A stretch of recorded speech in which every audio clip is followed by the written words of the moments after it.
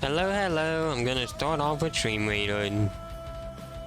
Let's see what I got.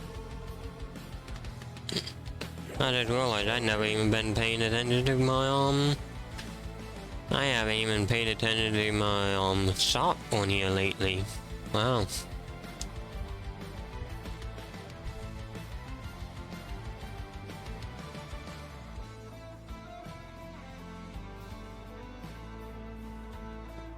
Oh my.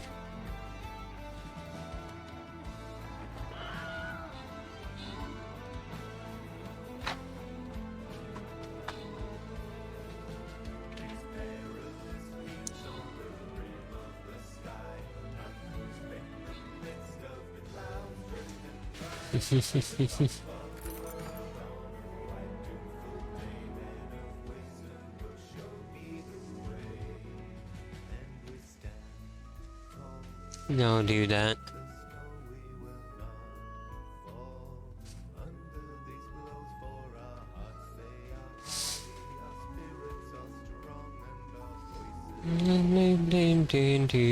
It's all a good song. It's all a good song.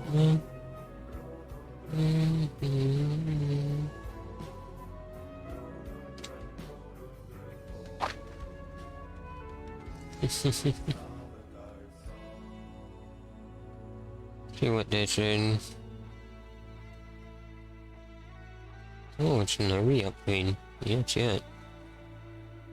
Soul ability. I didn't even know that was a thing. Interesting.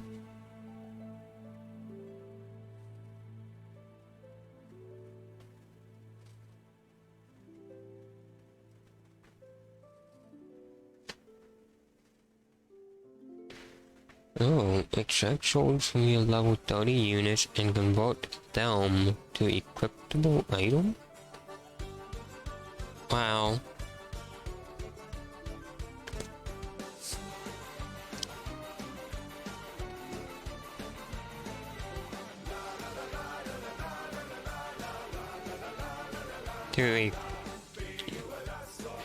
Oh, convert them. Interesting. Okay, let's check on this door.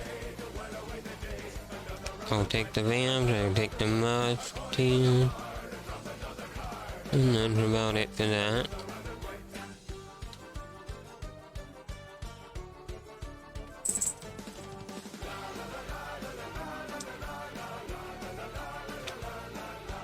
Yep. I'm doing good.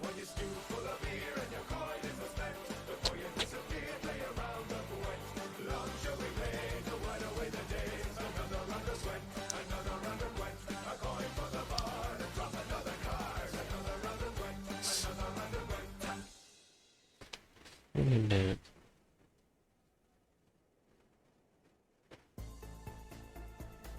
I know what I figured. Okay.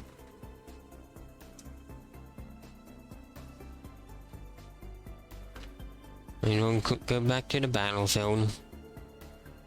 And into you.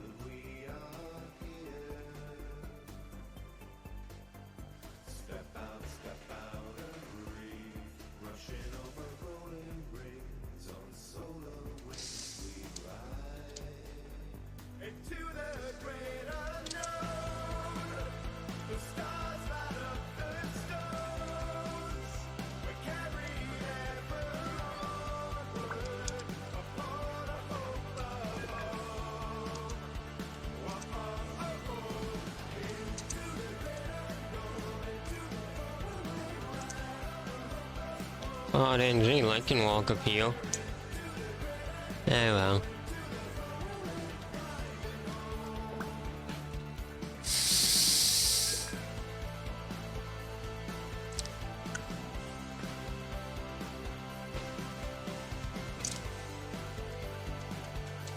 I will always protect the things that are most important, no matter what it takes, even when it gets futile. The music's a little loud, ain't it? I've got to turn that up.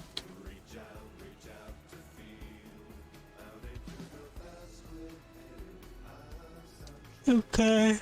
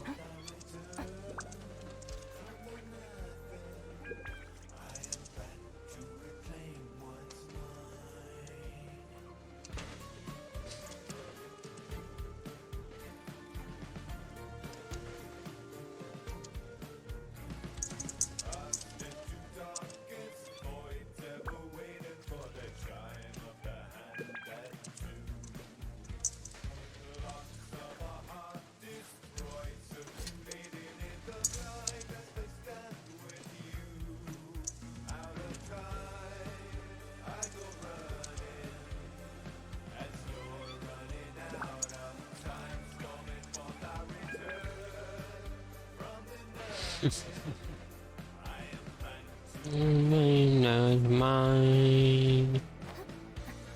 I'm running. Keep the hammer drumming. Keep it running and line. What? They got the running. Keep the hammer drumming.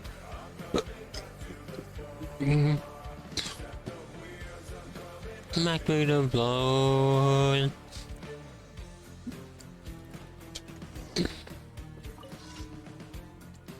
Good to see you again. You remember me, right? Surely at least you remember our friendship building with the Holy Trolls. Don't give me that look. This is the nature of learning a language. You have to practice. Rest assured, your efforts were not wasted. My spoken Holy Troll has improved by leaps and bounds since that day. But I also had to get my written Holy Trollian up to scratch. So after an intensive period of research, I have now composed a series of original Holy Trollian poems. That said, there were still a few lines I'm not sure of. I need to check their meaning. Why don't you go and test them out for me? Test them out? Reading the Holy Trolls again. That's right, after you've experienced it after all, and don't worry, I've marked the lines where I'm not quite sure of the meaning.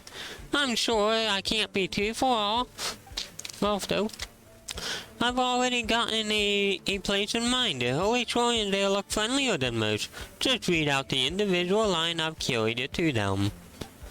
Thanks for your help. Come back here after you've read them the poetry. I want to know everything. And, if it doesn't go quite as planned, I'm sure you have no trouble resolving the situation. I'm running. Keep every hammer drumming. I'm drumming back to the floor. I'm drumming back to the floor. Yeah, I'm not reading all that.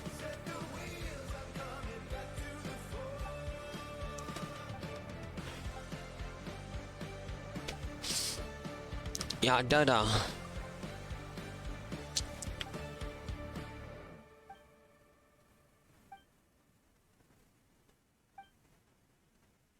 Well, yet, yay.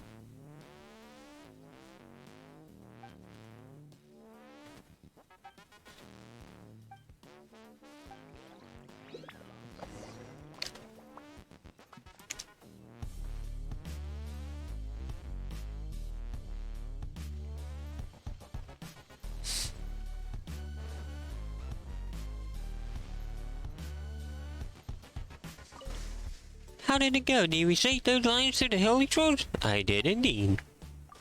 So how did they take it? From the looks of it, I'm guessing it went well. It went pretty well. So my understanding of vocabulary was correct after all. Great news. Another step forward for the field of Holy Trollian studies. One day I'll be able to converse freely with the Holy Trolls and hear all the secrets they have to share right from their own mouths. When that day comes, I'll finally be able to say that I have lived up to the Mux family name. Oh, but before all that, this is for you. Thanks so much.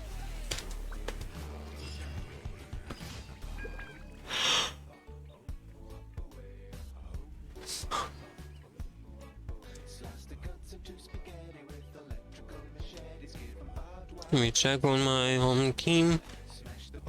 Yeah, guys, on gray.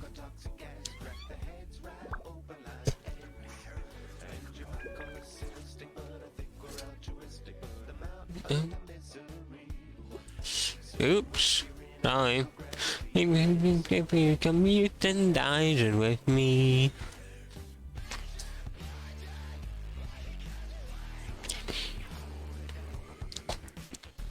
Zombies are dead. Let me tell you the other day.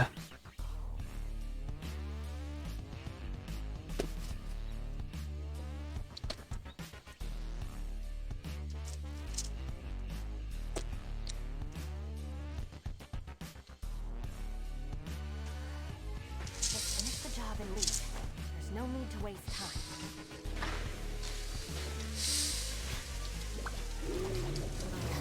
Lightning purified! Power technique! Try till I'm dead! We shall prevail! Do your worst!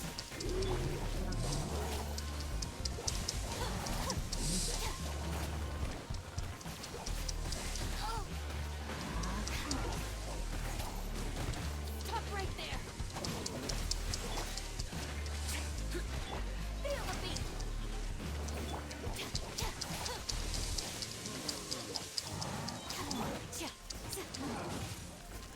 Flee! Out of my way! Our bond is strong!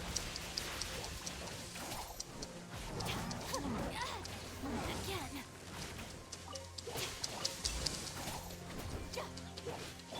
You! Power technique! Get with me! Down, boy.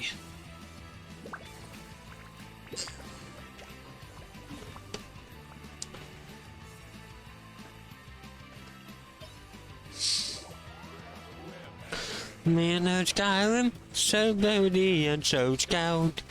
Oh, now you're John, dog, ring, ring, run. Oh, drink and sing and shout.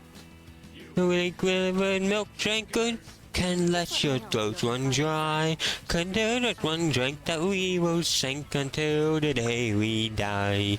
And meet in the hall of white one, buried in the field. I lost you until these views someday amongst again. If you're filthy skooma, it makes our bellies bleed. And they are flying to another dead dragon, there's just one drink we need. No one mean.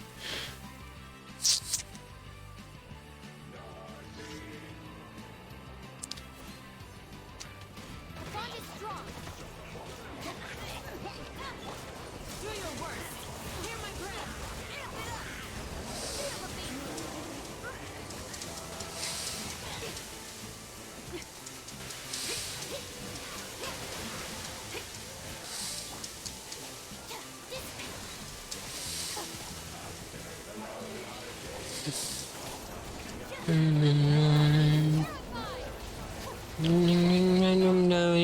And go. We won't waste our evening feeling tired and feeling spent. We perk right up when we breathe in that wholesome honey scent. Too fruity for the tongue. If you're filthy after time, it tastes like hawker done. To you, but here we like it plain. Oh, my mind with my tea jug of a hearty maid. And meet in the hold of white one, hidden underground. Like a few leaves of wheat few and failed our mugs again. If you're filthy skooma, it makes our bellies bleed. Cause they are flying into another dragon, there's just one drink we need. Know what I mean? Stand with me!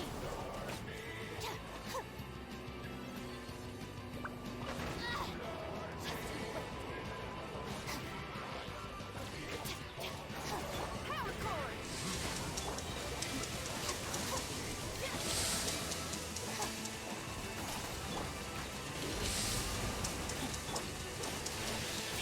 I'll settle this!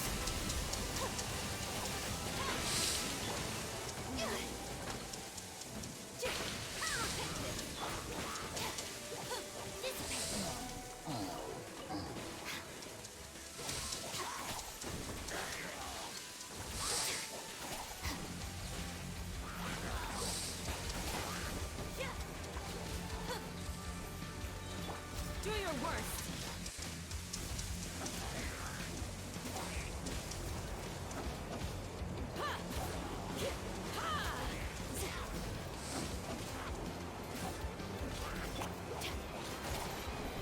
Our bond is strong!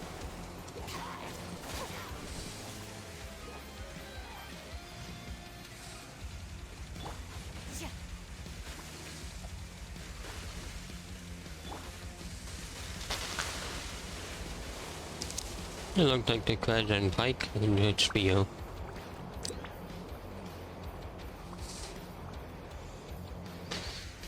How many days are that up for? Half of a month. Okay.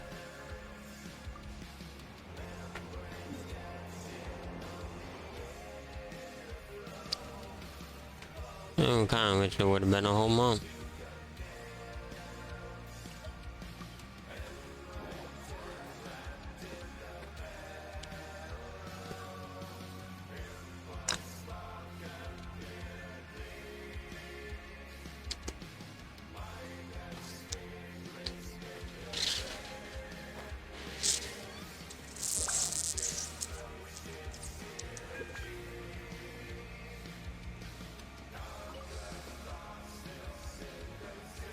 Wait, what?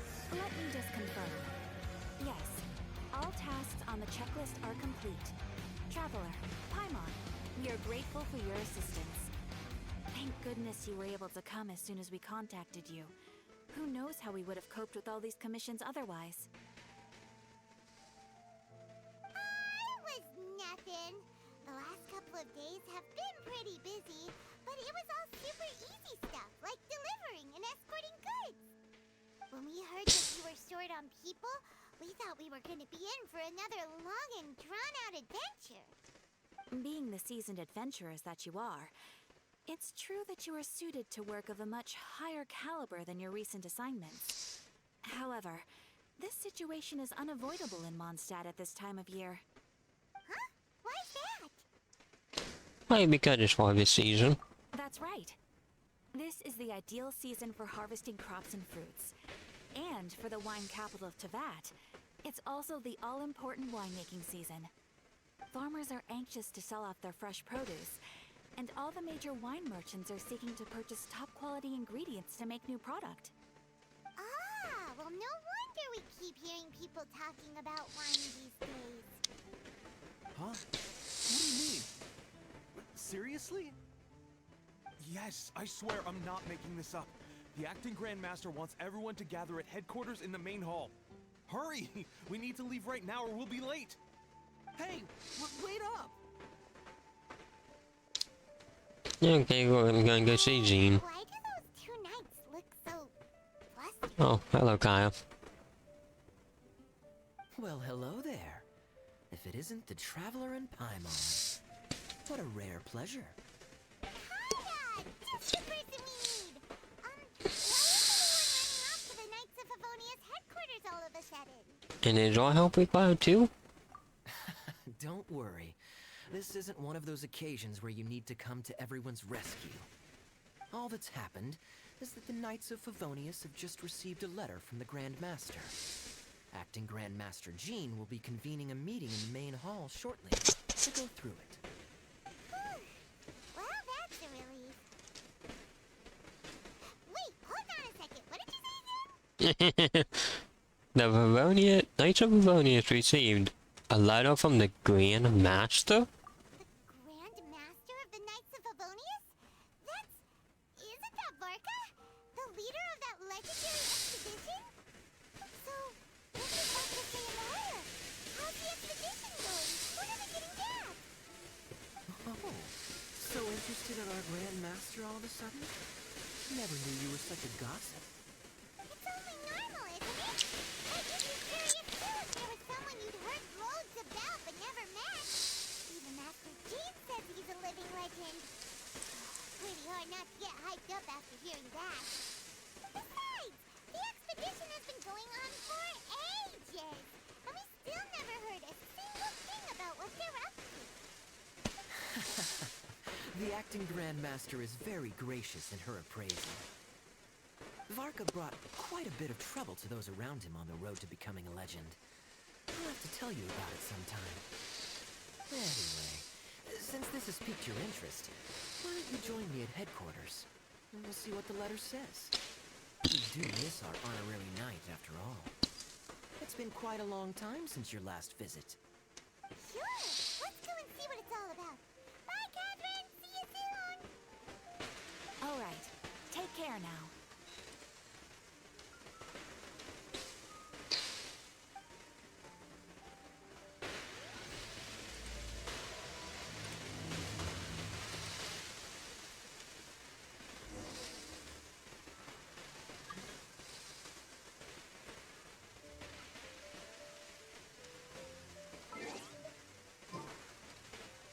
There we are.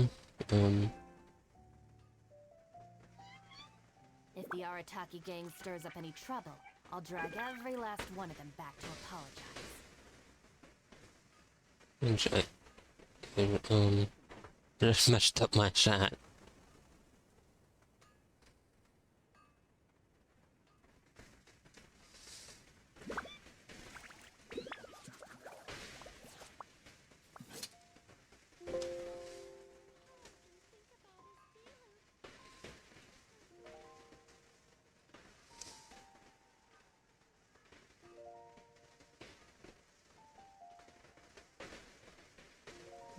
There we go. Chat's back.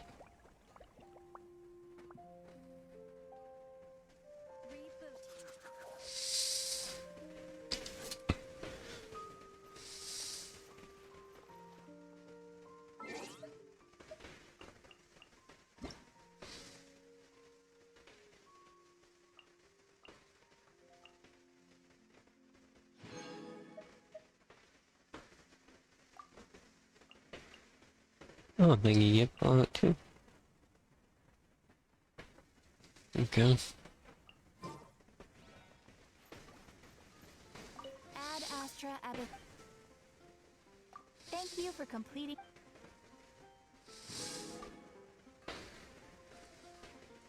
Come back to my music for a minute. Astra Abyssosque.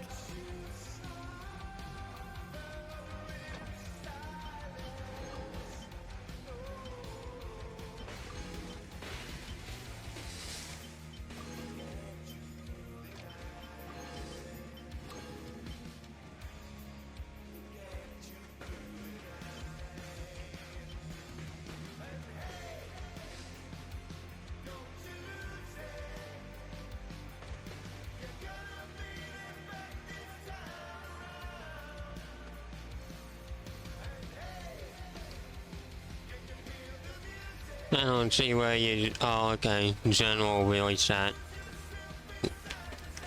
Okay, but I don't want any background music when you're background. Okay. My music I know is copyright safe.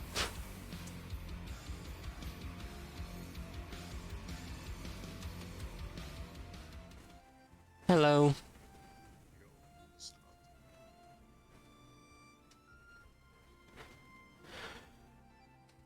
How you been? The volume's kinda low. Is it my Discord?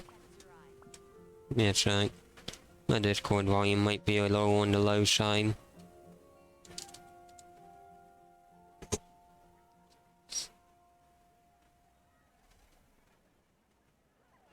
Hey bro, I got a story if you want to hear it. What might that be? Like, I got a friend, Definitely be something that catches and they your like, eye. now they like, having like, beef with me, cause like, they're upset, and something like, I didn't know. And I'm like, I'm just like, they Just came let at me me know saying if you like, ever fuck find off, yourself in a fuck pinch. you. I can help you out. I'm like, why? You know? You know, IRL drama. Come take a look. There will definitely be something that catches your eye. What's going on? So basically, I got like IRL drama going on. Yeah, man. That's always fun to deal with. Alright. Also, can you turn your mic volume up? Mine? Yeah.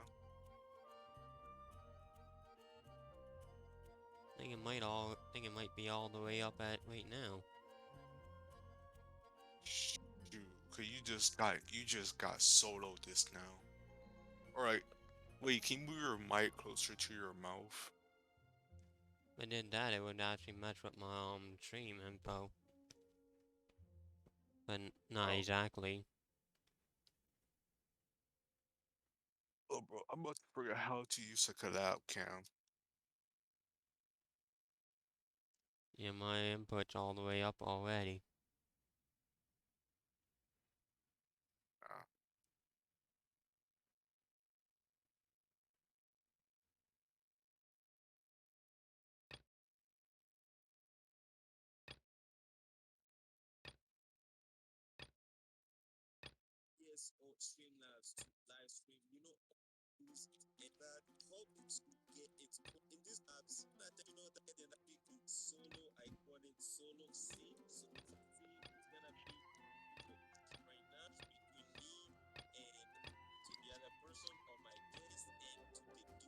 So how you been? Hmm? How you been? Fine. Okay, I want to like do a collab count with you. Let me figure it out. What do you mean a cutout cam? I want to do like a collab count.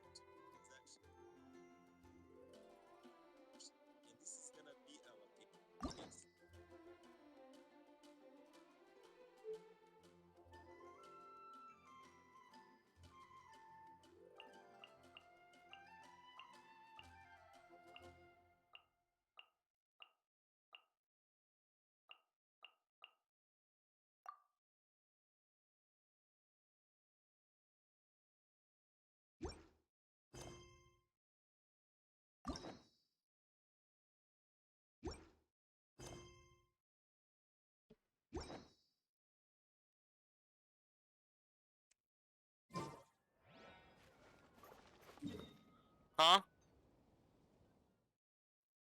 What food?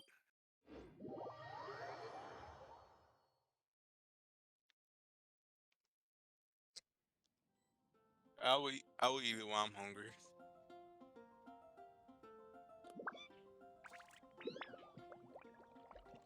Well, why? Yeah. Fine, but not too big. Just me and hungry. Alright. Alright. Say fine, but not too big.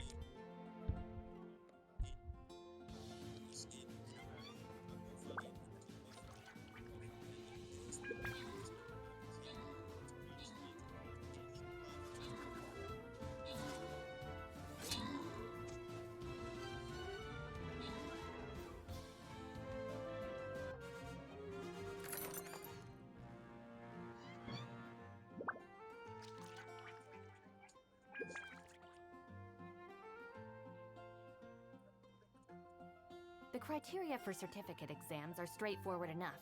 What it really comes down to is whether you are willing to put in the time. If you study and practice, then it's really not all that difficult.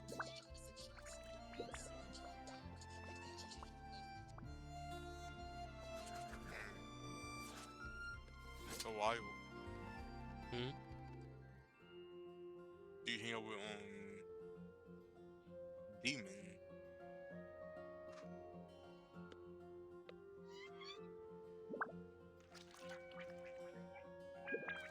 What about Demon? You hang out with them? It's been a little while now, but yeah. Alright.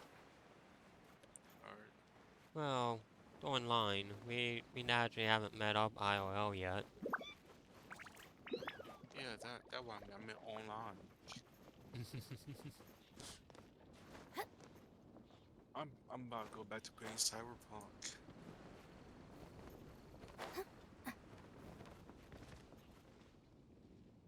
Cyberpunk been fun, you know? Well, I'm actually gonna be doing storyline, so I might actually hop out of the voice chat room. Alright, see you later. Alright.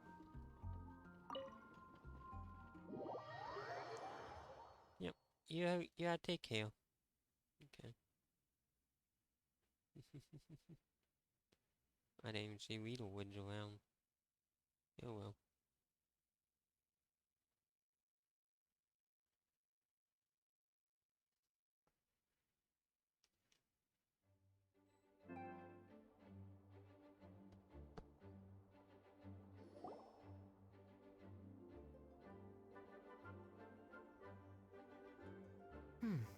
It looks like just about everyone's here.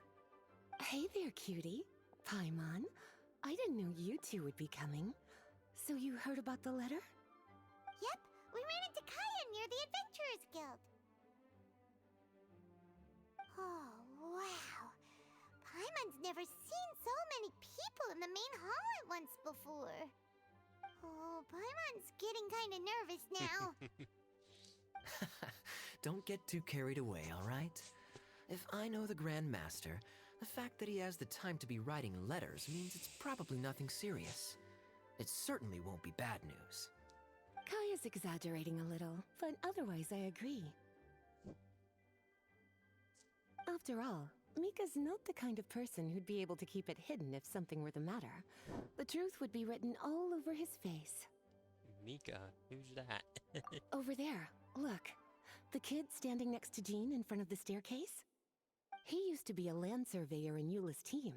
He's very talented in what he does, and a very reliable person. When the expedition team set out, the Grand Master appointed him to be the core member of the frontline team. He's the one that brought back the letter. Please, may I have your attention, everyone? Now that we're all here, let's begin reading out the letter from the Grand Master. Mika, please, go ahead. Yes, Master Jean. Ooh, what's your tail? Right. Hello, everybody. I am Mika, surveyor of the Reconnaissance Company. Recently, I have been taking part in an assignment with the expedition team. I will now be reading Grandmaster Varka's letter aloud for you all. To the Knights of Favonius. Greetings, everyone. This is Varka. The first thing I want to say to you all is please put your minds at ease. The expedition is safe, and all of its members are accounted for. Right? Oh, that's fantastic news. All of them? My palms are sweating.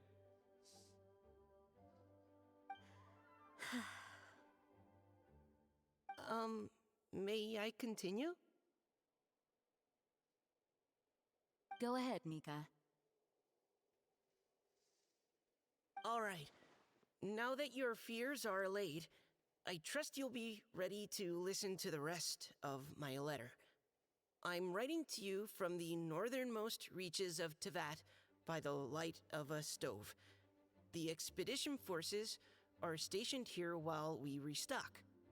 I once told you that the purpose of this expedition was related to a dangerous secret from days long past. I am still unable to disclose more than this, but suffice to say that you needn't worry about how our mission is progressing. In the past couple of months, we received an unexpected visitor. The Fatui Harbinger known as the Captain. The captain? I am fully aware of the Fatui's outrageous actions in Mondstadt in recent history. Nevertheless, the captain was not hostile towards us on this occasion. Open parenthesis. I rather suspect that's because this time, Snezhnaya and we are in the same boat. Close parenthesis. The man hides everything under the mask he wears, so no one can know his past or his origins. However, one thing is for sure. He is as hard as iron for having the courage to challenge gods as an ordinary mortal. I don't doubt that he could even take out a ruin guard by stabbing it in its big, glowing eye with one of Klee's crayons. Open parenthesis, don't get any ideas. Close parenthesis. Our scouts have confirmed that the captain received orders to head for Natlon 3 days ago. We'll be able to sleep much better now that we don't need to worry about him anymore. I will admit that some of his actions have helped us, but even then, he owed us at least that much. This year's Weinlesefest must be kicking off in Mondstadt any day now. What a great pity that this year, once again, we will be unable to spend the festival together. Everyone here is always thinking back fondly upon the fine wines of Mondstadt, as well as the happy times we have spent with each and every one of you. I hope that you and all the citizens of Mondstadt enjoy the festival to the fullest. Have a few drinks on our behalf. The Dawn Winery's limited edition Vine Laserfest seasonal special will do nicely. May Lord Barbados bless Mondstadt, and may the wind carry our sentiments back to your side. Varka. P.S. If you're wondering who's tougher between me and the captain, well, I'm the Grand Master. There are 10 captains in the Knights of Favonius, but only one Grand Master. Ah ha ha ha ha. His left, not mine. The letter ends here. Thank you, everyone, for your attention. Thank you, Mika. Master Jean, I just noticed that there's something else written on the back of the last page.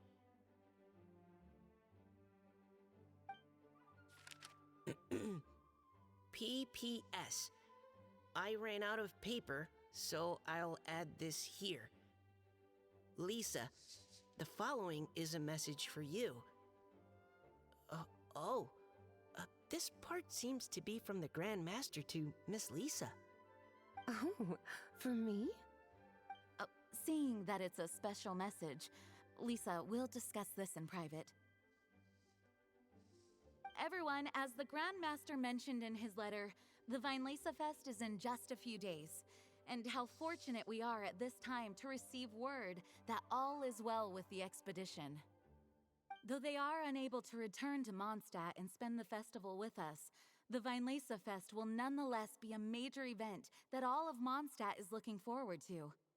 I hope that everyone will guard your stations and perform your duties, both for our far-flung colleagues involved in the expedition and also for the hardworking people of Mondstadt. And of course, during your time off, I hope you will be able to rest, relax, and enjoy this long-awaited festival. That brings our meeting to a close. Dismissed. Did Paimon hear that right? They ran into the Fatui's captain? Who knows what that was about? But it must have been important. But, Fatui Schmatui! The real big deal here is the Vinelesa Fest. Sounds like there'll be loads of free food and drink. Paimon wants to hear more. Typical Paimon. Hey, cuties. How about we go and chat with Jean? You didn't get a chance to say a proper hello with so many people here. Sounds good. All right, let's go.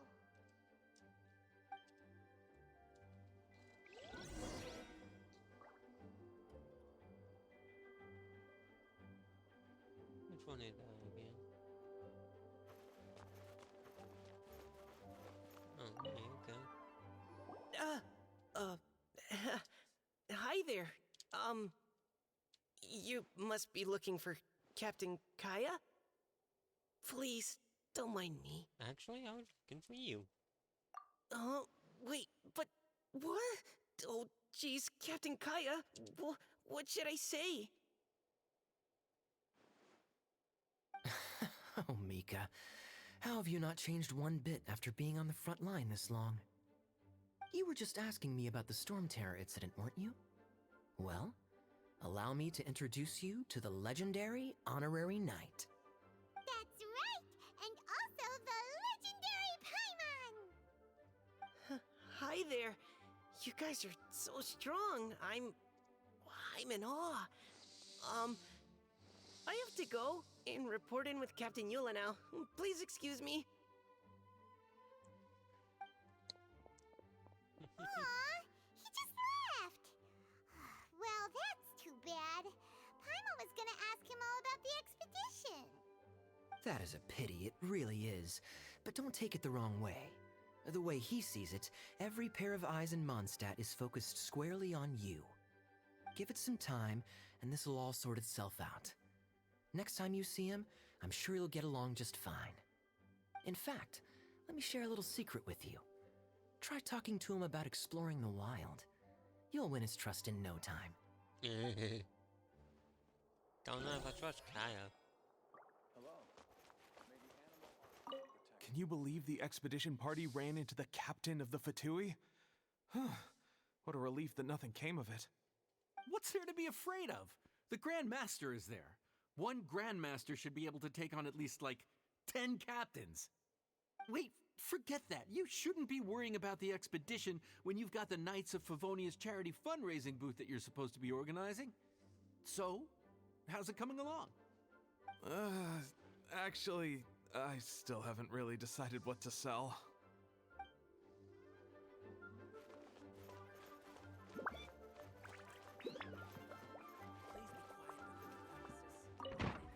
Right on the library.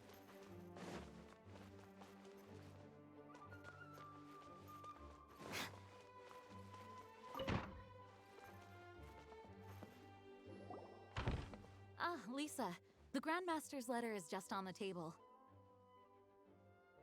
Traveler, Paimon, it's been a long time. Apologies, I didn't get the chance to talk with you during the meeting just now. If you don't have any plans in the immediate future, why not stay in Mondstadt for a while? We'll be celebrating the Weinlese Fest very soon. Don't be deceived. Jean may appear very composed, but she's been missing you both terribly recently. Lisa, I'll leave you to catch up. I'm going to read my letter.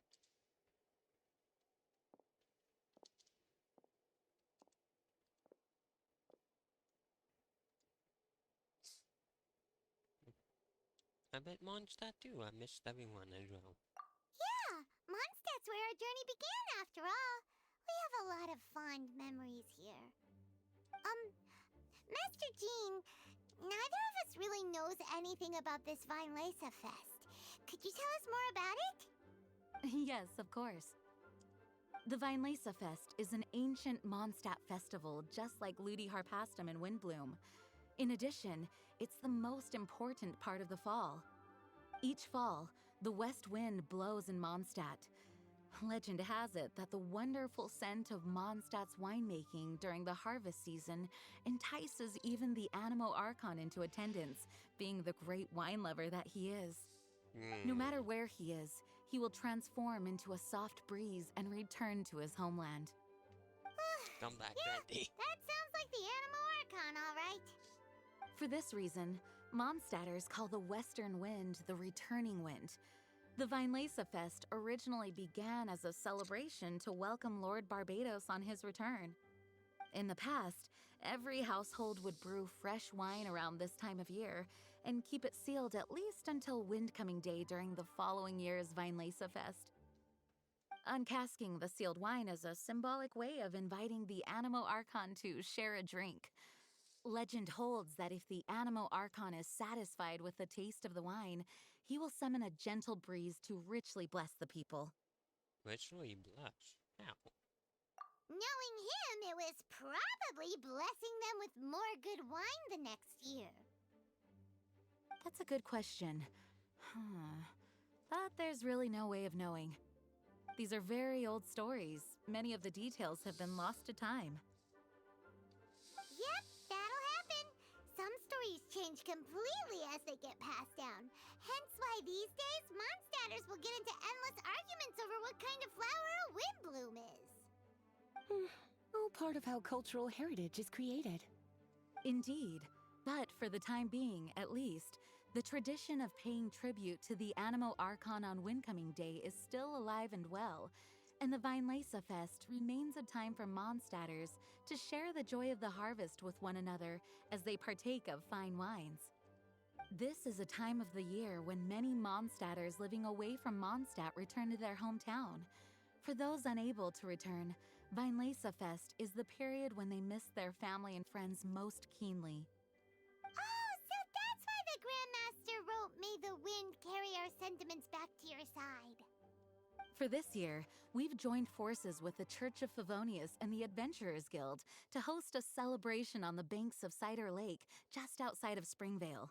There will also be a traditional wine market during the festival period. Wine market? Well, originally, it was simply a place where winemakers and farmers would come to trade in raw ingredients for winemaking. These days, it is a much grander affair. Not only will you find a range of choice wines, but seasonal fruit beverages and food items for everyone to enjoy too. A lot of people also sell secondhand goods and handicrafts at the market. The Knights of Favonius plan to use this as an opportunity to do some fundraising for needy children and elderly people in the city. Wow, sounds pretty cool. If you have the time, I encourage you to take a look around. I hope you'll find it a worthwhile experience. Now, Lisa, what was the Grand Master's message to you about? I was just about to bring that up. The Grand Master says he wants me to handle something for him. Something to do with Razor's past. Well, Razor's past. Razor told us that he was raised by a pack of wolves in Wolvendom. He never knew his parents. In his own words, the wolf pack is his lupical, which means family. Yes, that was as much as I knew as well. But in his letter, the Grand Master says that in the cabinet above the third bookshelf, to the right of the grandfather clock in Jean's office, there's a wooden box containing some items that Razor's parents left for him. He says it's time to give the box to Razor. Does this mean the Wait, Grand Master what? knew Razor's parents? It would seem so. The Grand Master didn't simply run into Razor one day in Wolvendom and teach him how to use a sword. No, the connection between them goes back much further. Wow. Well, come on, let's go find Razor. He'll be pretty excited to find out something about his true parents. I'm on wait. Lisa, something's worrying you. Oh, cutie. Nothing escapes your eyes, does it? For the child who never met their biological parents, this kind of conversation is always a difficult one, even for the most well-adjusted.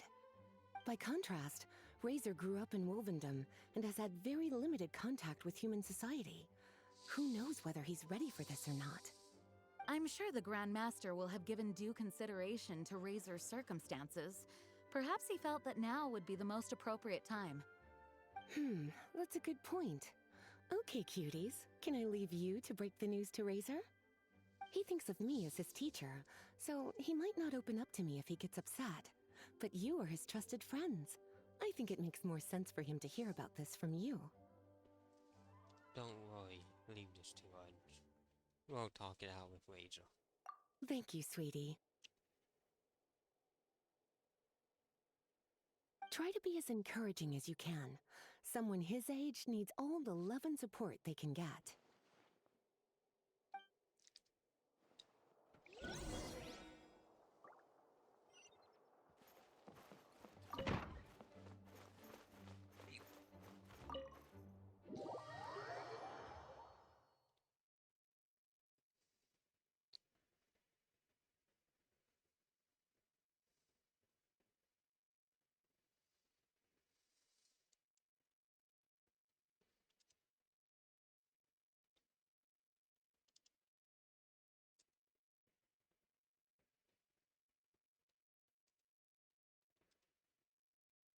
Razor's usually around Wolvendom, right? How do you think he'll react after hearing about this?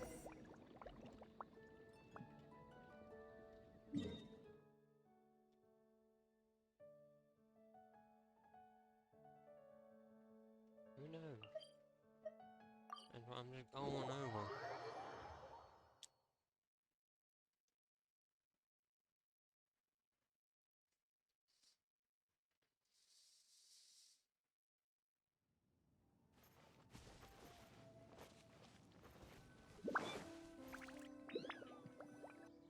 Hey, look! It's a hunting trap. It looks like the ones that the hunters from Springvale use. Not good. The idea of that. Huh? What is it? There are traces of electrical energy near the trap. Electro energy? Paimon wonders if it could be Razor. But Paimon thought he was pretty good at avoiding the hunters. Well, anyway, let's follow the traces of Electro and see where they lead.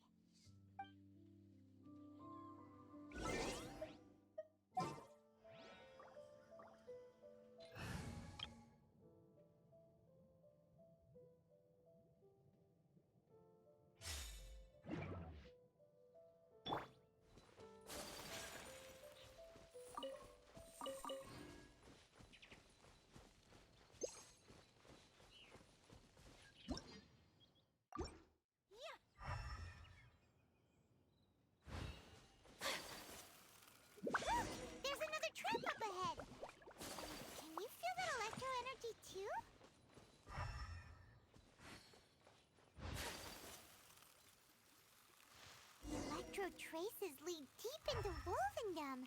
Let's keep going. Razor! Are you there?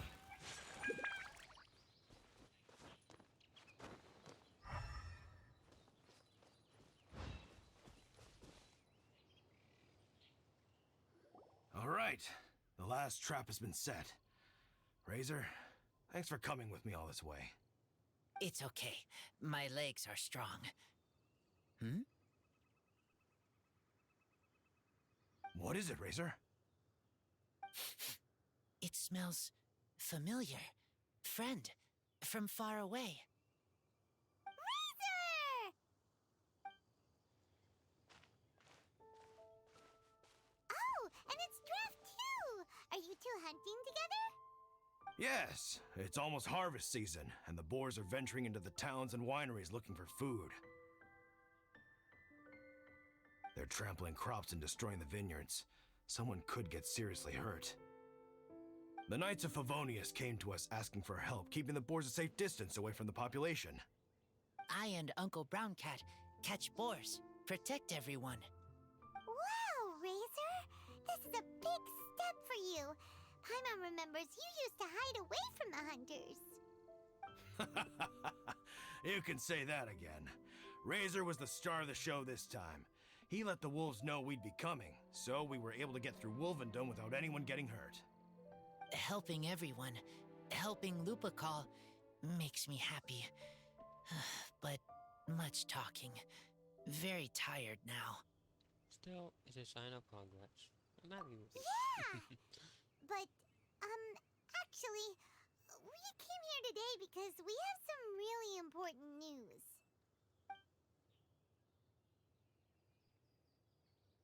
Oh, I don't know. Razor, do you mean you don't want to know about your real parents? I want to know, but don't want to know.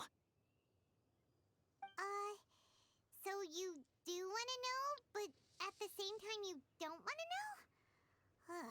Sounds complicated. Traveler, come and take a look at the trap I just placed.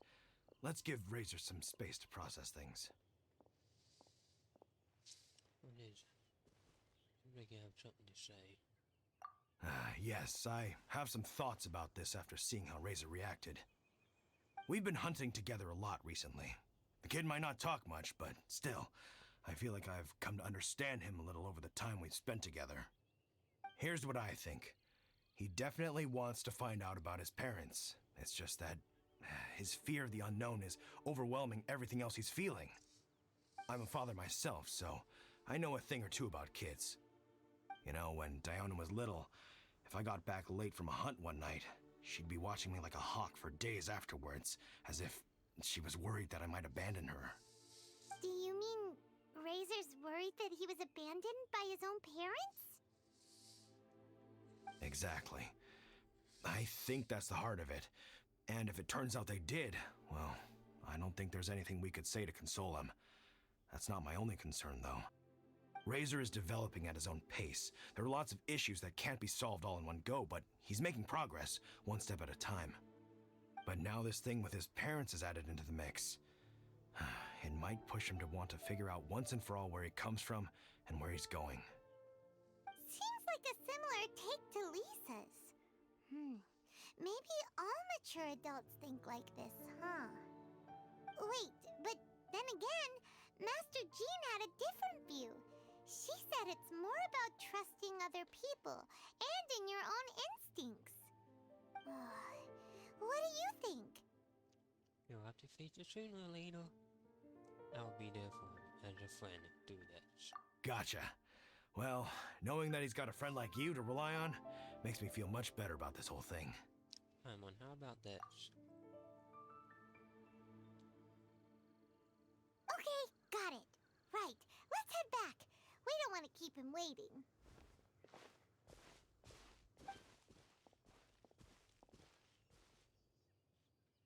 Hey, Razor.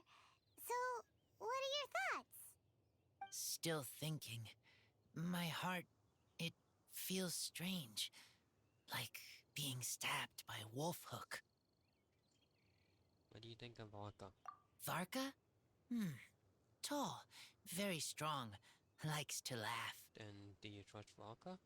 Yes, trust. He's very good to me. Give me a name. Teach me to fight. But now, busy with important work. I miss him. You know, Razor, Varka used up all the paper writing this letter, but he still made sure he found room on the back to add a note for Lisa. He specifically told her to give you the things that your parents left for you. That means that he thinks the items have a special meaning for you. But more importantly than that, whatever happens, the Traveler, Paimon, Lisa, and all your other friends will always be here for you. Don't worry, everything will be fine. That's right. And old Uncle Brown Cat's here to support you as well. Okay, thank you. I decide I want to go with you to see teacher. That's the spirit, kiddo. Well, you folks better be heading off then. I'm just about finished here, so I'll be heading home very shortly myself. I'd better try and get plenty of father-daughter time in before the Vine Laser Fest starts. Bye, Draft. See you again next time.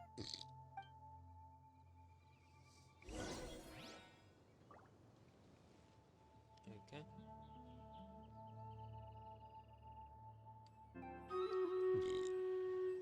Is that perfect timing?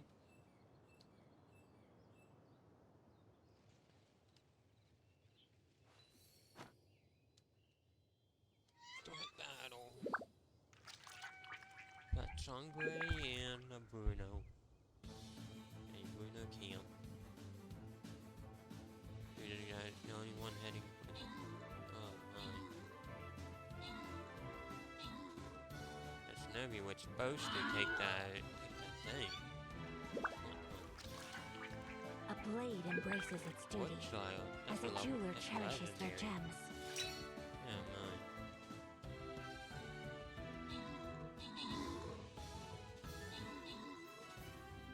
Actually, we're the only one to take the armor. I only wish life could be as leisurely as this a little more often. How greedy of me.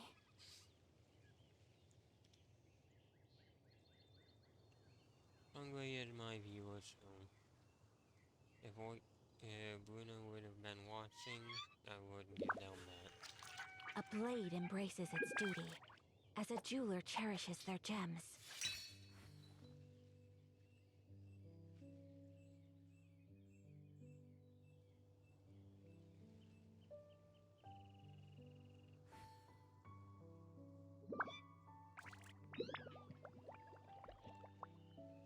Let me check on something. Your skin, maybe not.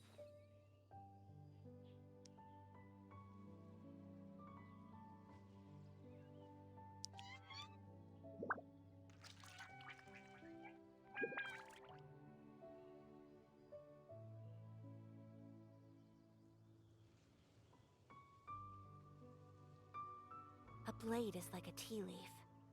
Only those who sample it many times can appreciate its true qualities.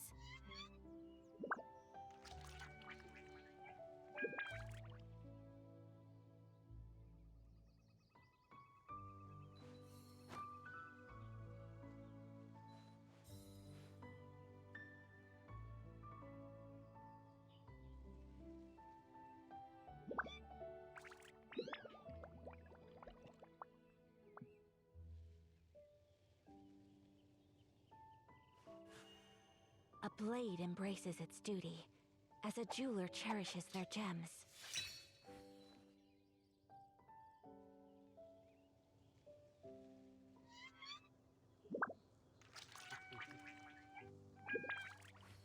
Okay.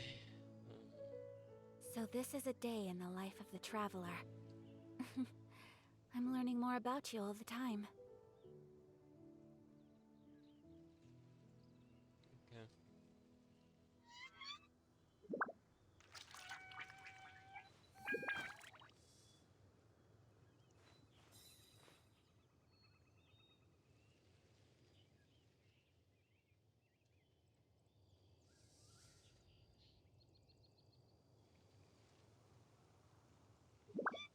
blade is like a tea leaf. Only those who sample it many times can appreciate its true qualities.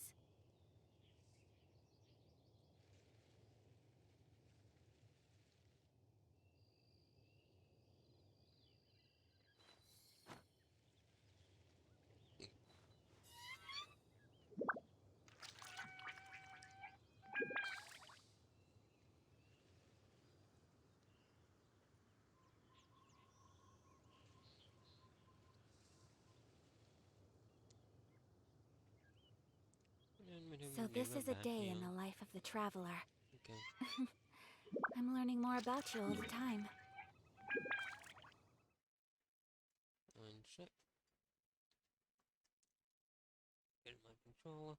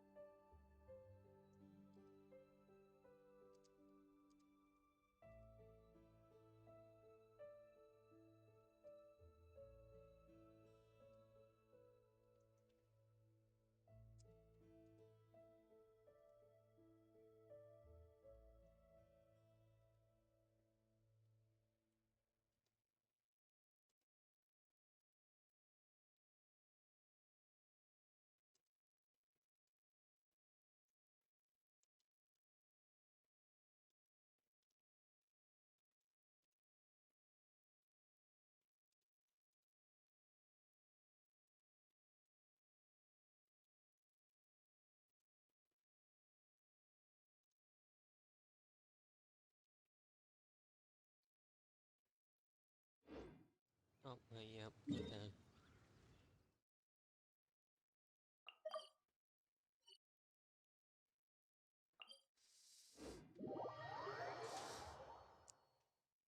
Oh, so this an event thing, or what?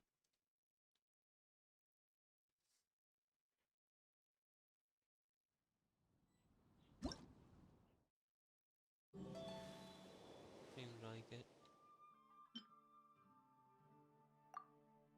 Yep, sounds from up on.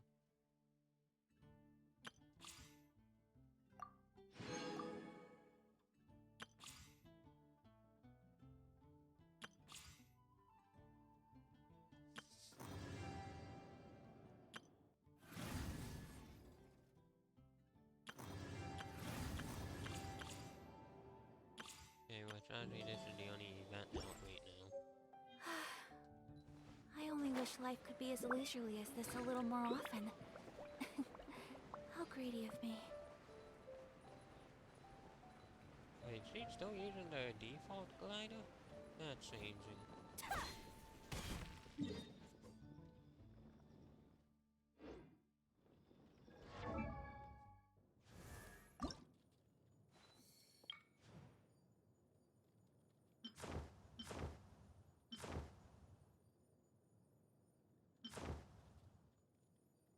I'm gonna go with that one.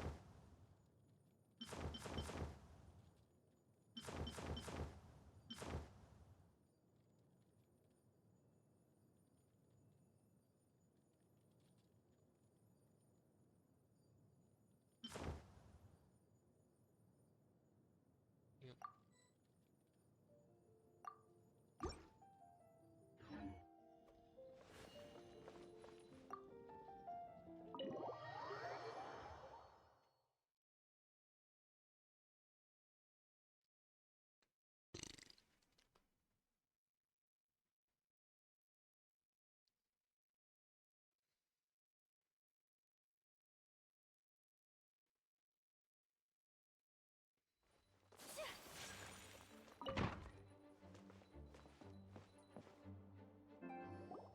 Lisa, we brought Razor. Hello, teacher. I'm here to see the box. Ah, my little wolf cub's in a good mood. I'm assuming they've discussed the whole story with you already?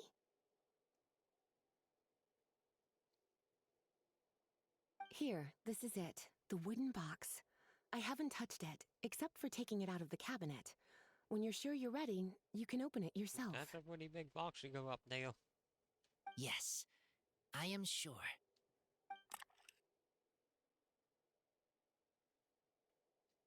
Oh, this is just a pile of junk. Paimon thought there'd at least be a letter or something. Uh-oh. You don't think that, after all this time, Varka might be getting mixed up between different boxes? There is a scent. A scent? What kind? A scent I remember from a long, long time ago. It's their scent. Human scent. Father and mother scent. Me? Incredible. You still remember scents from all the way back in your childhood. They're Wow. still around. You have a really good sense of smell, Razor. I'm surprised the Guess scent's being still wild there. by nature has its advantages. Oh, let's see what other leads we can find. This woolen hand puppet looks kinda wonky. Guess it must be handmade, huh? Is this a part from a ruin guard? Wait! Hey, look! This wine bottle is still half full. And there's a note stuck on it. 1,000. 1,000 wind wine. Oh, so it's a bottle of Thousand Wind wine? Teacher, you know? Of course. Thousand Wind wine was the first kind of wine that Mondstadters ever learned to make, or so they say. As to how it got its name, some say it's a reference to the numerous ingredients used to make it, while others say it's because every bottle tastes slightly different. I remember reading somewhere that there are all sorts of weird and wonderful ways of brewing it, and that it's very difficult to ensure it comes out tasting the same each time. This all makes it impractical to commercialize. Wine merchants are much more comfortable working with reliable, consistent tasting products. That's why you'll almost never see Thousand Wind wine in the markets or taverns. Huh. In fact, it looks like your parents brewed this bottle themselves. That must mean there's something pretty important about it. Oh, Paimon has an idea! Razor, you got a good nose. Why don't you open it up and take a whiff? Maybe it'll tell you something. Maybe we'll get more Okay. intelligent from the scent of it.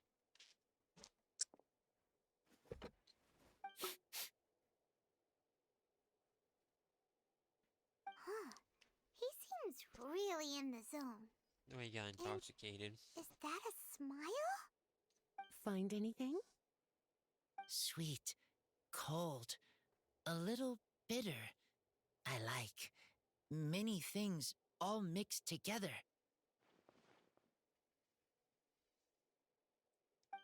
But things in wine smell different.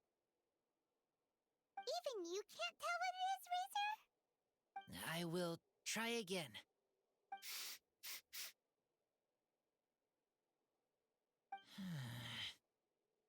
It's okay, Razor. Don't push yourself too hard. What do we do when we try something and it doesn't work? Try another way. That's right. You still remember what I taught you. Oh, it's almost the Vine Lisa Fest. Everyone who knows anything worth knowing about wine will be gathering in Mondstadt. Surely someone will know a thing or two about Thousand Wind wine. Oh, great idea! Make sure you don't miss the opening ceremony, cutie. Everyone will be there. Razor, you should go too. It'll be a good opportunity to ask around. Okay. Ask many people. I will try. Don't worry, we'll be right there with you. We can be your go-betweens. You know, like you were with the wolves for Draft. Interesting comparison. We'll be there with you, just like we promised. Okay, then I will go back now. I need to tell Lupical about Human Mother and Human Father. Great! See you at the opening ceremony. Wait, I can't see you. Sick.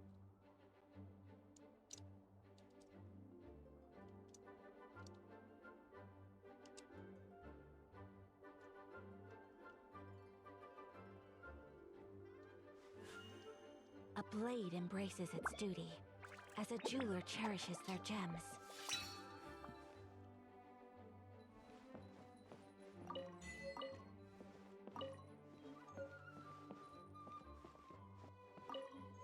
I grab up a book.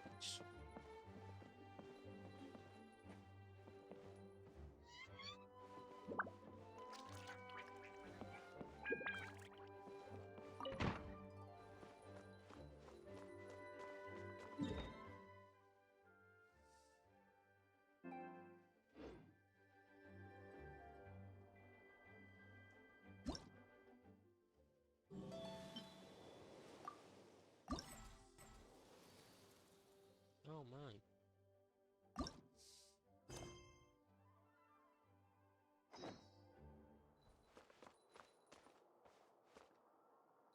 Two days later.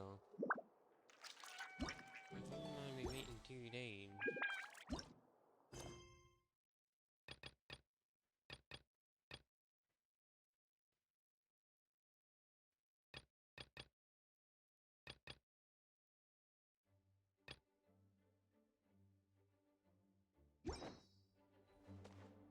Okay, might as well. That way all my recordings are in the in the same timings. Day progress really doesn't matter in this game. Thankfully.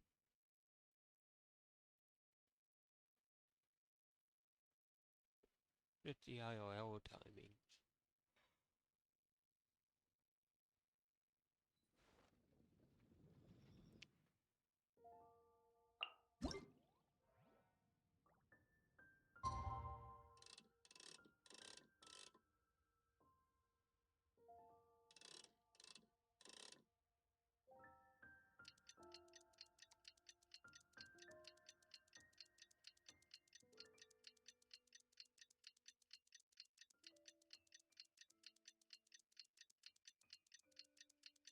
Yeah, I know, I'm literally blocking the path, but...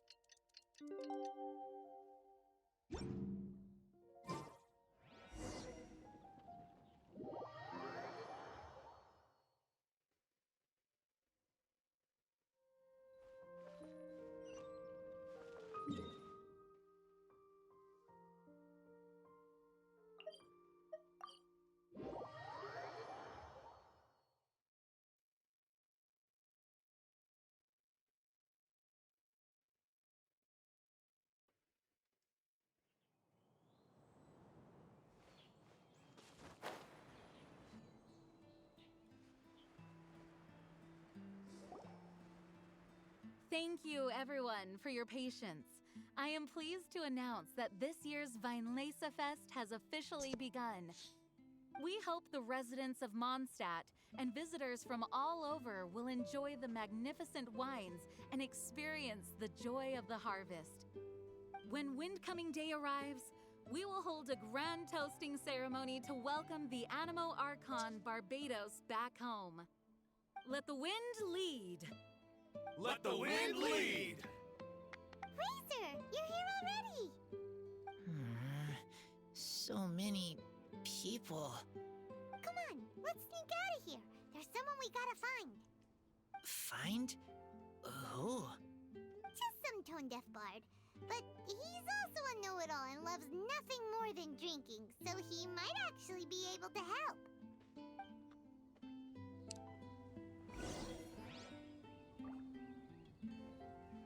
Marion.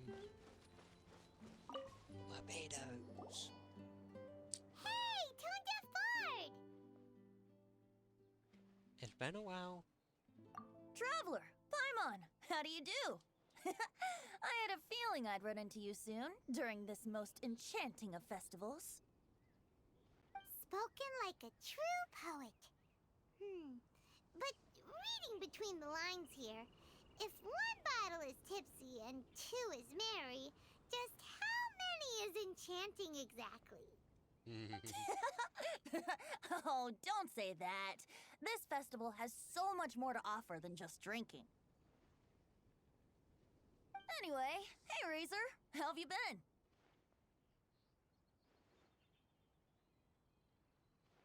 Interesting. All right. I have a question. Yeah, Razor has something he wants to ask you about. Know anything about Thousand Wind wine? Ooh, now there's a name that takes me back. Let me think. How long has it been since I last heard someone mention Thousand Wind wine? Razor's parents left him a box with a half bottle of wine inside, and there's a label on it that says Thousand Wind wine. We heard there's a lot of history behind this type of wine, and the brewing methods go way, way back. So we figured you'd be a good person to ask. It smells good, but don't know what's inside. I see, I see. So you want to know how Thousand Wind wine is made?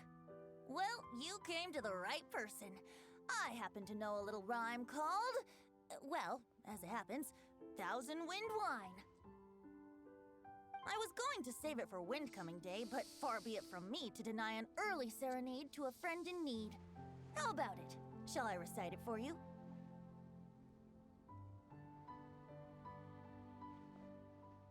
A song. Not easy to understand, but still want to hear.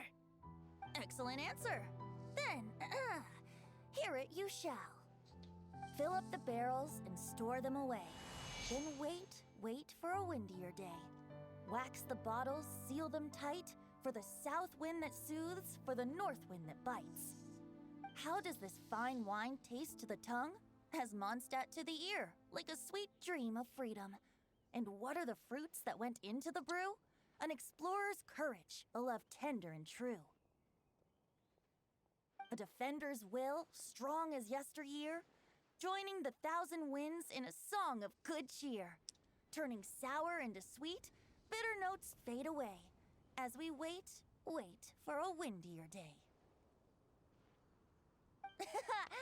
Thank you so much for the applause. Was the rhyme of help to you? Like wine. A little sweet, but now head spinning. Don't understand.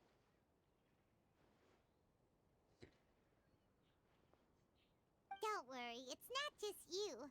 That was supposed to be about winemaking, but it didn't give a single detail about the process. Well, maybe it's a little abstract and romanticized, but that's one of the defining features of Mondstadt poetry. Okay, so let's try to pin this down. What did the poem say the ingredients are? An explorer's courage, a love tender and true, a defender's will, and the thousand winds? Song of good cheer? Nope, Paimon has absolutely no idea what any of these refer to. Look, Tone Deaf Bard, you clearly know what the whole thing means, so could you do us a favor and at least give us a hint? You misunderstand me. I'm not trying to make you work for it or anything, but the lyrics are what they are. If there's anything they left out, even I can't fill in the blanks. If you want to know the secret behind this sweet scent, you might have to start by rolling up your sleeves. Rolling up our sleeves? You mean we need to go and make this wine for ourselves, and somehow that'll teach us everything we want to know? This better not be a prank! We've known each other for so long, and you still don't trust my intentions? Oh, the pain. I trust. I want to try. I want to make wine and find answers.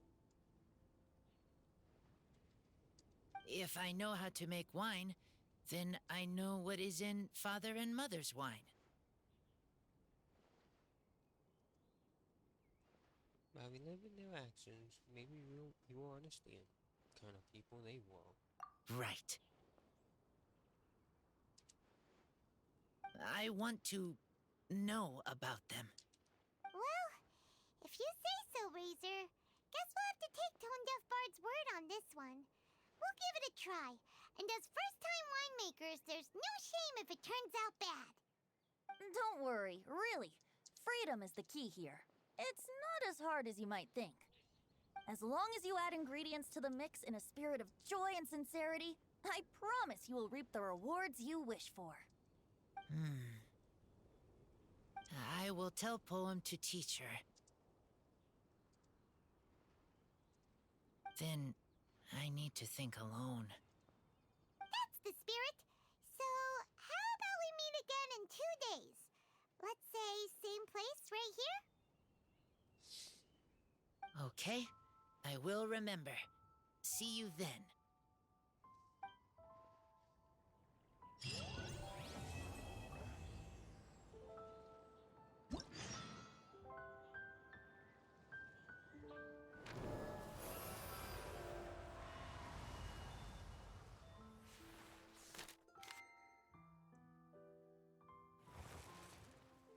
Hang on, places.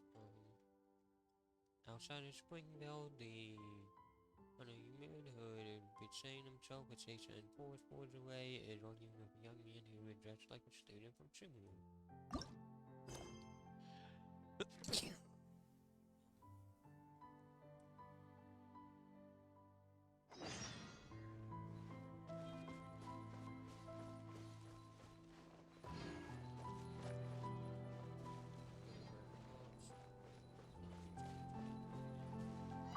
Ah, good.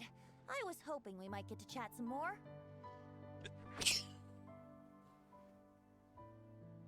I wouldn't worry yourself too much about him.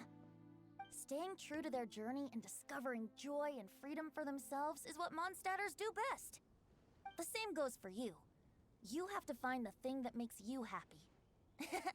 Mostly because your happiness is very important to me.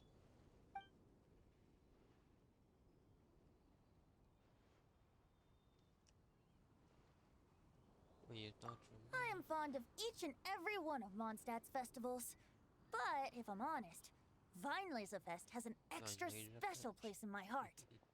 You know, the Animo Archon goes into a slumber after the west wind dies down, leaving the north wind to blow during the winter. Which means this festival is the big feast before the winter slumber. See you around. Remember, there's no rush. Take your time, and you'll find all the answers that you're looking for.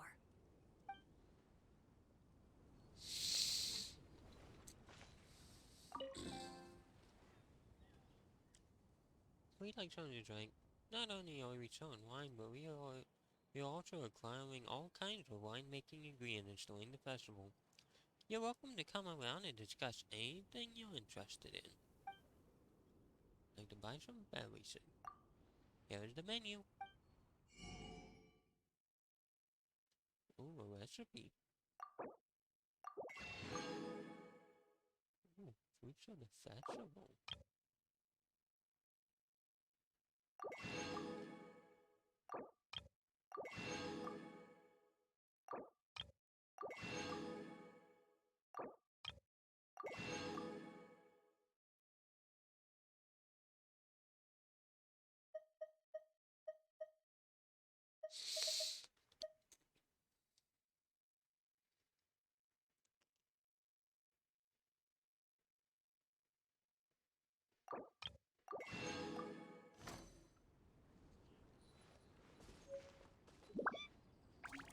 Try the best wine in town.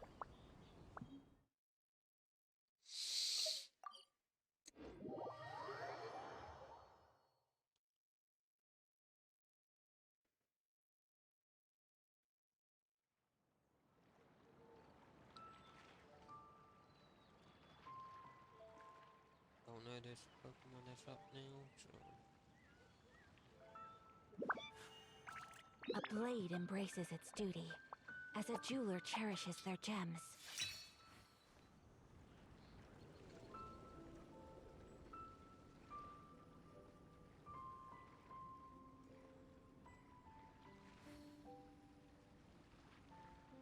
A blade is like a tea leaf. Yes, I can get Only up. those who sample it many times can Okay. appreciate its true I'm qualities. actually under an ad right now. Yeah, I forgot to post my live notification.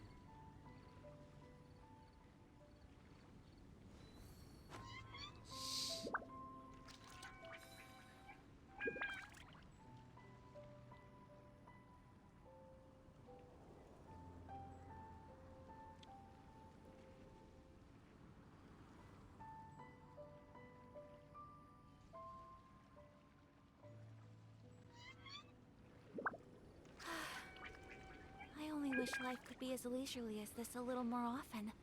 How greedy of me.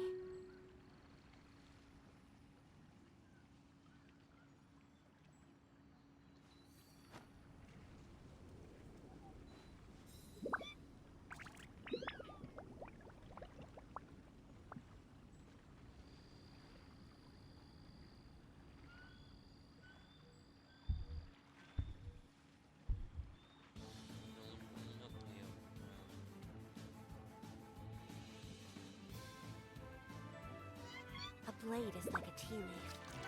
Only those who You know what, sample it before many you're gonna times take can that. appreciate its true qualities.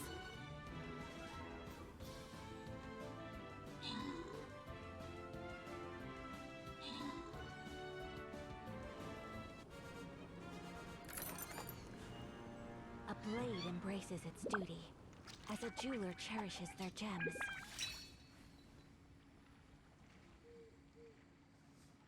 Are you kidding me, Tucket? That was a nice name, though.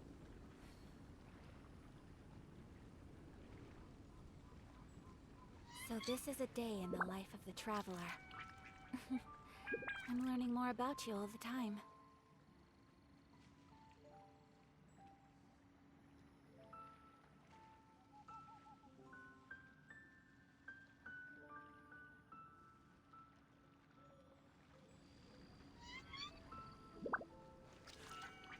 A blade embraces its duty, as a jeweler cherishes their gems.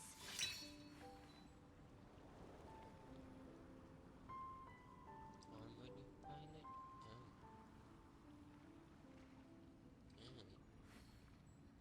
Okay. I gotta start paying attention to those. That's why it doesn't work with just anyone. Okay.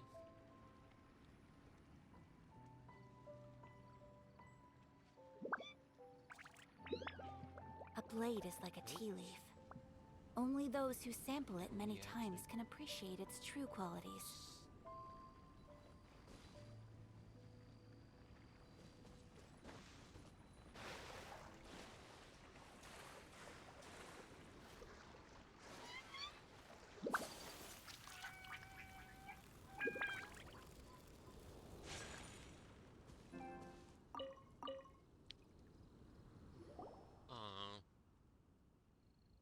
Mr. Hunter, please take me. Yeah. Hey, calm down. We're recruiting to hunt forage bears now, yes, but we can't hire someone who doesn't have any hunting experience. Oh, wish I do. My paper. My paper. My paper. My paper gone together with the forage boards disappearing into the wood. What's that? What's with the long face, you two? What happened? Oh, it isn't the legendary traveler.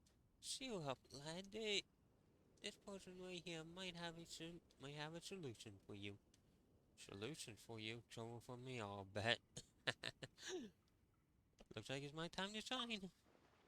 Ah, you truly are Mondstadt's honorary knight. You are not only capable, but also helpful. So, what do you need our help with? Alright, 1 second again.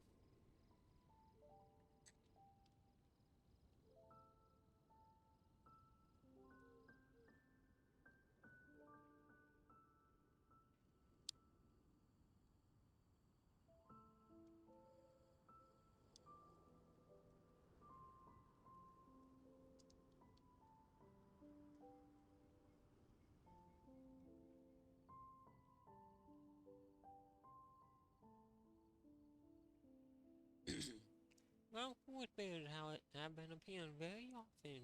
Yeah, very often recently. And there aren't enough of us hunters to deal with them. So we are recruiting volunteers who are willing to capture the forest bears.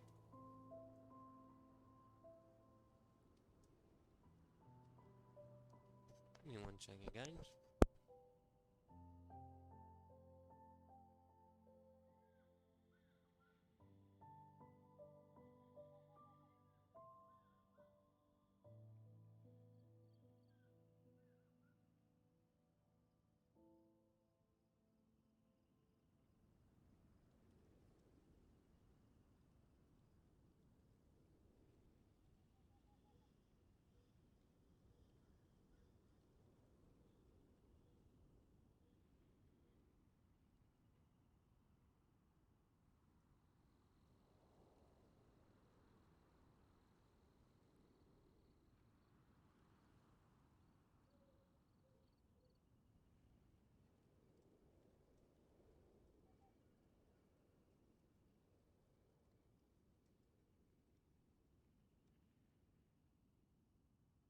Okay, I'm back. We're going to capture the forest bears. The student from Sumeru wants to join too. But judging by his feeble look, he is not physically suitable for such a task. Aren't you a student? Why do you want to join the hunt? Forge boys, forge boys may appear lovely with their round shape, but they're very dangerous when charging towards you. I'd advise against approaching them unless you're as agile as the traveler. I know, but a creature of legend has appeared around here after all. Hold on, a creature of legend? Yeah, he's probably talking about a white-maned forest boar species that I happened upon a few days ago. I'm, I'm, I happened to mention it while I was chatting with him earlier. Oh no, I've never seen that type of forest boar before, but but are they really that special? Of course, as far as I know, that the type of forest bear you saw is a breed that has been extinct for over 100 years. That's no boar. Some adventurers recently claimed to have found traces of diamond dragon spine, but the academic world at large did not believe them due to inconsistent sighting reports. I won't hide it from you. I'm an automotive student from the Sumeru Academia. I have not decided on the topic of my graduation paper, so I came here to take a break and attend the uh, Resilient Fest. I know that's not the right name, but I cannot get the name down. It would be a great academic discovery if I were to find conclusive evidence that the snowboard species is still extinct. I'm sure it'll make my paper writing process a lot easier too. I see.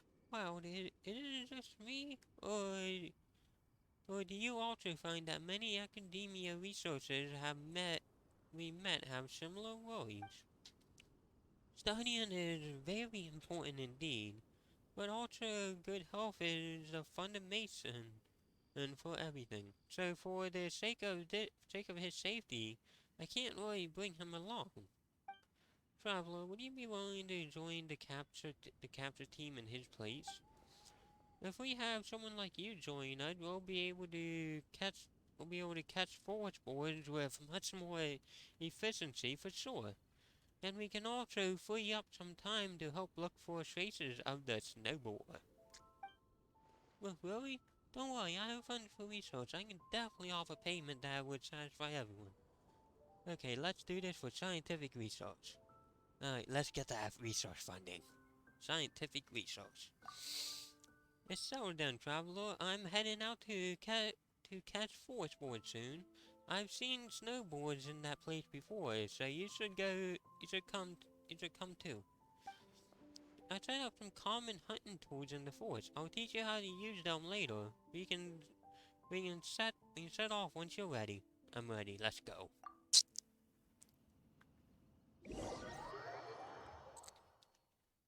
I haven't had a proper hunting game in here for a while.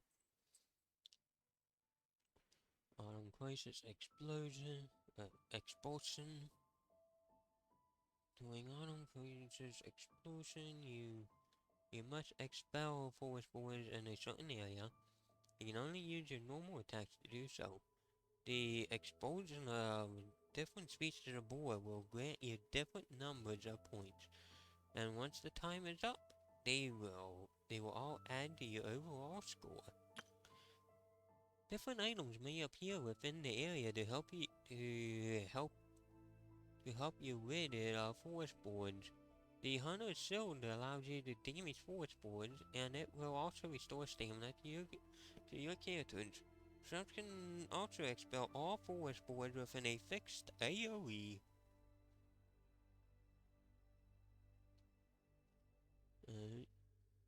Okay.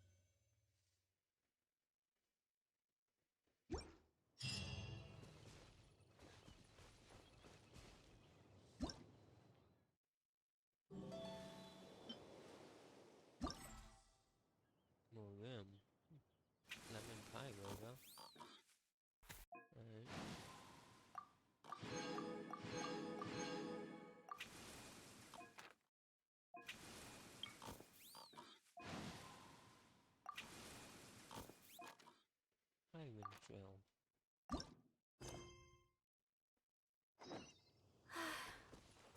I only wish life could be as leisurely as this a little more often.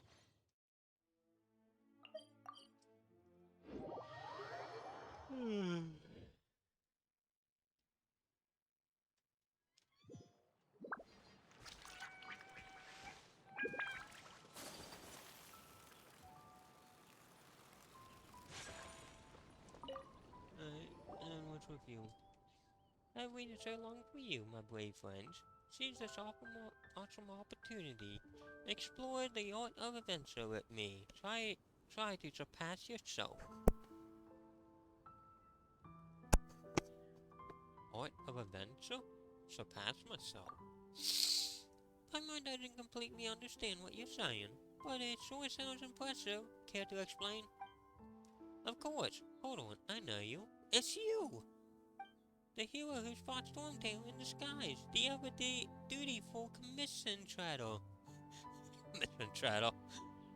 The finder of hidden saucers. The breacher of the unknown mission.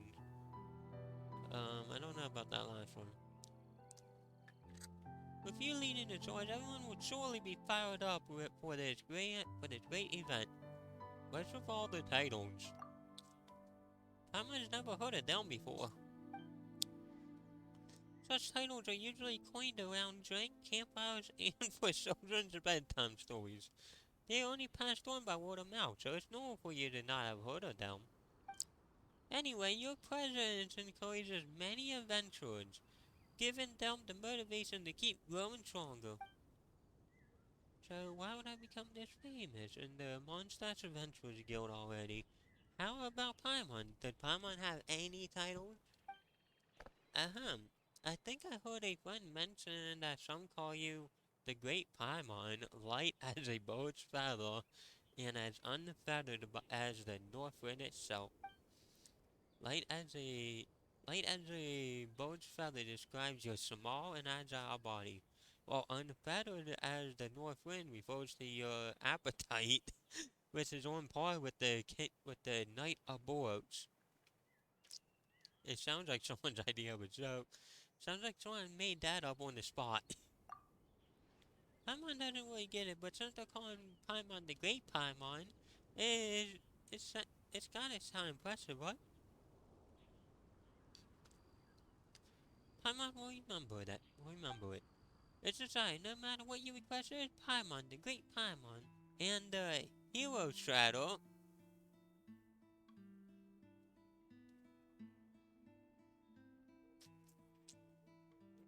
Hero Straddle. That's what's like a mission Straddle.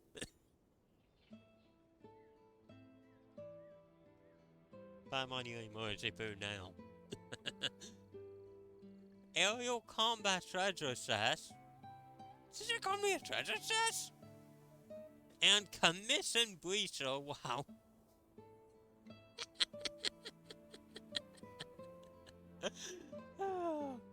Paimon. You want me to call you a mercy food?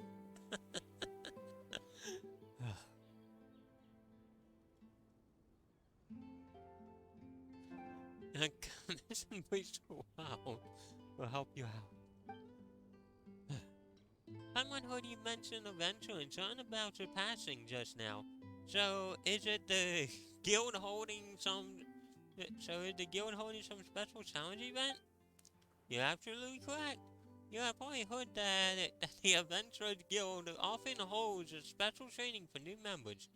This round happens to coincide with Weisenfest, the occasion upon which the West Wind had brought a special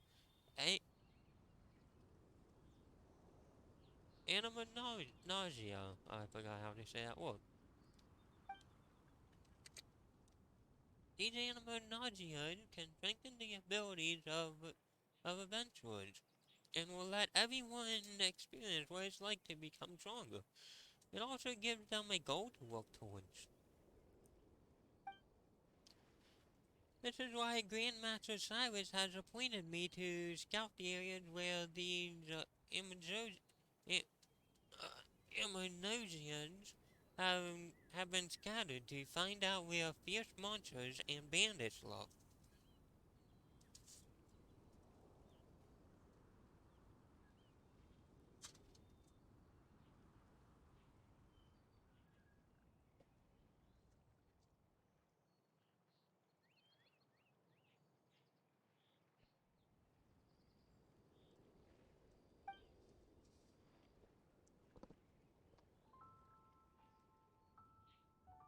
Adventurers participating in the trials need to use the special animagia to defeat these enemies. They will be able to improve their skills, ascend to greater heights, and have something to look forward to in the future.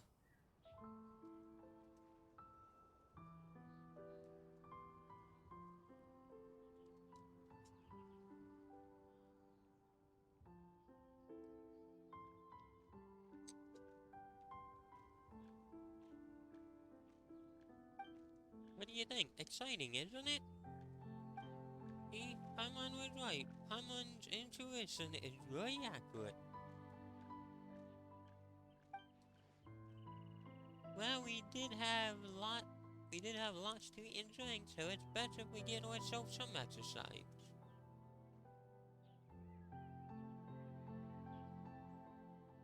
Try again.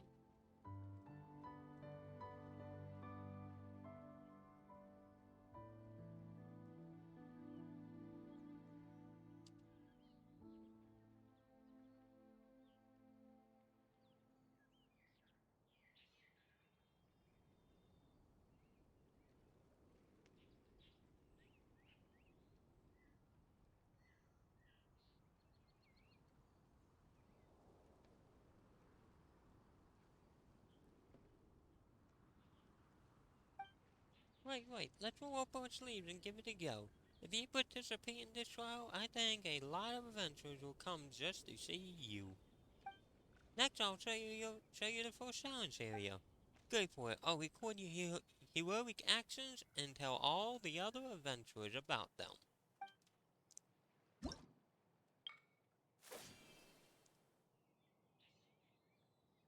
Alright.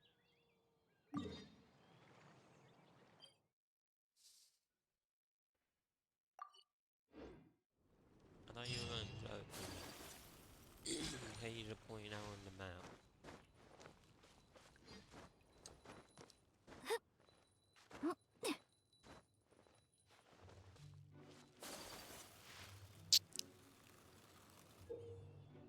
During the Highwind Traveler, you may use the buffs provided by Sublime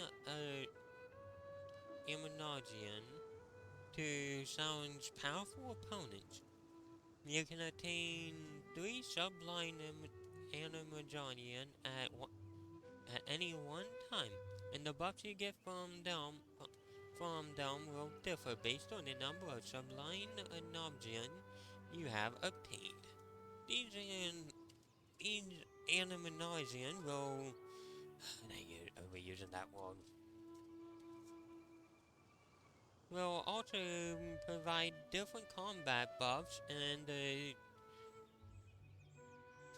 will also provide three different combat buffs in the 3 areas covered by the challenge. A buff that takes effect in one area will not take effect in the other areas. Each area has 5 enemy camps. These camps will have wind currents that will allow you to reach the next camp quickly. The final camp of each stage will have nemesis that possess different characteristics. Use your sublime technology and approach with care.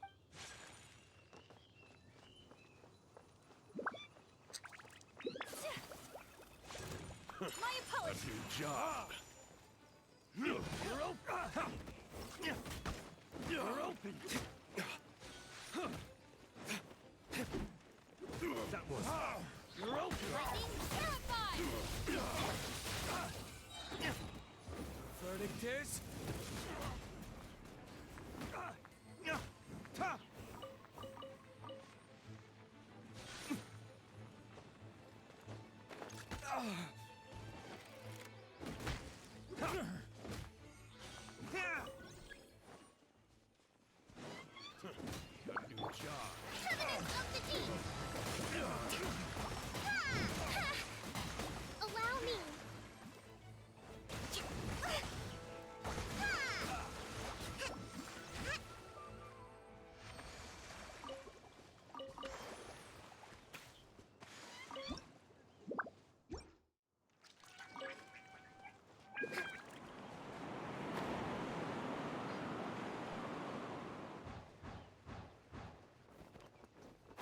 it said quickly, I guess there's no actual time limit.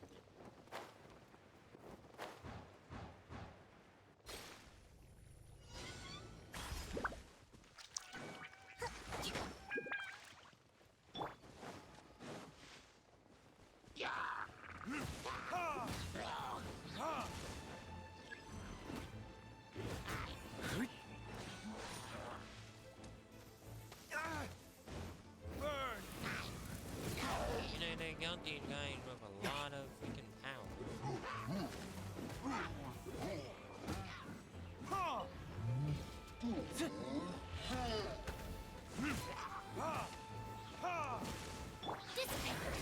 Out of my way!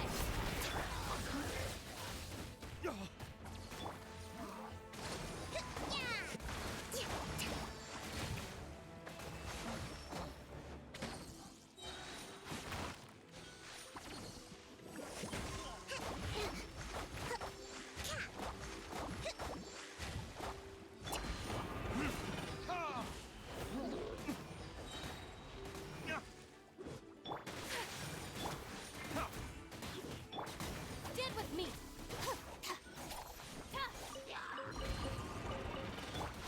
Kamisato art! Sumetsu!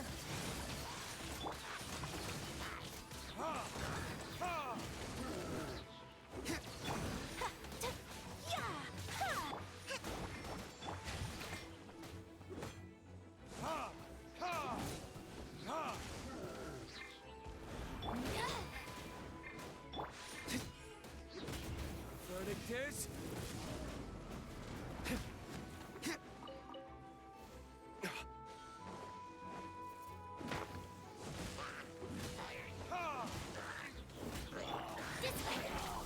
Rest and rebuild!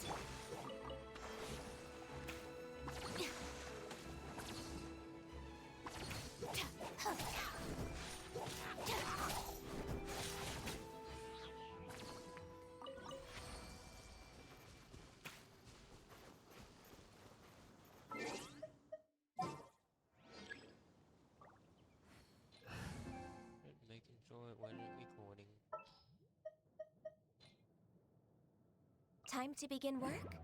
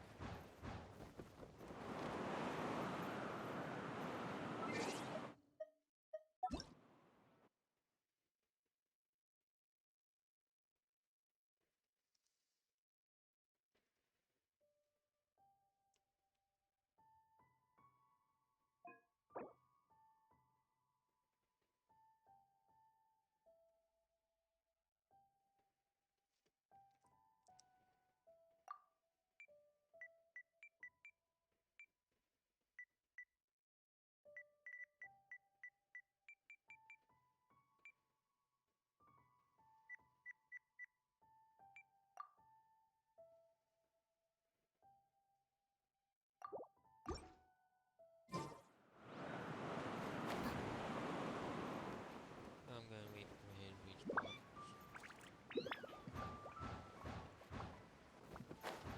It's got me wondering if this will be co-opt.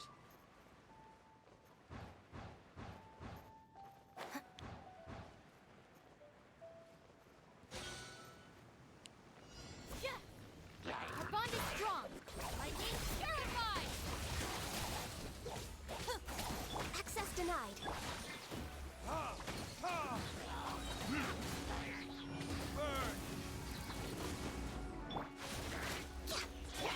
Dead with me!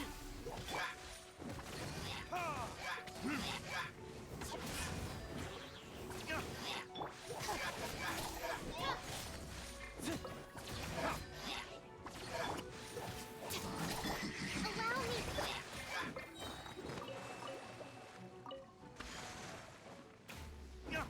Born of ice and frost! Our bond is strong! Out of my way!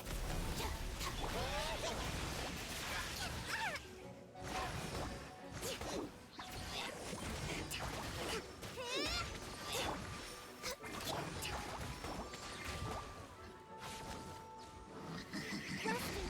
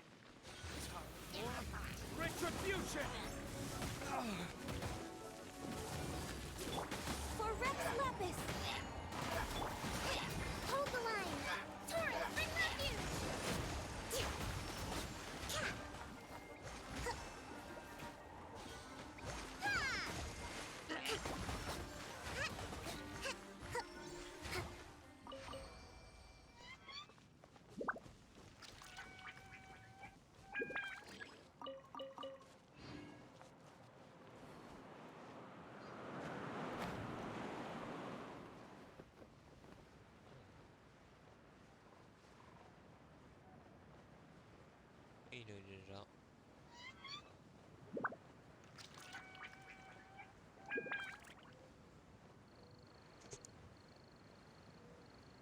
Now it's got second clock. I'll get advance a little.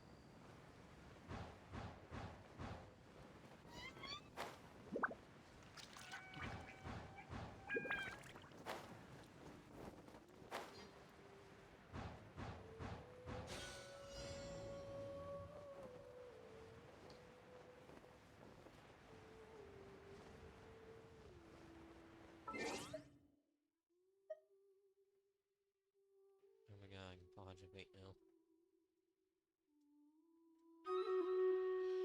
Look at that heat.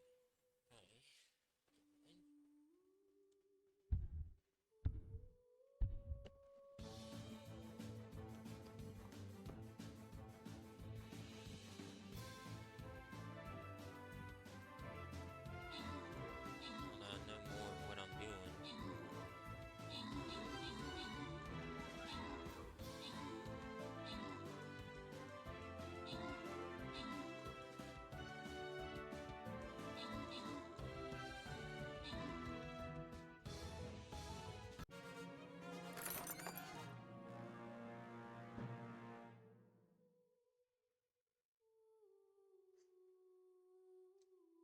I'll get getting that, but I'm not really doing as well.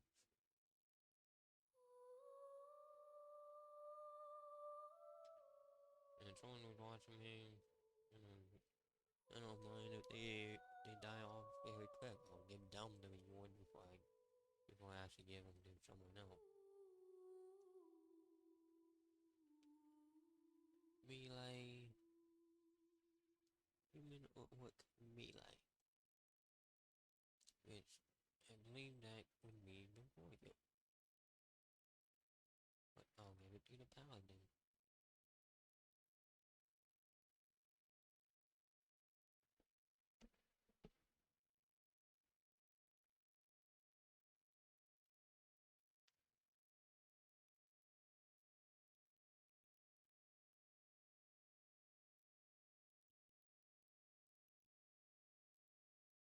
Warrior barbarian.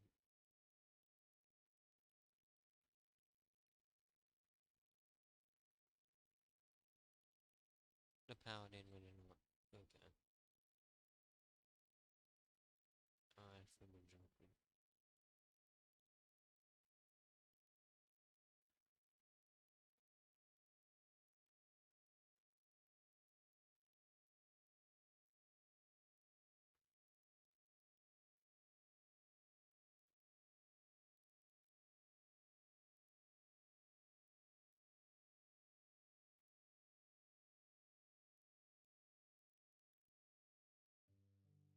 Thank you.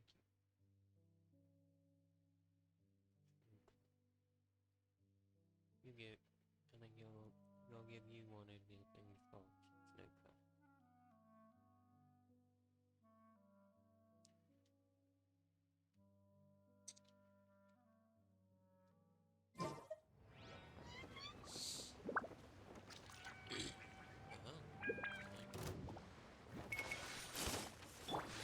Access denied.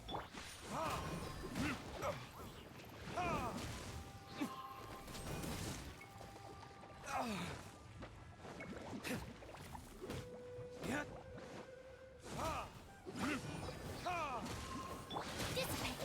Lightning terrified.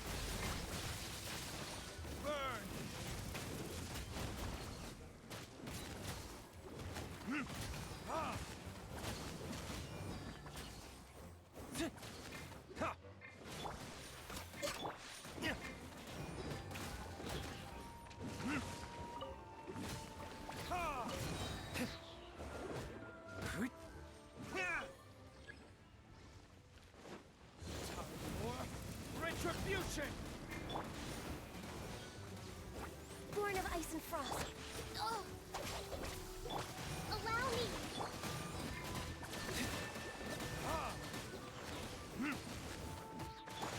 Blaze over. Burn!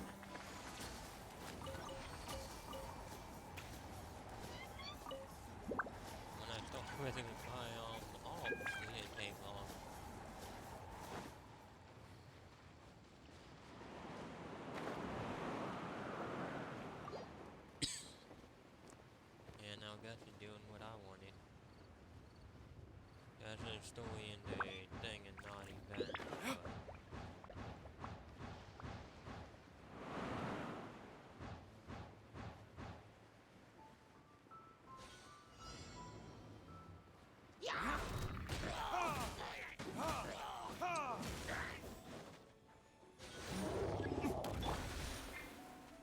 Access denied.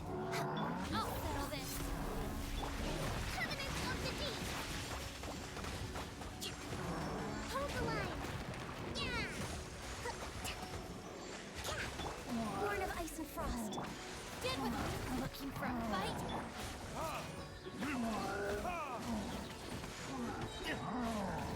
Vernictors?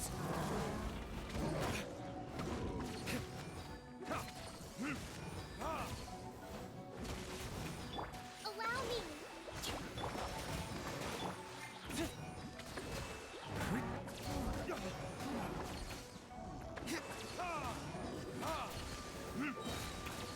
Burn!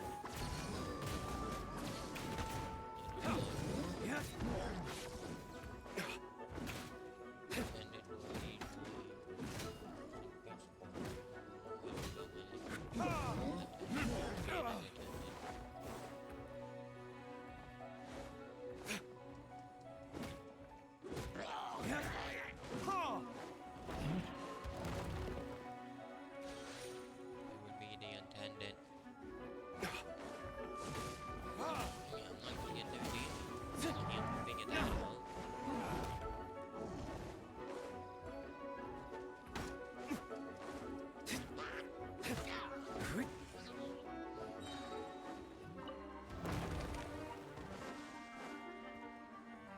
Our bond is strong.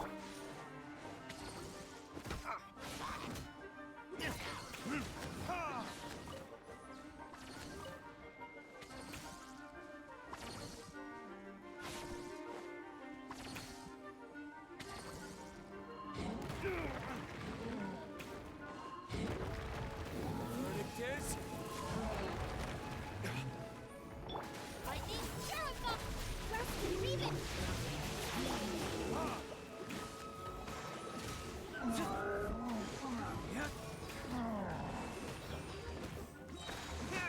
Burn!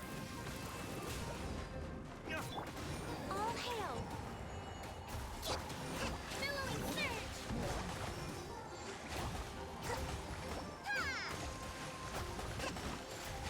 Allow me. Yeah. You still got the 10? No touching!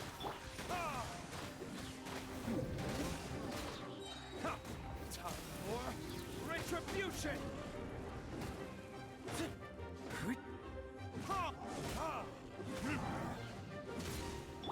Access denied. Dissipate! And still out damage them.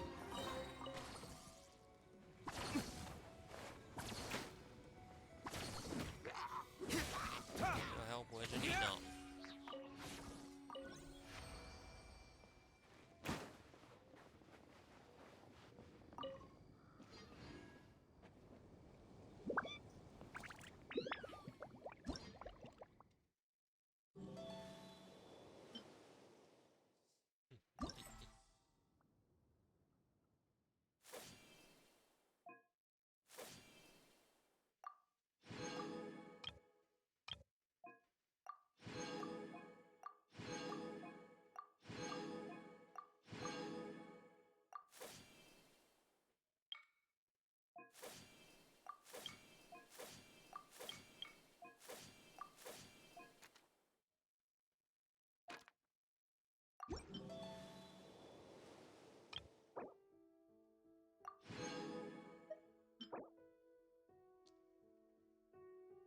Win unattained. Within 10 seconds after an elemental reaction is triggered, the target is increased by 12% and elemental mastery is increased by 48.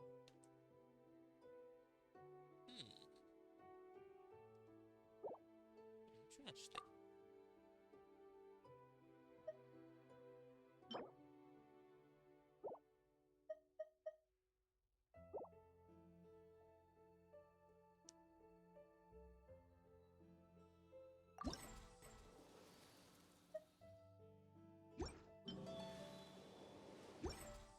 should really bring the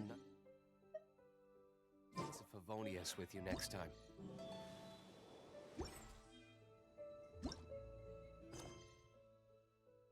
Okay. I can get ready to enter down in here.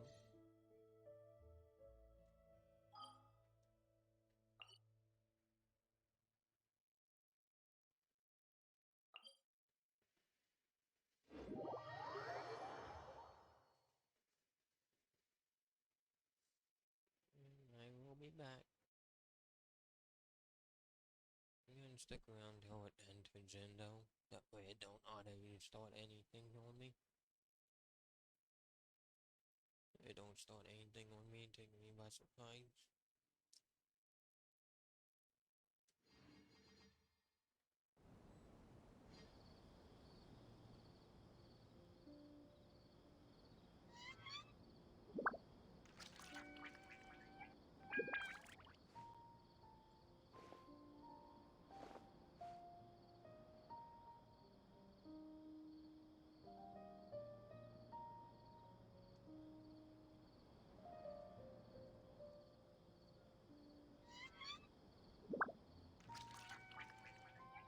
I still have a lot to do at the guild. How about you take a rest while I go back?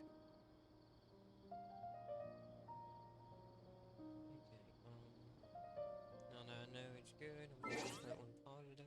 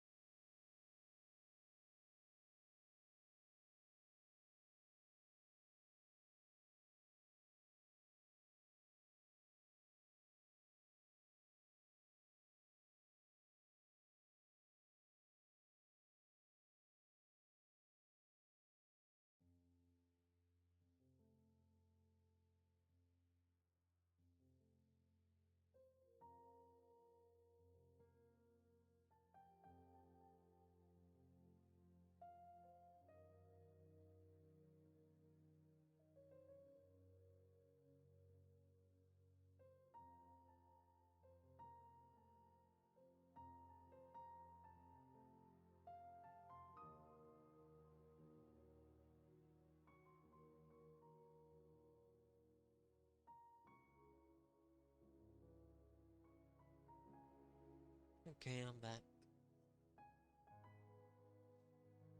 I'm pulling this up though.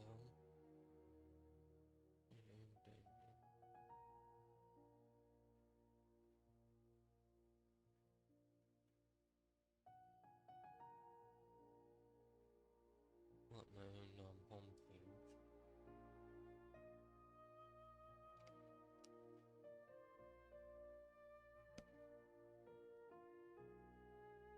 Try and get the trait muted.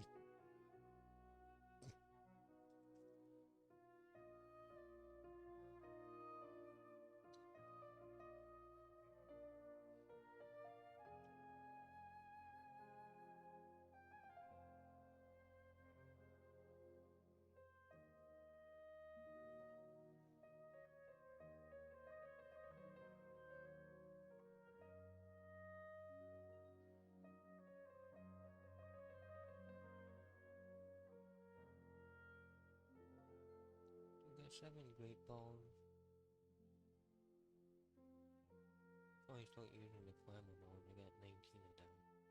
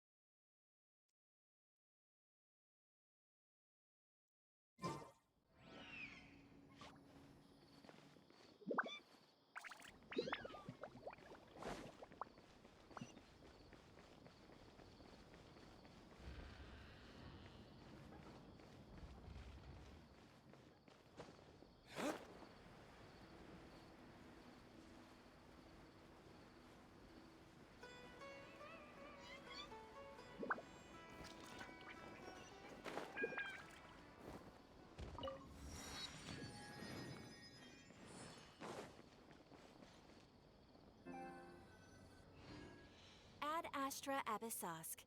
Hello, Traveler and Paimon. Catherine, we need your help with something. Understood. The Adventurers Guild is always ready to serve you. With what do you require assistance? We want to meet with Lesser Lord Kusanali. Do you know a way we can do that? You two wish to meet with Sumeru's Archon. Understood. Please wait.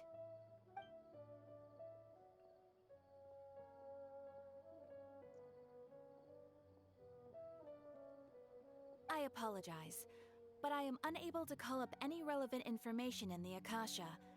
I'm also unable to locate any pertinent information in my personal memory. Wow. Aww, another dead end. Well, if Catherine can't help us, then we really don't know anyone else to ask now. Please do not worry. I may know of someone who can help you two. In Sumeru, the Adventurers Guild does not serve as the vanguard of information. Rather, there are numerous active mercenary groups collectively known as the Eremites. They take on various contracts and work all across Sumeru, so they naturally accrue intelligence. An Eremite brigade called the Corps of 30 is in charge of Sumeru City's defenses. Not only are they the oldest brigade, but they are responsible for managing and coordinating the affairs of all other mercenary brigades. Corps of 30? What a weird name. Supposedly, they are named as such because their ranks numbered 30 at their inception. Asphalt, an advisor with the Corps of 30, maintains good relations with the Adventurers Guild. Though he's already retired, he and his words carry great weight within mercenary circles. If you'd like to get in contact with him, you can find him at the Corps of 30's headquarters, the Citadel of Rexar. Thanks a bunch, Captain. You're welcome. I wish you two the best of luck. We look forward to your exploits in Sumeru. Alright, off to the Citadel of Rexar we go!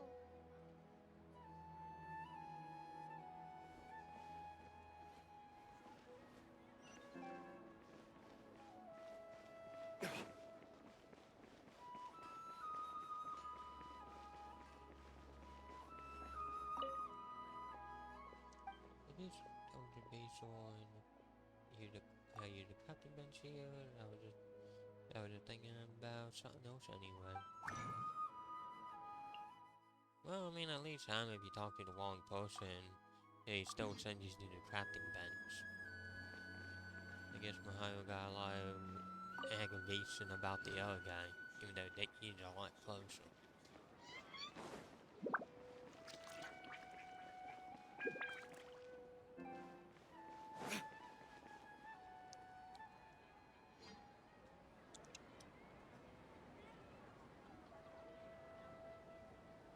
Welcome. The Adventurers Guild told me to expect you to. It's nice to meet you, Asphalt. We'd like to ask you about something.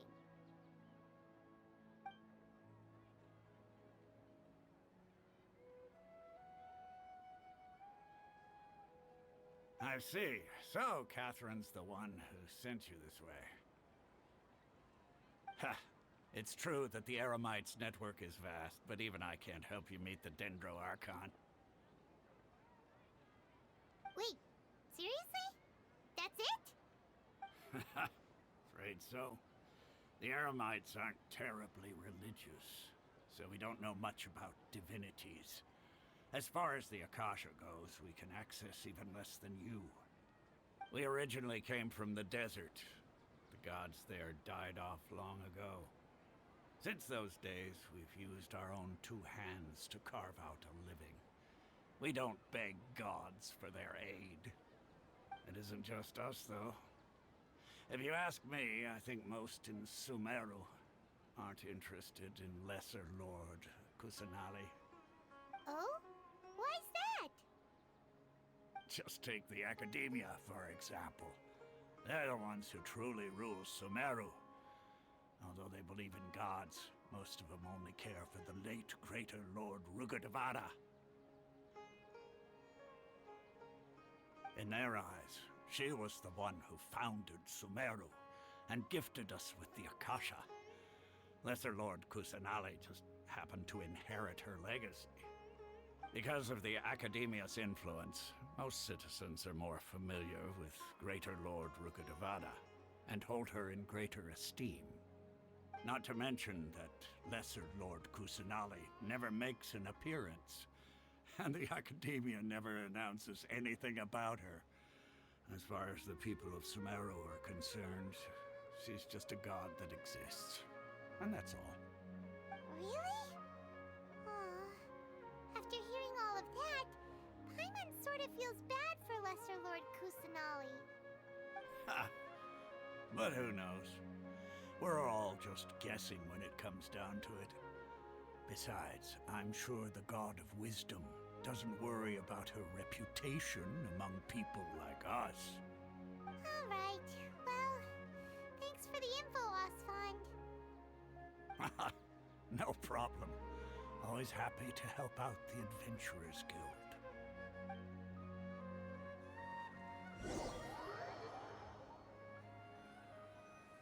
Questioning several people in Sumeru. Wow, that's gonna end good. Seems Osfond was right about most people's attitudes here. Not only are they not interested in the Dendro Archon, they even say stuff like, if the Akasha doesn't think I should know, then I don't need to know about it. We've been asking for information non-stop ever since we got to Sumeru. But the harder we try, the more helpless everything seems. Isn't there at least one person in this entire city who cares about Lesser Lord Kusanali? Oh, you two are interested in Lesser Lord Kusanali? Huh? Who are you? From the sound of it, you two are Outlanders who recently arrived here. You've been asking around for information on Lesser Lord Kusanali, right? Oh, I'm sorry. I forgot to introduce myself. I'm Dunyarzad, one of Lesser Lord Kusanali's faithful followers. Whoa, really? Then do you know how we can meet with her? I'm afraid I can't help you with that. But your conversation earlier did happen to remind me of a legend about the Dendro Archon. What's your legend? Can you tell us the legend? Sure. It goes like this. Long, long ago, there was a man who heard a prophecy. It predicted that a great calamity was about to befall him. Panicked by what he heard, the man sought out the Dendro Archon in hopes that she would bless him with the wisdom to help him escape his predicament. The man journeyed across deserts and through rainforests and experienced tribulations of every kind. However, he still couldn't find any trace of the Dendro Archon. In despair, he thought, alas, the Archon has abandoned me. He then had no choice but to sorrowfully resign to his fate. Okay, and then what happened? And then, the calamity came. But to his own surprise, the man felt somehow emboldened by the trials of his journey. By relying on his own strength, he managed to overcome the adversity. At that moment, a bird perched upon his shoulder. This bird was, in fact, an avatar of the Dendro Archon. She said, "O Archon Seeker, do you now understand? She and her wisdom have long been found by you. Along your journey, we were in every flower and blade of grass, every ray of sparkling sun, and every breath of dancing wind. So long as you continue to think and ponder, we'll be wherever you go." What an amazing story. Yeah, thanks for the story! Paimon feels all warm and fuzzy inside after that. In a way, it seems like this story is also one of the Dendro Archon's avatars. Dunyarzad, since you worship Lesser Lord Kusanali, can you tell us anything else about her? Of course. So did you two know that,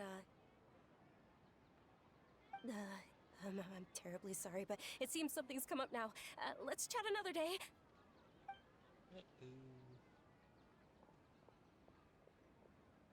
Hey, wait! What the heck just happened? I think it has something to do with those people over there. It looks like they're searching for someone. Dunyarzad was acting super nervous just now. You think they're looking for her? Ugh, this stinks! We finally managed to find a lead about Lesser Lord Kusanali! We can't let them get in the way now! Let's see if we can get rid of them. Then we can catch up with Dunyarzad! Hey, have you two seen a brown-haired girl wearing a purple top and a long blue dress? We're looking for her. Did she have bandages wrapped around her wrists? Yes, that's her. Did you see which direction she went? Yeah, she went that way. Quick, after her!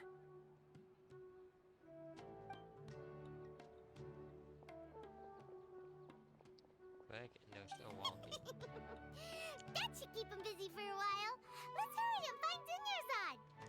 That one not so loud. It's got me a little curious now. Strange. Where'd she go? She couldn't have made it far. There's no way we can return to the Master and Mistress empty-handed. I'll ask around again. I'll do more shopping around later.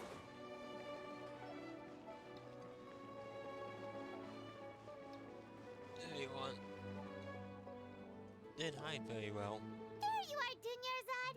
We thought you might have been long gone by now. Oh, it's you two. Oh, you startled me there. You can relax now. We threw those people looking for you off the trail. Really?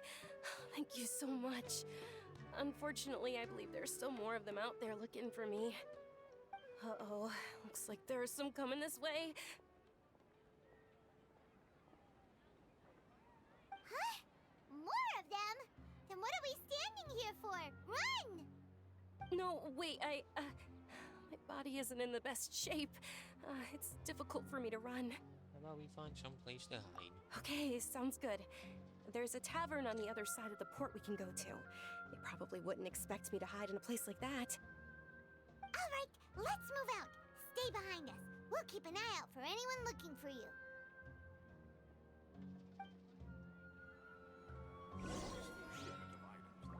Enter the town. Just take my word for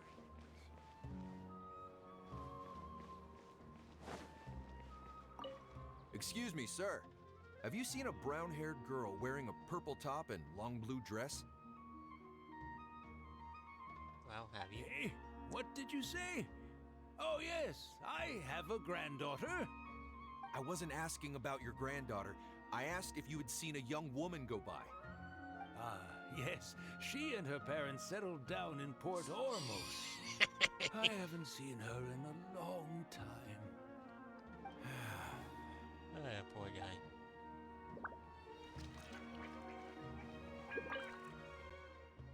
Yeah, I'm not reading. See you.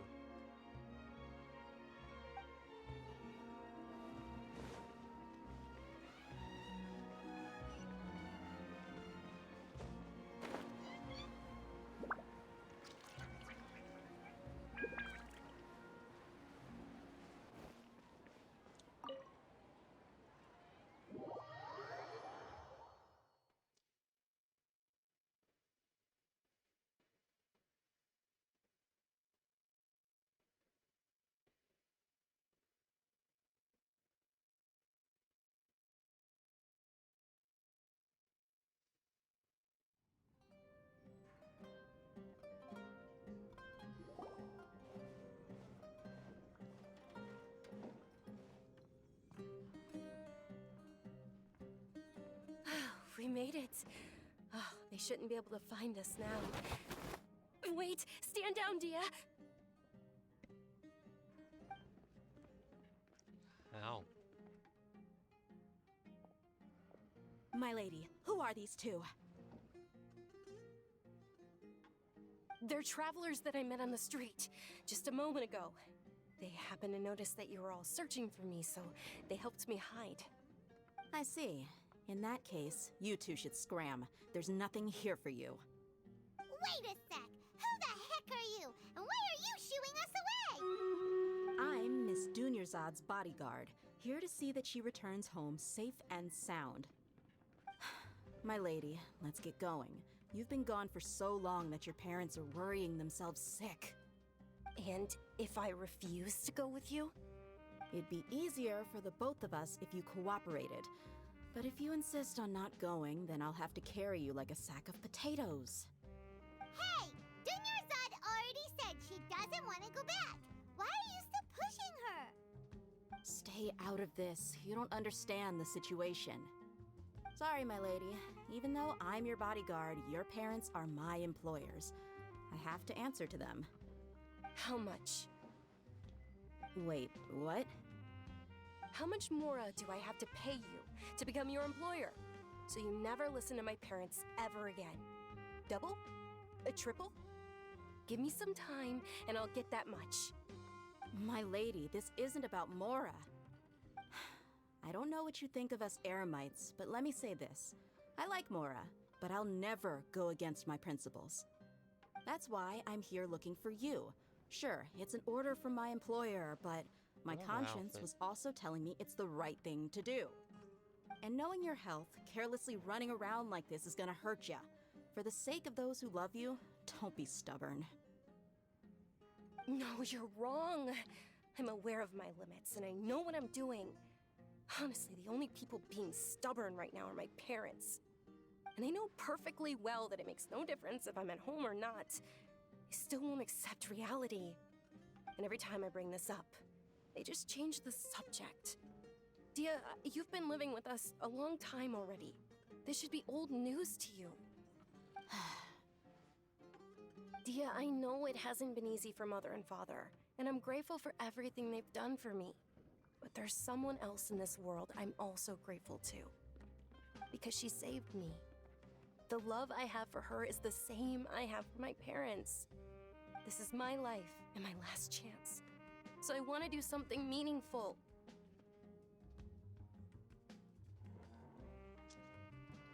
My lady, are you sure what you're doing now is meaningful? Yes, I'm sure. At least, it is to me. Fine, I won't ask you to return home anymore. But let me make something very clear. I'm only doing this because I respect your determination, not because I agree with you. Thank you, Dia. Sorry for being so rude just now. My nerves were acting up. And I even brought up your payment in such an offensive way. Don't worry about it, my lady.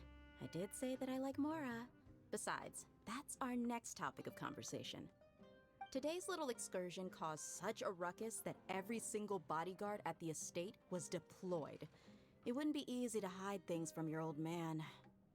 Since this definitely won't be your last escapade, here's a little tip. You should at least make it look like your room and things are still in order when you leave. Also, you'll need someone to cover you for when you're out and about. So, I'll let you hire me, my lady. This way, everyone wins. As for the pay, let's say half of what your father pays me. We can settle the bill when we return to the estate. Okay, deal. Yay! Looks like they've reached an understanding.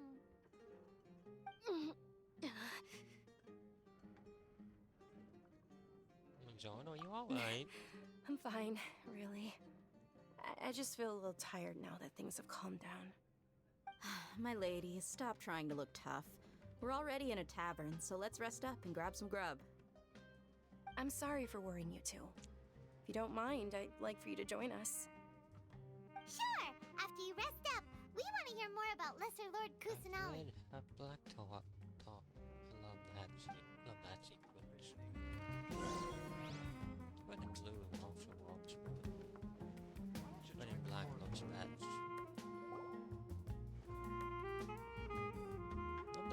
Love the music behind. Well, if it isn't Dia, haven't seen you in nearly half a year.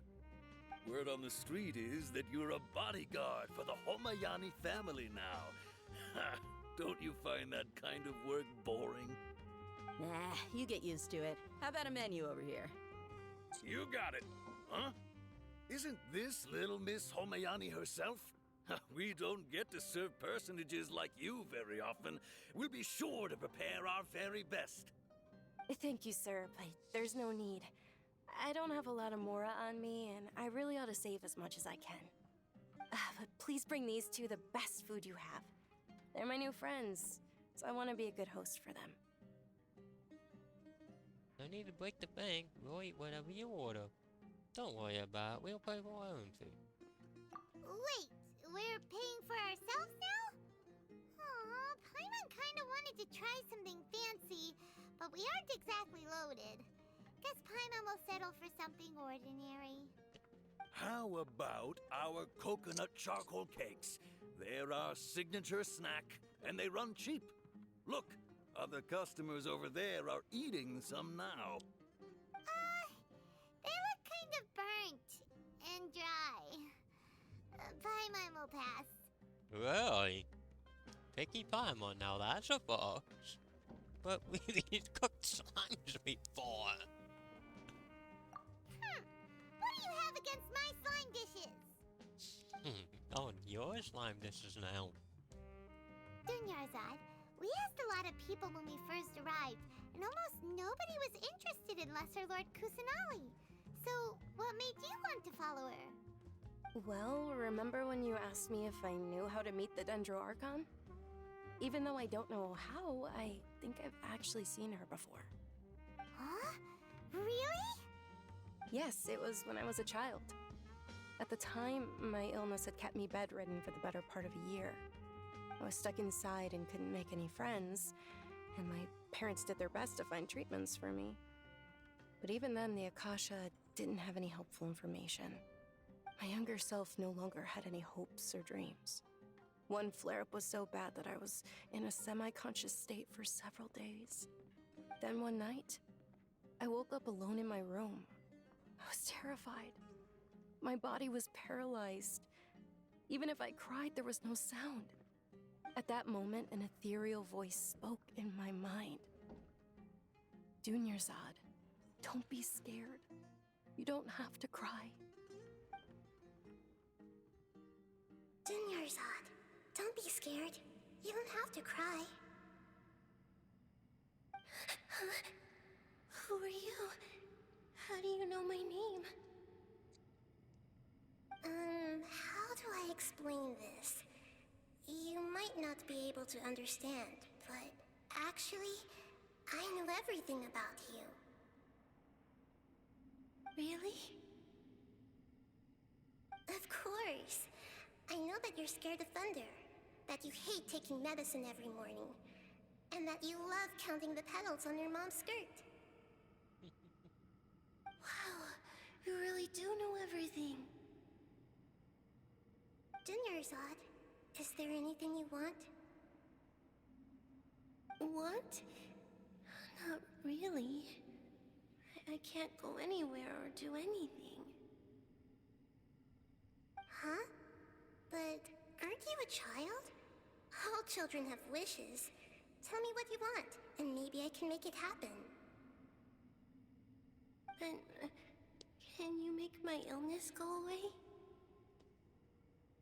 Oh. I'm sorry. But I'm not powerful enough to do that right now. Then, can you be my friend? After that, the voice said, "Okay, I'll be your friend." Although my body was suffering during those days, that voice encouraged me and told me many wondrous things. Beyond my window was the flourishing Sumeru city. Beyond the city was a lush rainforest. And beyond that was the wall of Samiel, deserts, and all of Tevat.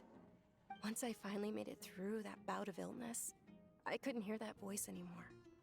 I told my mother about it, but she said that I must have been dreaming. But I know that that voice wasn't a figment of my imagination. Before that, I had never heard of Tevat. So, you believe the voice you heard was Lesser Lord Kusanagi? Yes, for sure. If it weren't for that voice, I would have never grown curious about the outside world, nor would I have learned how to read and enjoy so many books. That voice sparked a desire for wisdom. It had to have been the Dendro Archon. I've been hoping for a chance to repay her kindness. In fact, I was running around today to help prepare the Sub-Zero's festival for her. What's the Sub-Zero's festival? It's Lesser Lord Kusanali's birthday, which was the day that she was found by the sages. It's actually an old holiday that originally celebrated Greater Lord Rukkhadevata's birthday. When she passed away, the holiday eventually became a celebration of the Lesser Lord's birthday.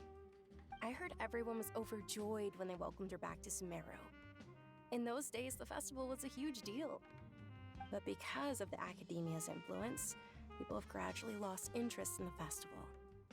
The Academia actively participates in Sumeru's many holidays dedicated to Greater Lord Rukkhadevata. But when it comes to the Sub-Zero's festival, forget any funding. They practically act like it doesn't exist.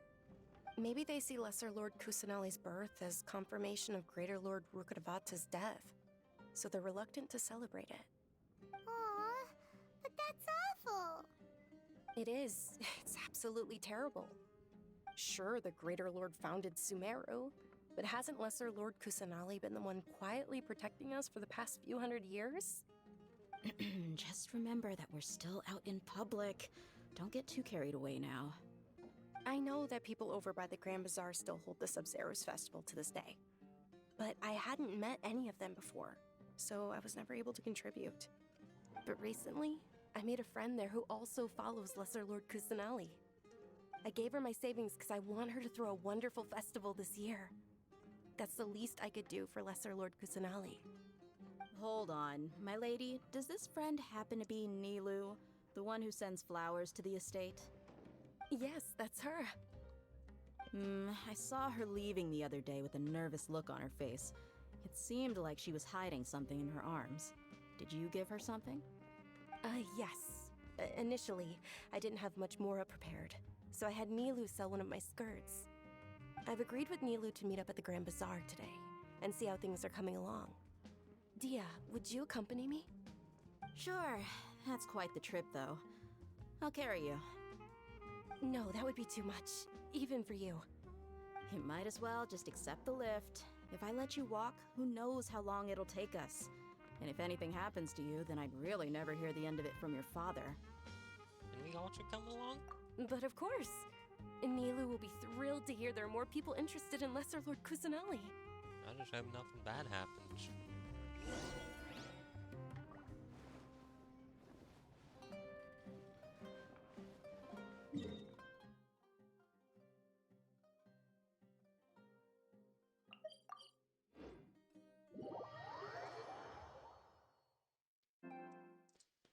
Also, I will be right back again.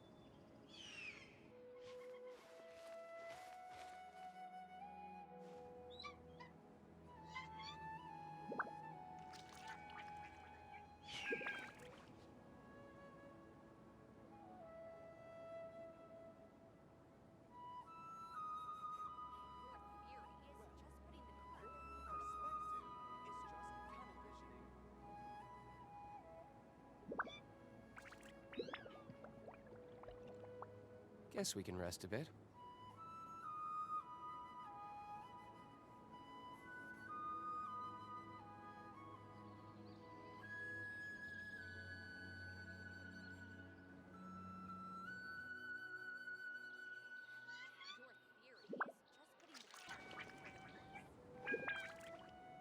Okay, I'm back. Actually, I need to do tree later, so. Oh, that's annoying me.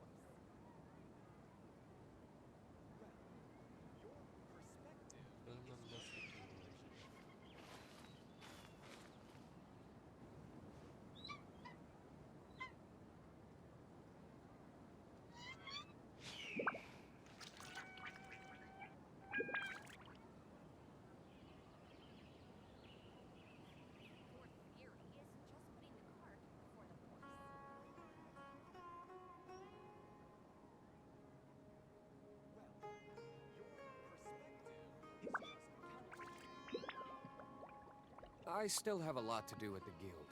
How about you take a rest while I go back? That's why I seen no vampire take one.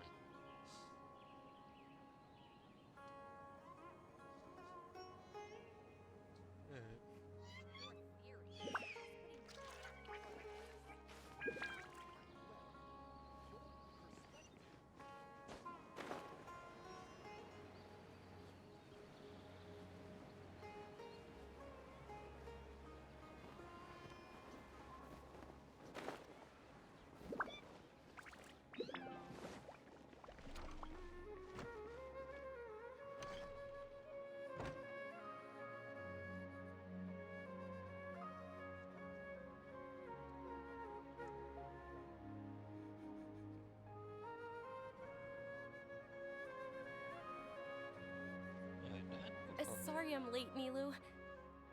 Oh, Dunyarzad. It was taking you so long that I assumed you got trapped at home, but you made it in the end. Uh-oh. But if Dia's here, that means you got caught, right? You could say that, but everything worked out. She's on our side now. Not completely. Oh, and who are these two? Oh, meet the Traveler and Paimon, my two newest friends. They're visitors who just arrived at Sumeru City and are looking for information on Lesser Lord Kusanali. So you're followers from another land? Yep. Truthfully, no. Oh, really? Well, that's okay. You're still invited to the Sabzeruz festival. By the way, Dunyarzad, we've already started decorating the Grand Bazaar. It looks spectacular, thanks to your generous contribution. You're very welcome. It's the only thing I could do. Do you still have enough Mora? Probably? But don't sweat it. We've already finished renovating the stage. Come on, I'll show you.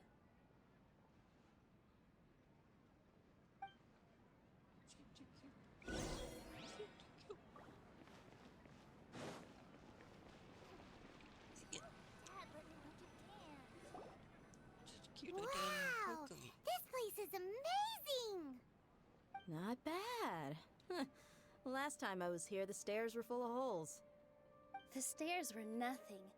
A little while ago, we discovered that the tree above the stage had a huge chunk of bark ready to fall off.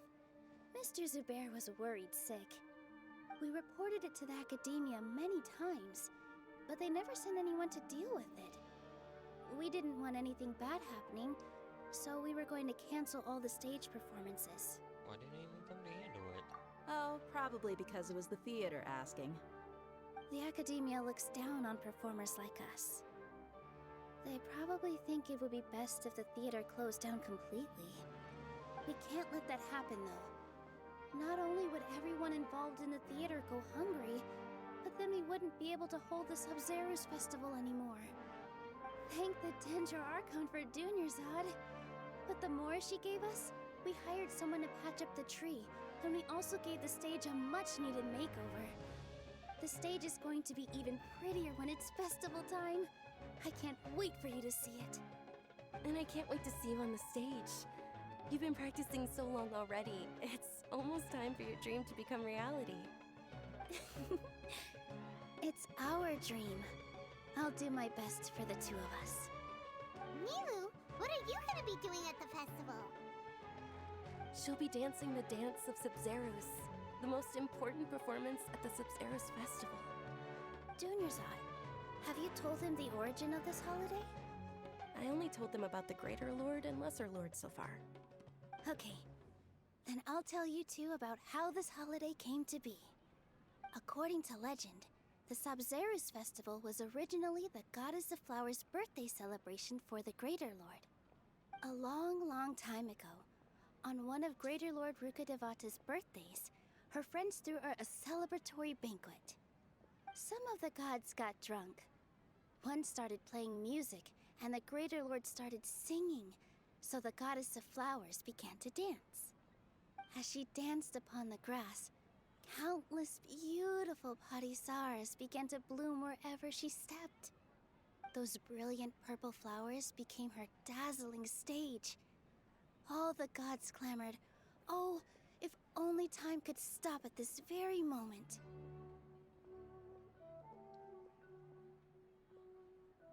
Seems like they had a great time. That sounds somewhat bittersweet. Huh? Really? Oh, you probably mean because all the gods in this story are no longer alive. Although they aren't around anymore, they're preserved in our tradition of dance. This outfit I'm wearing is apparently based on how the goddess of flowers looked. Though we're just tiny people compared to the divine, we still have to do our best to make sure that the birthday girl feels loved on her special day. Nilu, you of all people will definitely be able to convey our well wishes to the Dendro Archon. I also noticed that you went the extra mile and scattered padisaras around the stage. They symbolize the goddess of flowers, after all. It's just a shame that all the real padisaras went extinct after her death. Yeah. The Greater Lord brought forth padisaras in memory of the goddess of flowers, but she ultimately could never truly replicate that beautiful purple. Thinking about the goddess of flowers dance makes me wish I could have seen it. If my stage were anything like that, I'd be thrilled if I had just 2 real padisaras on the stage. So, Traveler and Paimon, what do you think? Interested in the Sabzeruz festival? Will you two be coming? All of Lesser Lord Kusanali's followers will be there for her birthday. It'll be a good opportunity for you to learn more about her. Ooh, Paimon thinks that's a great idea!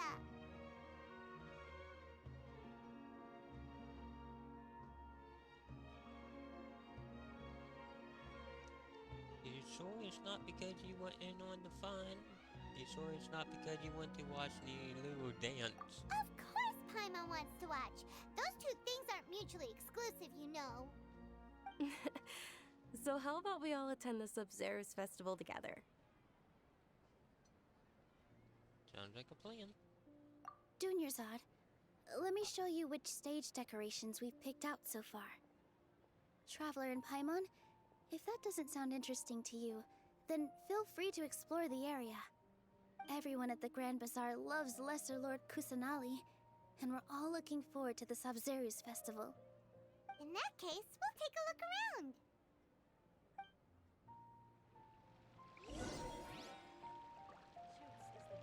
Okay. I guess I'll start with you. Whoa! What's with your yellow hair? And why do your clothes look so funny? Are you an Outlander? Did you know that the Sabzeruz festival is about to happen? There'll be loads of fun things to do at the festival. But the best part is when Ferris, the Knight of Flowers, passes out candy to everyone.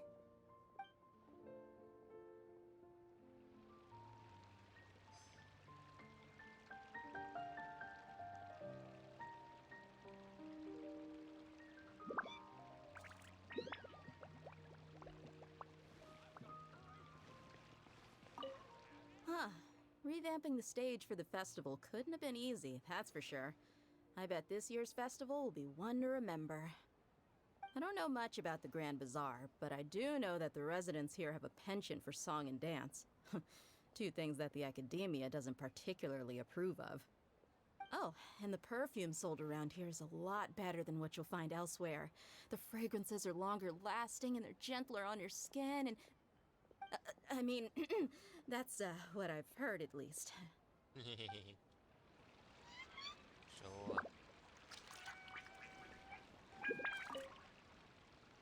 Things are really shaping up, and there's a buzz around the festival this year. We're expecting people from all over to come by this year and buy things during the festivities. Don't be fooled into thinking that Sumeru City has the best of everything. Some festival snacks are only offered here in the Grand Bazaar.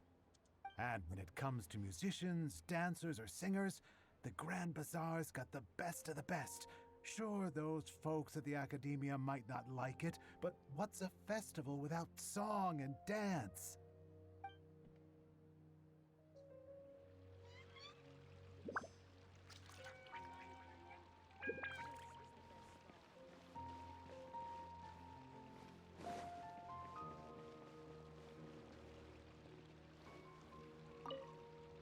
Lulu, your outfit looks amazing. There's also something different about you from when we first met up. I thought I'd add a little extra pizzazz to my dress for the festival. See? Wow, did you sew all that yourself? Uh-huh. Sewing is a fundamental skill for everyone in the theater company because we make all our own costumes. Did you know that Mr. Zubair not only can make costumes, but props too? I've noticed that you can't keep your eyes off that crown over there. Would you like to try it on? May I? Of course. The legends say that the goddess of flowers had beautiful horns on her head, so this crown was made to reflect that. Dunyarzad, you look absolutely stunning with it on. It's like I'm looking at the goddess of flowers herself.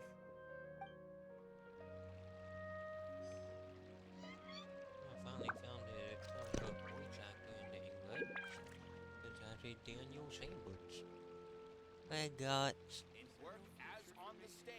I think I got me a new favorite character. I'm just waiting for it to come out now. These are voices even cuter than Kokomi. Rest and rebuild!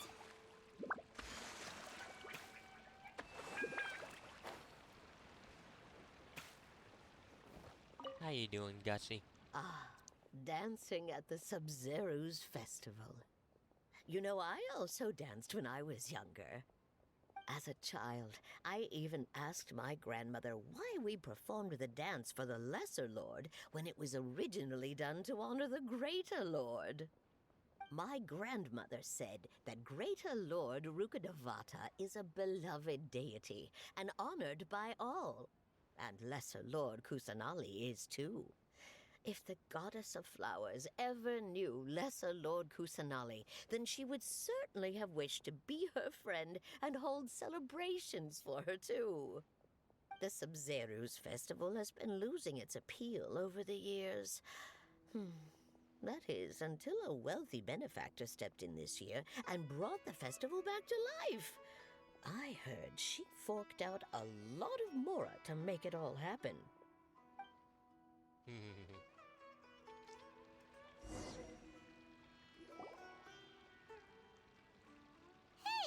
Is that who Paimon thinks it is? It looks like Catherine. Wow.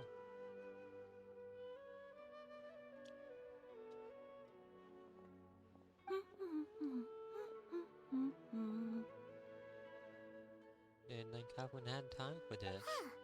Come to think of it, Paimon's only ever seen her behind the counter at the Adventurers Guild. This is the first time we've ever seen her taking a break. Hey, Catherine! Huh? Oh, hey! It's the Traveler and Paimon! What's shaken? Whoa! Break time Catherine sure sounds a lot less formal than usual. Paimon was still waiting for her to say Ad Astra Abyssosque. That's in the stream earlier. Sure.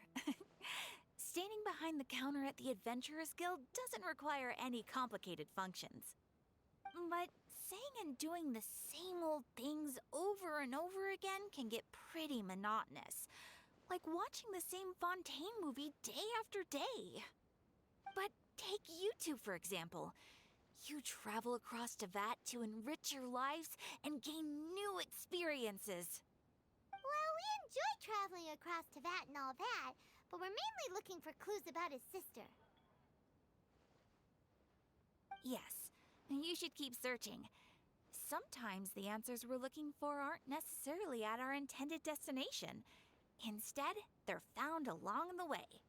Huh. Haven't we heard someone say something pretty similar recently? Anyways, what brings you out here, Catherine? Which I knew who. I don't know. I can't remember. Anyway. Are you also a fan of the Survivors Festival? Oops. No, not What's your name? particularly. I guess you could say that I'm loving the recent atmosphere here. If festivals bring happiness to everyone, then that's where their true value lies. Oh, it Looks like it's about time for me to be heading back now. Alright, we'll see you next time at the Adventures Guild. Hey, I never noticed the keyhole in the By the back way, of a truck. thanks for connecting us with the Eremites. We've already made some great friends in Sumeru City thanks to you. I'm sure you two will get along well with the people here. You've already been blessed by the element of Dendro after all.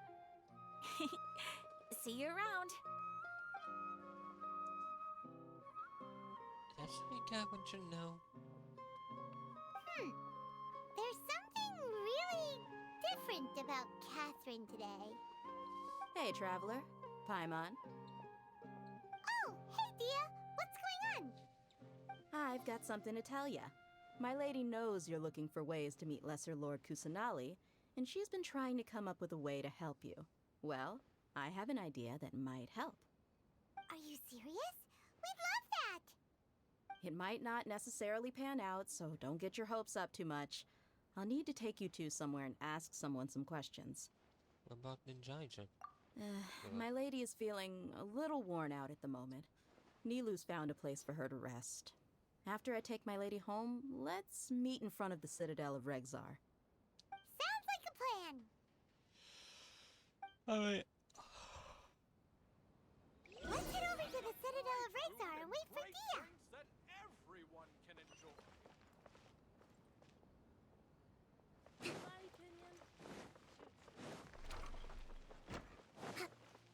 Let's move out. Well, that's an awesome opening door, opening loading screen and everything.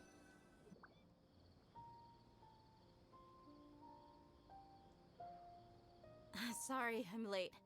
It took some convincing for the master and mistress to believe that Miss Dunyarzad was only sitting in the port for a while because she was in a bad mood.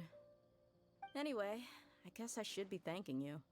I haven't seen Miss Dunyarzad that happy in a long time. If it wasn't for you two, she probably would have been caught and dragged back much earlier. You sure sound a whole lot nicer than when we first met, Dia. Who would have thought you had such a soft spot for Dunyarzad? It's called being a professional. I'm a bodyguard, and I work for whoever's paying.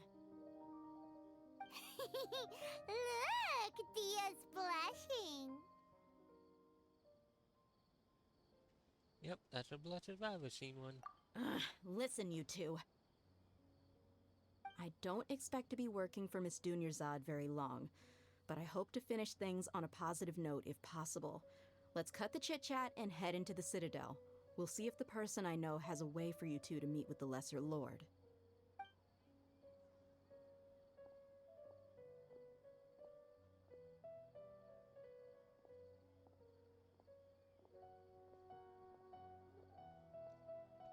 No, I'm thinking I'm gonna go for the Oh, Niru. hey, Chief.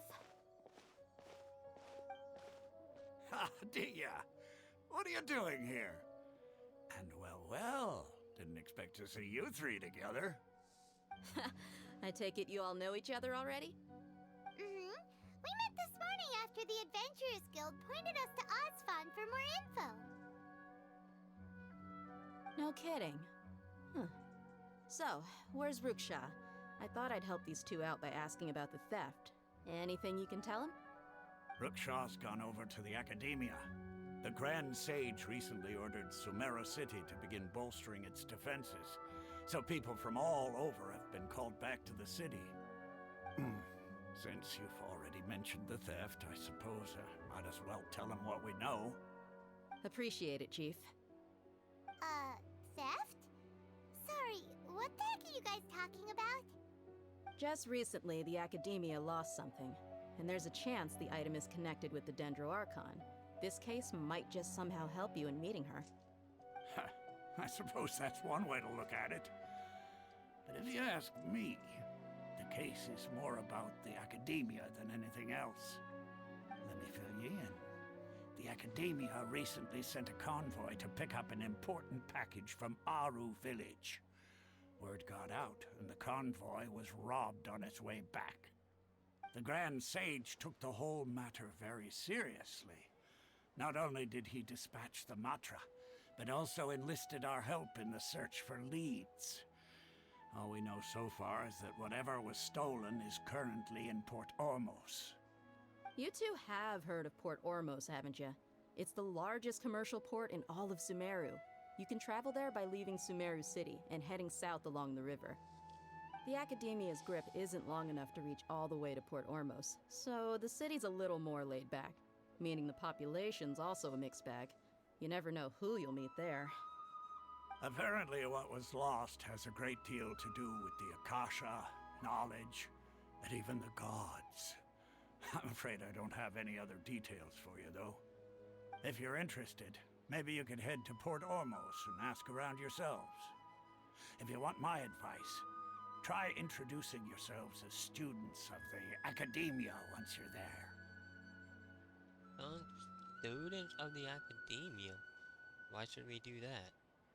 Are you serious, Chief? All the Academia students are in Sumeru City, you know. Why should they pretend to be students in Port Ormos? If you're also interested, just go there and see what happens. Count me out. I've got plenty of work to do here for the Homayani family.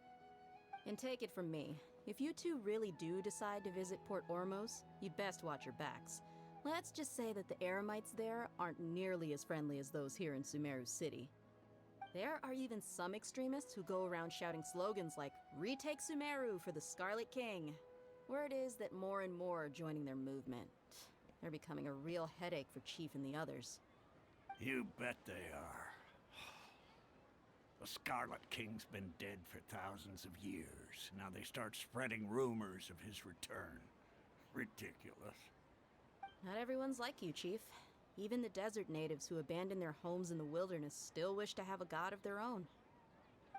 Well, Traveler, that's about all the information we have for you. Thanks, Dia!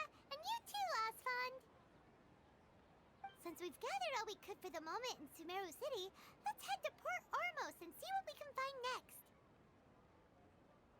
Miss Dunyarzad is looking forward to seeing you both at the Sub-Zerus Festival, so be sure to get yourselves back here in time for that. Yep, we won't forget. Don't worry, we will. Good. Then we'll see you both at the Sub-Zerus Festival.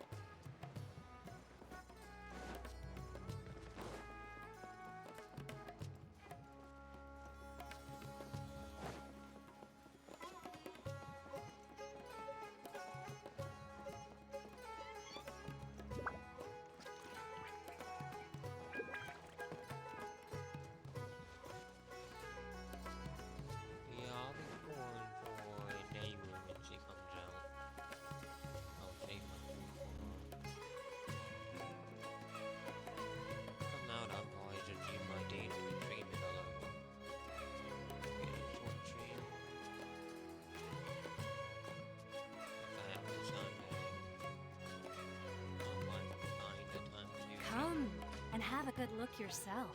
Traditional spices of the highest quality, made with pride and experience. You've got a deal. I can't thank you enough for always looking after my business. Believe me, I'm not making this up. Several Eremite mercenary groups are nearly in open conflict, but does the core of 30 care? And that's not all. Did you know that... Wow! Talk about hurly-burly! This place is busy! Well, guess that's only to be expected for the largest port in Sumeru. Maybe it's because of what Dia told us earlier, but Paimon can't seem to shake the feeling that there's also danger lurking in these crowds. Ooh. Let's get our bearings so we can start looking for leads. We know that whatever the Academia lost is related to the gods. But other than that, we don't have much else to go on. Osvan told us to try posing as Academia students while asking around. Paimon checked the Akasha on the way here, and the Academia doesn't seem to have any research facilities in Port Ormos. Paimon doesn't get it. Won't we look even more suspicious going around saying we're Academia students and asking about the stolen item? Right, we should figure that out before doing anything else. Figuring that out could be crucial for the rest of our investigation here. Well, given all the people that come through here every day, if there's any information to be found, Paimon bets we could find it in the market. Let's ask around and see what we come up with.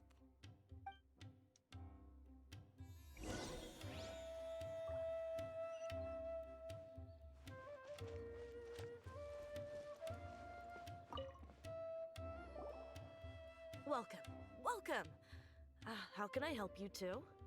Hi there. We would like to ask you a question. Do students from the Academia ever come to Port Ormos? Of course. Especially around this time of year. Students from Sumeru City that are about to graduate often come to Port Ormos to cut loose a little. Many people often talk about how hard it is to get accepted into the Academia, let alone graduate. But those who finish their studies and go on to become full-time researchers at the Academia have it even harder. Sure, we may not be Sumeru City, but Port Ormos offers beautiful scenery and a stress-free environment. Some even say it's good luck to come to Port Ormos, so students and researchers come flocking here when things get to be too much at the Academia. You see over there? Those are students from the Academia. They look pretty serious. Maybe even a little. They've been looking worried and miserable ever since they got here a few days ago. Oh. If you ask me, the life of a merchant is better. So long as the Akasha teaches us what we need, then life is good. Those students seem to be discussing something. Let's see if we can listen in.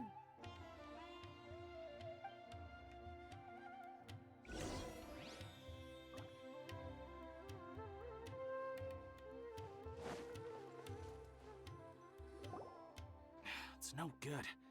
I've tried asking around, but I haven't been able to learn anything useful. Not to mention that a bunch of scary-looking Eremite mercenaries have been posted along the streets now. There's been a lot of fighting between the different Eremite factions in Port Ormos. If we choose to move on our own, then it would be wise to steer clear of them. Especially the group that's constantly shouting some stuff about the Scarlet King and some resurrection. I've even heard that the Citadel of Regzar is starting to get fed up with them. What was that group called again? Ein something or other?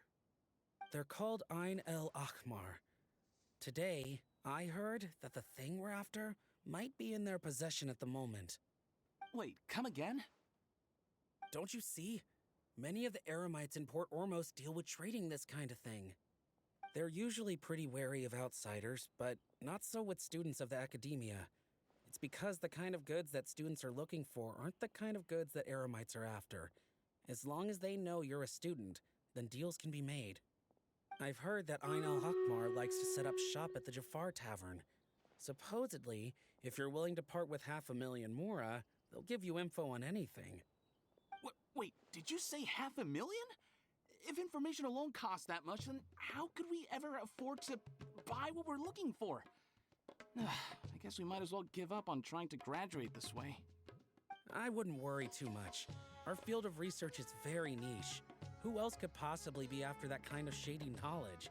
I bet it's practically worthless to anyone aside from us. Oh, I guess that makes sense. Then the only thing left for us now is to find a way in. Why don't we all just pool our money together and pay for the information? Whoa! Did you hear that? A niche field of research and shady knowledge? It all sounds pretty suspicious to Paimon. Is knowledge something people just buy and sell like that? very suspicious indeed. I was told for the academia was also related to knowledge. So, what's your plan? Let's go to the Valley Tavern. Let's try talking to one of the nuns. Wait! Didn't you hear what they just said?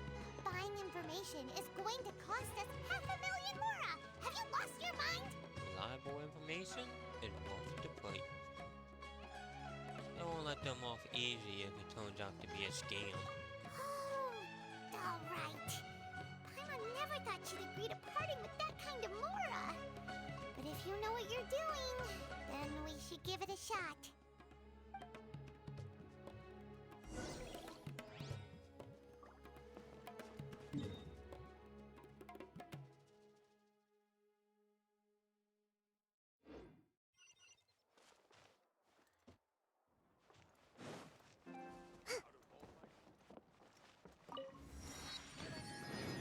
Time for my research. But at affordable prices.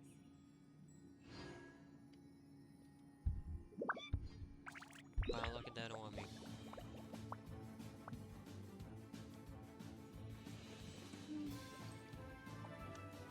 Oh no, we're gonna lose this one.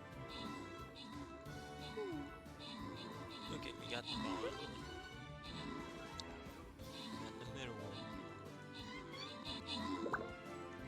We won. We know it. We knew we took all but 2 of them. Wow. That's right. I want to advance To by survive more than hardship, barbarian. you must prepare for hardship.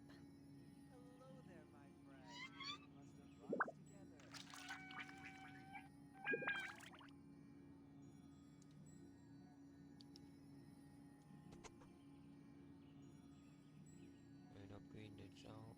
Oh, I did. Spices? We have all the usuals, but at affordable prices. You can be upgraded. Until you can be upgraded. My temple is the strongest legendary. I can't. Yeah, legendary one I got. And let's check the store. Okay.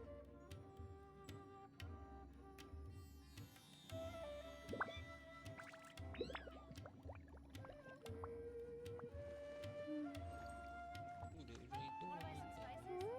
We have all the usuals, but at affordable prices.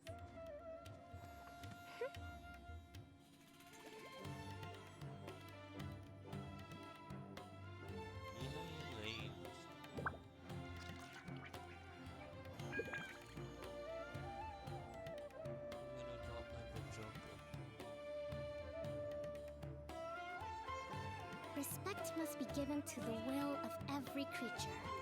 Each fish in the ocean swims in its own direction.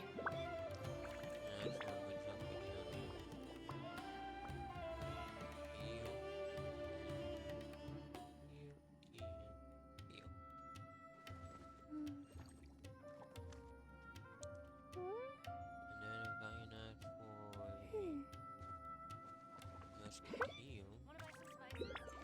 We have all the usuals, but at affordable prices.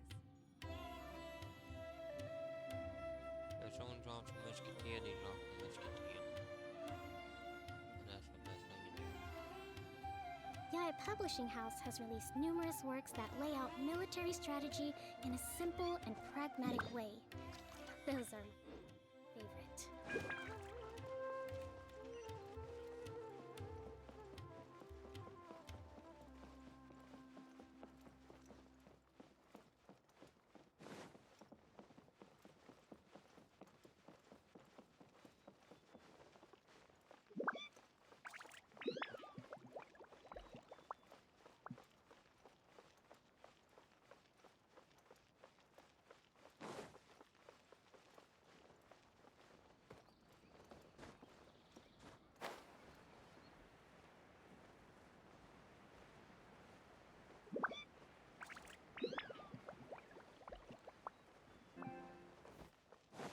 This is the place we heard those students talking about. Let's find a seat somewhere and see if we can spot the group they mentioned.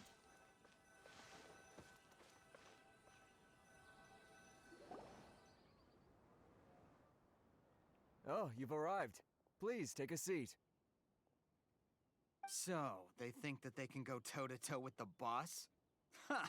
Once we reclaim the power of the Scarlet King, they'll be the first that the boss punishes. They're nothing to be afraid of. Our main rival now is the Caracal Battalion. They've also amassed a significant amount of Mora this time, so we mustn't underestimate them. How can the Caracal Battalion compete with the boss when they're nothing but a bunch of money-grubbing opportunists out for a quick Mora? Yeah, with Boss's fervent devotion, he'll be able to use this power to bring our god back this time. Huh. All these guys talk about is the Scarlet King, so they're probably the ones we're looking for. Greater Lord Ruka Devata. That traitor and her followers must not be spared. The day will come when the Scarlet King exacts vengeance on Sumeru, and all of them shall be punished.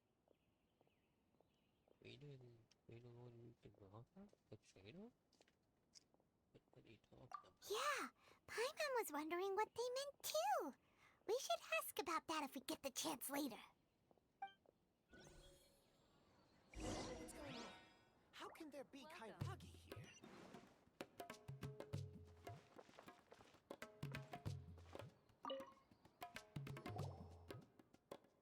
Huh? Who are you? What do you want? I'm a traveler. I'm a student from the academia. A student? What's a student from Sumeru City doing in Port Ormos? I'm looking for info about something. Ah, well, if it's info you want, you've come to the right place. The question is, can you afford it? And I'm 50 more. Man.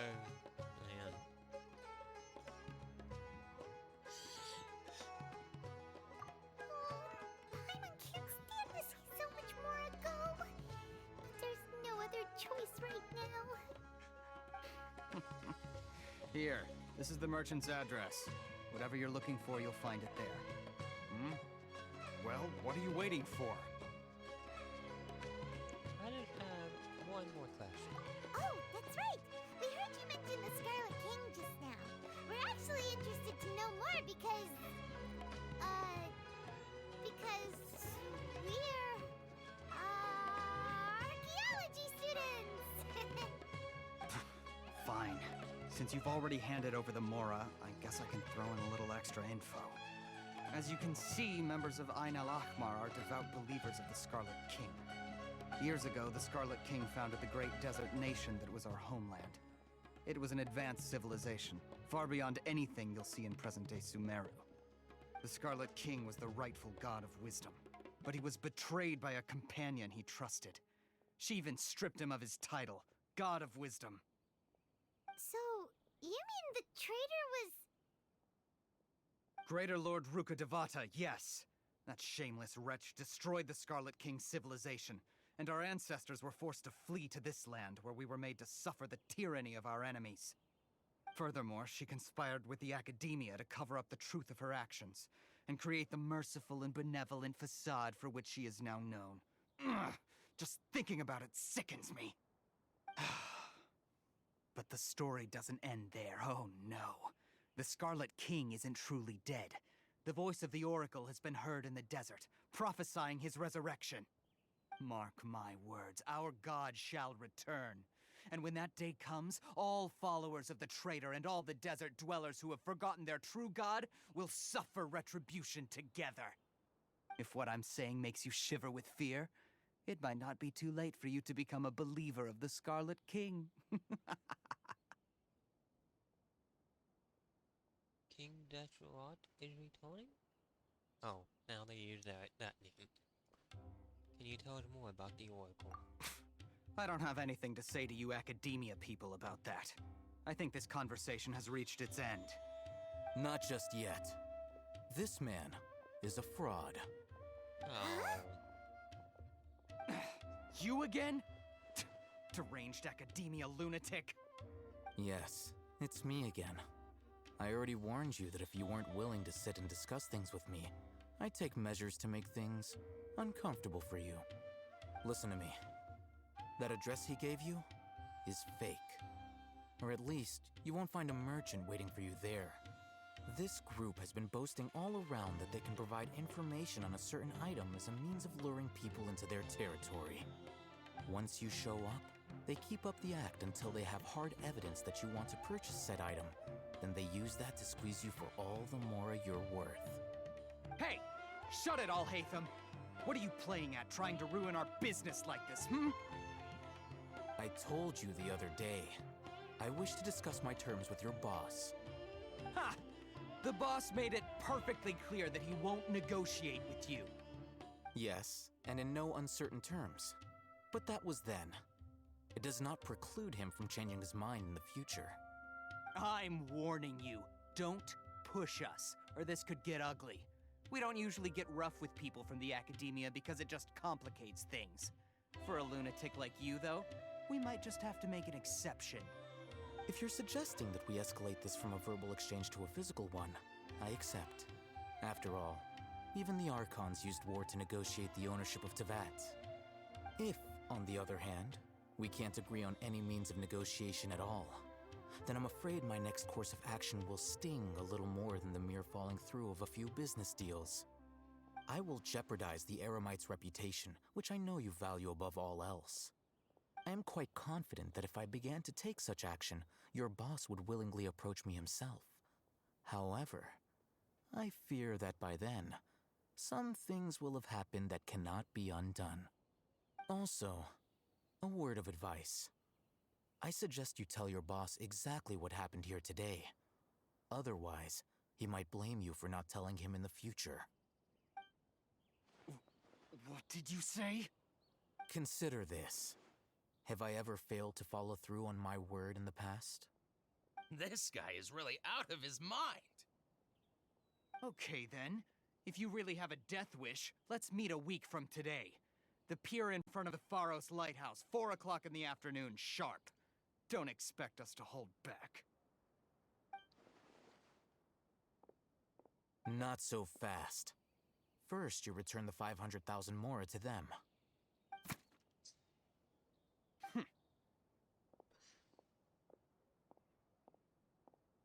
Please, I beg you, don't provoke them. We can't afford any trouble with this crowd. They haven't even paid for their food yet. Ah, Mr. Iman.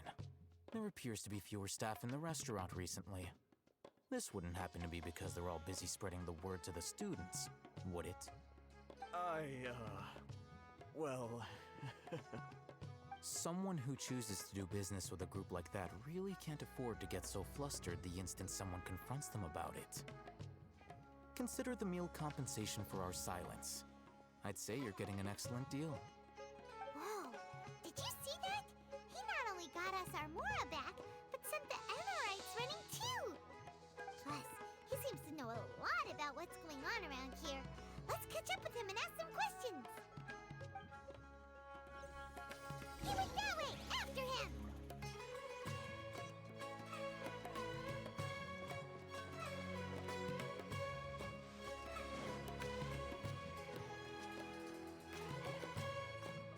Wait up! It's Al-Hatham, right? What do you want? No need for thanks. My goal was to get to them, and you two gave me just the opportunity I needed. We're even. Oh, I advise you to keep your distance from them. Since they weren't able to make off with your Mora in the end, they might harass you again in the future. Alright, goodbye. Hold your horses! We still have something to ask you about! Since you tore through their scam right in front of them, you must know the real story about certain something, no? Who exactly are you two? And why are you inquiring about that? Student from the A academia. student. Right. Look, you should know that those thugs conducting business with you had nothing to do with your lie. Oh, he knows. Perhaps we can talk terms. I know a thing or two about swordplay. Huh? Oh, yeah! He's really strong! Weren't you saying something about a physical exchange? We can help with that. He doesn't even have a vision. Forget it. Maybe not, but he can still use elemental energy. Otherwise, there's no way we'd go asking for info from from guys like that. Those hot-headed thugs are definitely gonna bring a lot of backup for your next meeting. Even if you don't go alone, you won't regret taking us with you.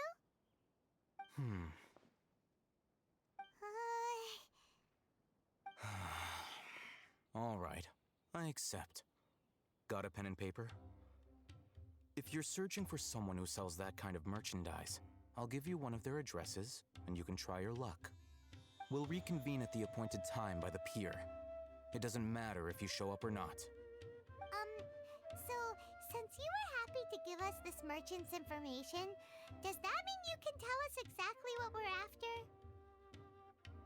You were willing to part with 500,000 mora for something and you didn't even know what it was? Okay. Well, if you truly are as skilled as you claim, then you can beat the answer out of them when they become hostile. Look, if you've been making inquiries, then you have to know something by now. Tell me what you know so far, so I don't waste time repeating information. We know it's connected to the academia somehow, and that not only do the Eremites deal in it, but some students want to get a hold of it too. What else? It seems like some kind of knowledge. You know almost everything there is to know, but you're unable to compile this information because you've never seen the object before. This is what you've been looking for. Paimon can't tell what it is. It looks like some kind of ornament. This is a knowledge capsule. To put it simply, it's a vessel that can store a fixed quantity of canned knowledge. It's like a miniature Akasha. Anyone who links it to their personal Akasha terminal instantly becomes privy to its contents. Anyone? Correct. Anyone. Unlike the Akasha, which heavily regulates who can access what information, knowledge capsules confer their contents without any requisites. That's amazing! It's essentially a convenient and harmless vestibule for knowledge. Unfortunately, it's illegal in Sumeru to privately possess or trade them. They were created as a means for scholars to transfer knowledge gained from Irminsul into the Akasha, and are intended to be destroyed immediately after use. But despite strict regulations, some of these knowledge capsules will always escape destruction.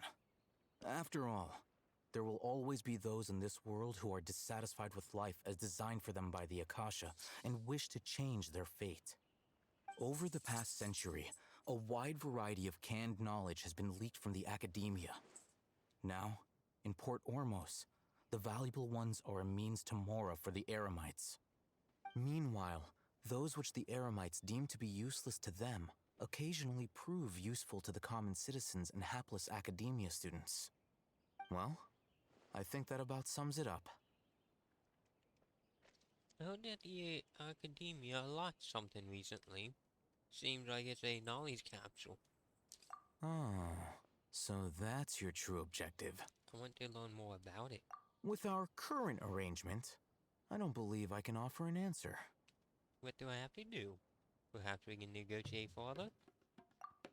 You're still resolved. What do I have to do? Fine. Let's talk somewhere with fewer people.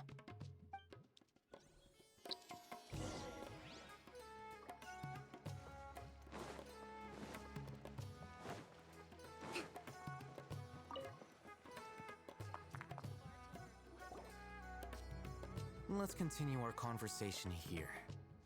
If you wish to learn more about the knowledge capsule that the Academia lost, then you must help me with something. What is it? I need you to find someone named Dory, a traveling merchant. Unlike the peddlers who hawk inferior knowledge capsules, she often has quality goods in stock. Some say that as long as there is profit to be made, there is nothing she won't dare to sell. She's guarded against people from the Academia because most of her wares don't comply with Academia regulations. I think she blacklisted me. I met with her informant, but it soon became clear that they had no intention of letting me get any further. Become one of Dory's customers and earn her trust. This is my condition for further collaboration. Why do you want us to meet with her? until you complete this task. You don't have question privileges. Fine. So how do we go about doing this? You two are Outlanders who haven't been here for long, so Dory should view you as safe clients. I'll give you the informant's address and their contact password. Beyond the password, though, I have no way of knowing what other tricks she might have up her sleeve. You'll have to improvise. This is kind of nerve-wracking. The true challenge begins after you meet her. She has a keen nose for Mora and a shrewd eye for wares, and she only likes customers who she deems to have good taste. I'll prepare some funds for you. Buy her highest quality wares and earn her approval. But we only just saw a knowledge capsule for the first time. We don't know how to tell which ones are good and which ones are bad. Is that something we can learn quickly? That's true. Have you two heard of elemental sight? I use it. Oh? That's a surprise. Guess I'll have to hold you in higher regard. Anyway, that ability should resolve your issue.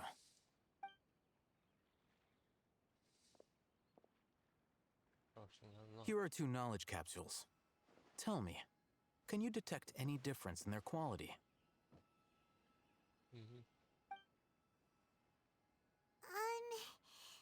They look the same to Paimon. Try inspecting them with elemental sight. How'd it go? Did you see anything? They both glow green. The one on the left shines brighter.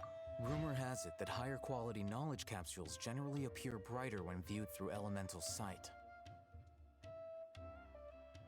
That's because knowledge originates from Irminsul, the root of Dendro power itself. The more powerful the knowledge, the richer it is in Dendro energy. However, some canned knowledge with a high concentration of elemental energy is of little use in contemporary times, so those capsules are of little value. Using elemental sight is merely a stopgap measure, but it should suffice for earning Dory's trust. That sounds pretty impressive. Here's a sheet with the informant's location and contact password, and here is the Mora for purchasing canned knowledge. Don't be cheap. You'll need to spend to catch Dory's eye. If there's any Mora left over, just keep it. Oh, and be sure to exercise some caution. There have been Matra present in Port Ormos lately. Your efforts will be for naught if they catch you. Matra?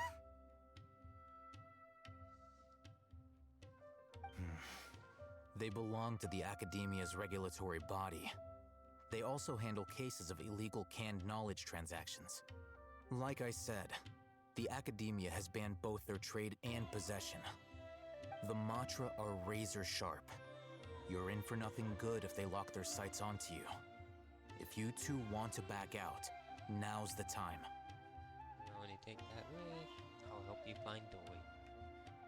I'll only take that risk. Okay, then we have a deal. If you succeed in your dealings with Dory, come find me at the Wikella Funduk. We'll have an open discussion then. Looking at what Al-Haytham wrote, Dory's informant is a traitor near Old Ormos. Let's follow these instructions and try to get in contact with him. Oh.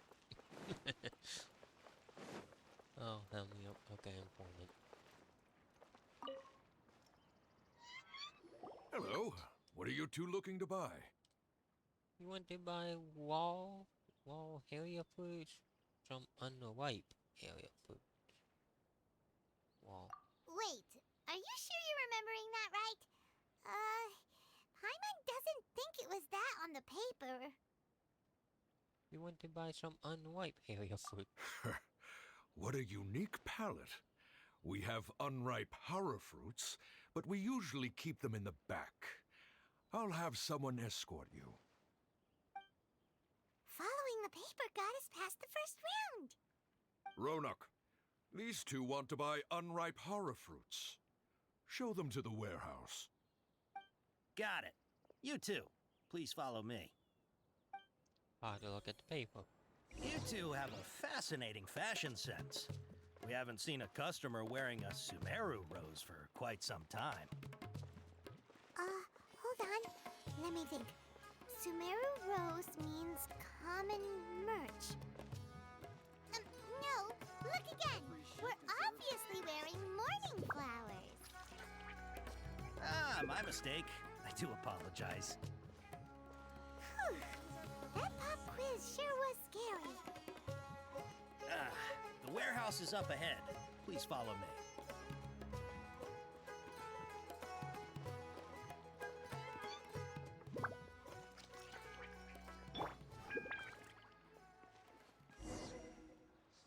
Before I retrieve your products, I need to confirm a few things.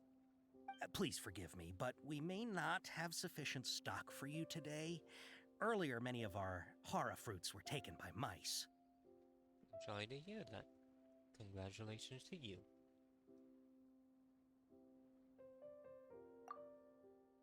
Hold on. That's not right.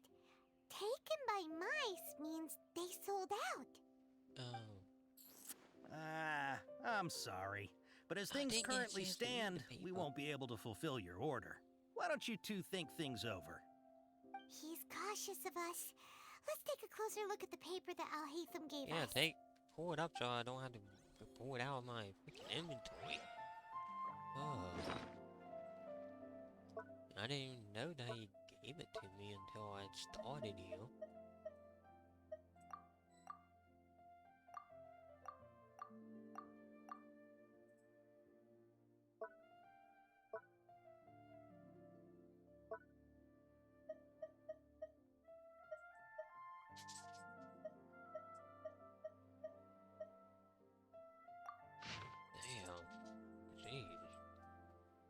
Accompanied by unripe area fruits actually inform me to take you to Dory.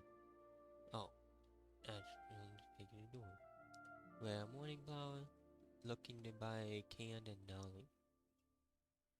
Sumeru rose, looking to buy products legally available on the market. Oh, Mount's customer.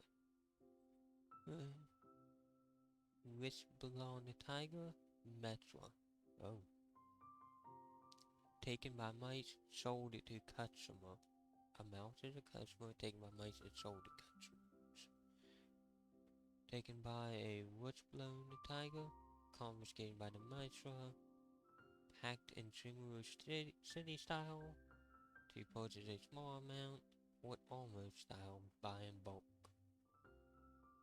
Sumeru city is small, what only is in bulk.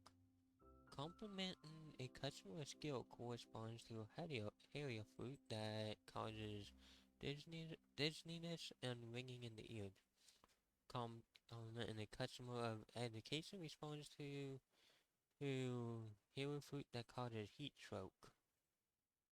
Oh my, I'm not gonna remember those.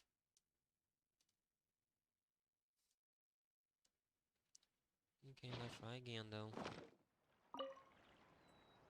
Before I retrieve your products, I need to confirm a few things. Please forgive me, but we may not have sufficient stock for you today. Earlier, many of our hara fruits were taken by mice. Congratulations to you. Thanks. If better goods come in, you'll be the first to know. You look like you have some skill. Why don't I pick out some fruits that'll make you dizzy? Dizziness with a side of tinnitus, please. Looking for something that causes a heat stroke. No, that's not it. The paper said that heat stroke is the answer to erudition. Eating something that causes heat stroke sounds horrifying. Tell me which would be the first one. I'm sorry, but as I things... knew I wouldn't remember those. Let's take a closer look. Yeah. Before I retrieve your products, I need to please forgive me, but we may not have sufficient stock for you today.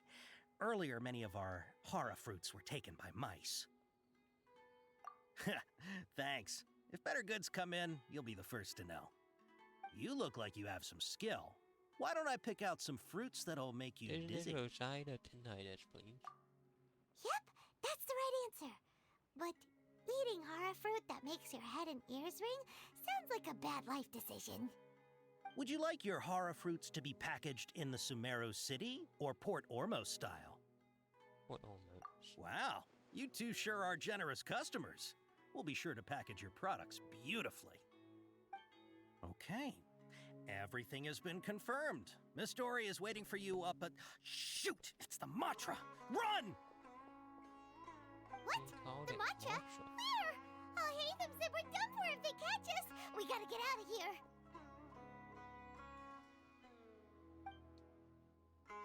Interesting. We don't know this area, so let's follow that informant.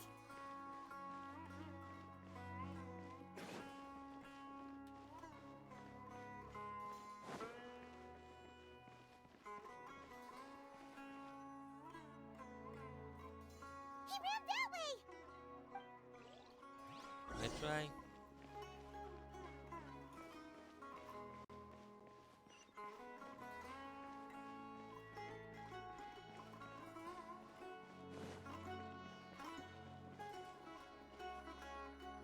Look, he's over there.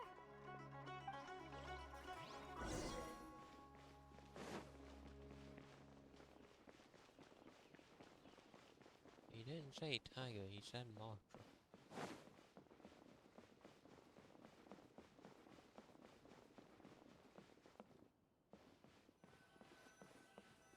Hey, if you're hiding from the Rishbaland tiger, come this way. Another password. Huh? Oh, that voice came from behind the building on the right.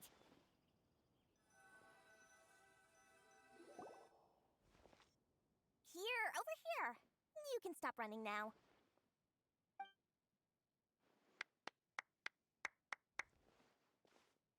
So you were the one who was calling out to us just now. But, are we definitely gonna be safe here? These two good customers wish to buy some horror fruit, Miss Dory. And if there's nothing else, I'll just excuse myself. Oh, very good. Thank you. Huh? Wait, you're Dory? Paimon sure thought you'd look a whole lot scarier. Hey, what are you trying to say, Princess Pea-Brain? I can be scary enough when I need to be, believe you me. If you don't watch what you say, then you can forget about doing any business. But it seems you two have actually done pretty well so far. Not only did you manage to find the informant, your reactions were also pretty sharp. You don't really look like criminals or anything, but I bet my Mora that you've been involved in some shady dealings, haven't you? Kinda. Paimon's not sure if that's supposed to be a compliment, but we'll take it. I can't risk doing business with people who start huffing and puffing after just a few paces, no matter how much Mora they might have. Not only will they get caught by the Matra, but they'll also get us into trouble. As decent folks trying to run an honest business. We don't need any of that. Wouldn't you agree? So that's why I prefer to have customers like you. It's your first time here, but don't worry, I won't ask too many questions. Even if you wish to buy enough knowledge capsules to decorate your house with, please, knock yourself out. As long as you have lots of round, shiny Mora, then we're all good. Can you show us your product? Ah, yes, of course, of course. Go ahead, help yourselves. Voila! Wow, she has a trove of canned knowledge. Whew. She'd probably be in serious trouble if the Matra caught her with all this. What kind of products do you seek, my dear customers? Don't worry, I'm not interested in your reasons for buying. I can, however, offer some suggestions. Take this one, for example. An analysis of the sociological ideology and dialectics of the Hilichurls. Only 3 people in all of Teyvat have ever studied it, making it extremely rare. It's on sale now for 350,000 Mora. Yeesh, who would want to be an expert in that topic? Or how about the architectural styles and construction methods of Teyvat in the early Archon War period? With this Yeah. one, you can become an expert in historic architecture preservation and find an excellent, well-paying job in nearly any nation. Ooh, now this sounds like it could be useful. 2 million mora, and it's yours. No discounts. Whoa! That's a lot of mora! Of course, you are free to pick whatever your heart's desire. The contents and price of each knowledge capsule are indicated in small text on the body of each one, down at the bottom. Alright, let's try the method that Alhaitham mentioned.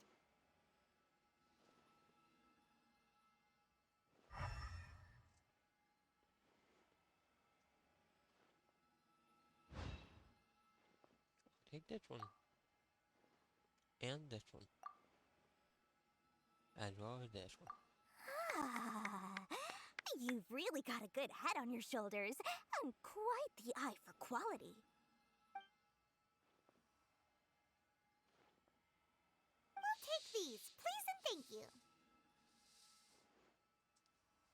My oh my, you are blessed with a taste for both the exquisite and the extravagant. Customers like you are a rare breed. 1 in 100. No, 1 in 1,000 even. Listen, I have a special offer for you two. If you spend just 100,000 mora more, you can pick any knowledge capsule of your choice up to a value of 1 million mora. Say what now? Hey, did you hear that? Spend another 100K and we get a capsule worth a whole million! Calm down, Paimon. Don't let her trick you into spending more. Calm down, Paimon. But all the canned knowledge we just bought is easily worth 500,000 mora. If we spend just a little more, we can get something worth 1 million mora. Isn't that a fantastic deal? Think about it. We've gone to all this trouble to get this canned knowledge. And so far, everything we bought belongs to Alhaitham. Aren't you even the least bit curious about how this whole canned knowledge thing works? We're talking instant knowledge here. Don't you want to try it yourself? One of her. I think you're the one who's curious. You just want to see me try it. Come on, come on! We still have around 100,000 of Alhaitham's mora left, so let's put it to good use by finding something useful for you. Ahem! You've got a deal, Dory! We'd like to spend an extra 100,000 mora. Excellent! Then please, select from this fine collection of canned knowledge over here. Oh, extra. Hold on a second. Paimon thought we could choose whatever we wanted. Why can't we choose the ones from over there? Oh, but my dear customer, the knowledge capsules over here are worth 1 million mora each.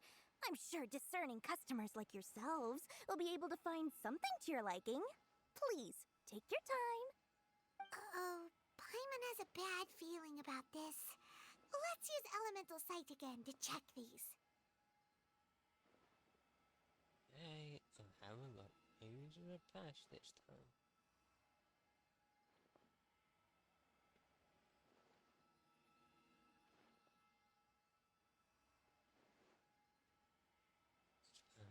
Huh? Why? Let's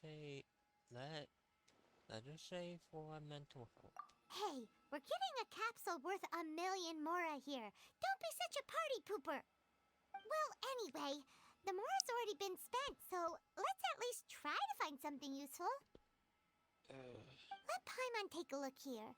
An introduction to traditional Sumeru brewing techniques, the art of growing spices, an overview of ancient runes. Oh, how about this one? Sword Fighting Techniques 8. Not sure we'd ever find volumes 1 through 7, but at least this knowledge should be useful, right? Let's go with this one. Whatever makes Paimon happy. Dory, we'll take this one. All right, very good. I'm expecting some new goods in the next couple days, so be sure to check back again soon. Whether it's canned knowledge or anything else you need, bring your mora to Dory and doors will open. Our dealings with Dory went smoothly enough. Let's head to Wakala Funduk and meet up with Alhaitham. Hopefully now he'll finally tell us about what the Academia lost. Trust me, I'll find you the perfect color.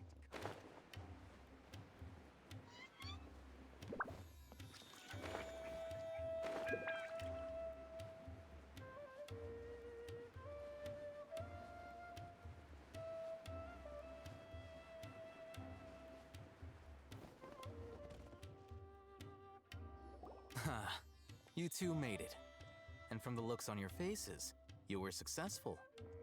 Whoa, there's so many people from the Academia here. Why would you pick this place as our meetup spot?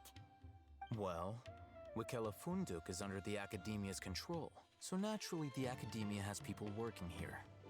I came to Port Ormos under the pretense of conducting official business. You're a pretty daring guy. Relax. No one here is interested in anything we say, and the Matcha won't come here. Okay now, tell me how your encounter with Dory went. Okay, we did what you asked. So, can you tell us about the knowledge capsule that the Academia lost now? Before that, I have to ask, why are you two so intent on tracking it down? You don't have to answer, of course. Not everything. We want to meet with the Dendro Archon.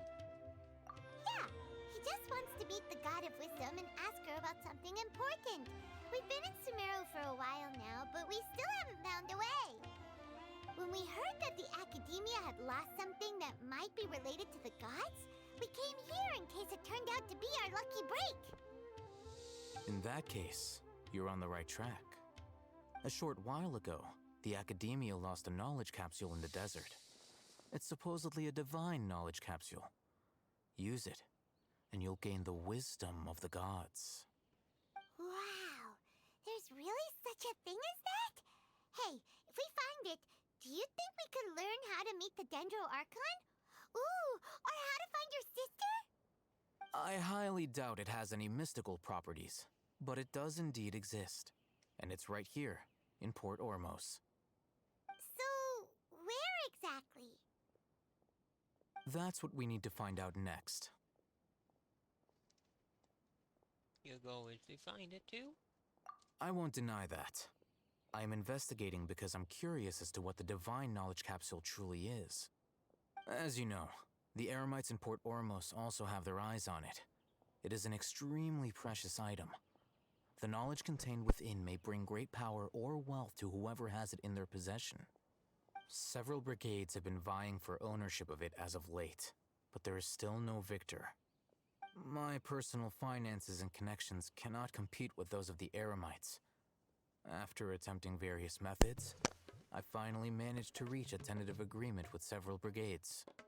I agreed to forego ownership of the divine knowledge capsule in exchange for the opportunity to study it. After all, there's no harm in understanding what it is.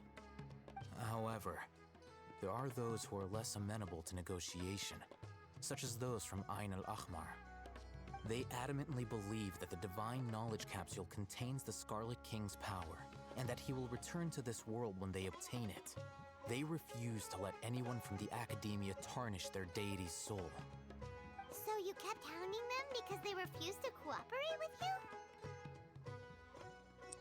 you? Yes. Ain al-Ahmar isn't exactly wealthy, but its members are determined to get that capsule by any means necessary.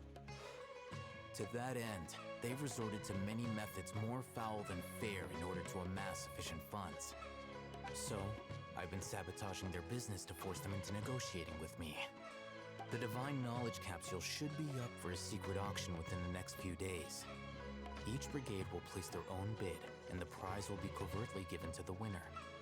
To ensure the capsule's security and to evade the Mantra's notice, the winning brigade will not publicly disclose their victory. Unless I know whose hands the Divine Knowledge Capsule ends up in, my agreements with them will fall through. Dory is the most reliable source of information, but that avenue was previously closed to me.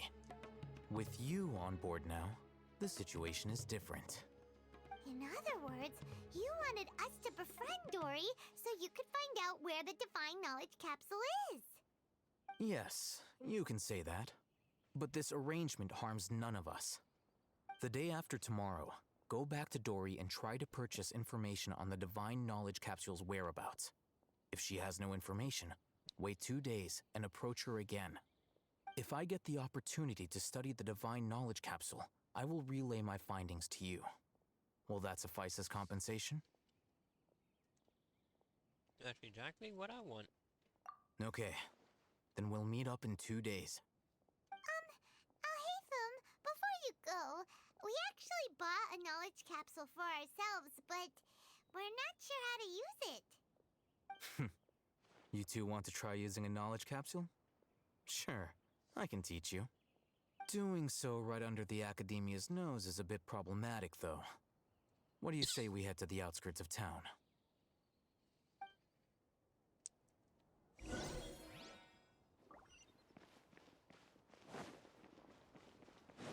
can I teleport through that? These rugs are the Nope.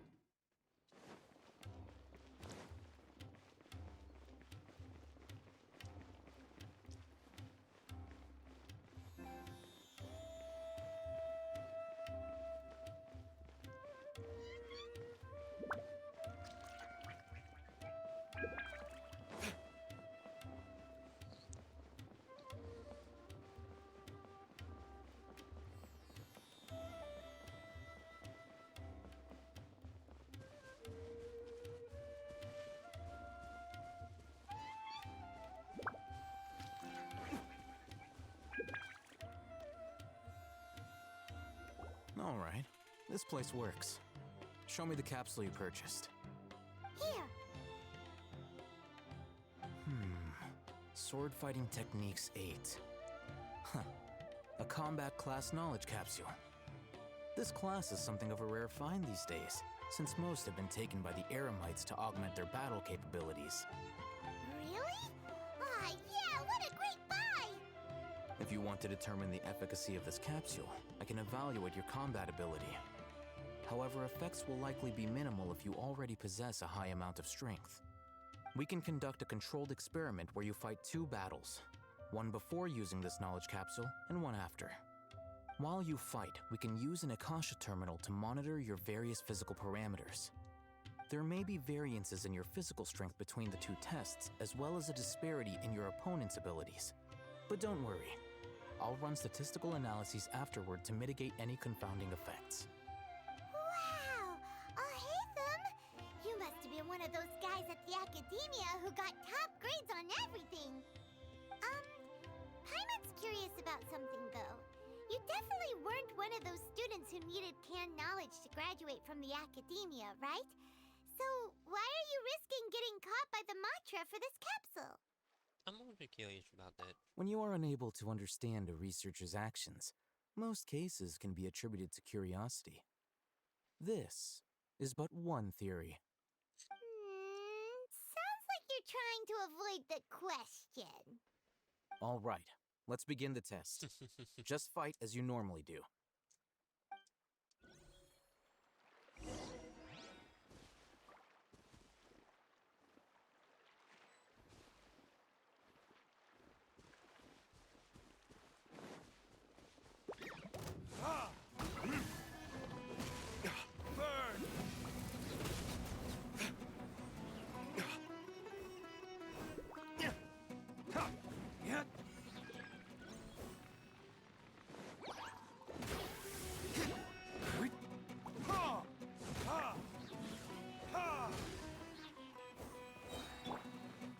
No touching!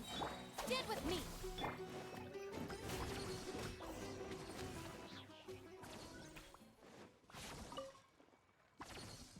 All right, I'll link your Akasha terminal to record data. The next step is to use this knowledge capsule. Hold it in your hand.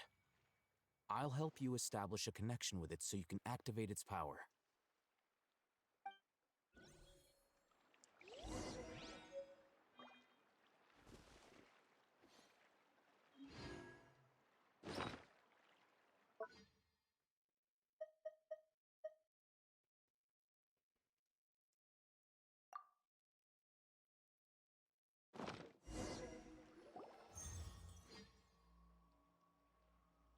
saw countless sword-wielding figures fight in one moment, and then in the next they disappeared into the recesses of my memory.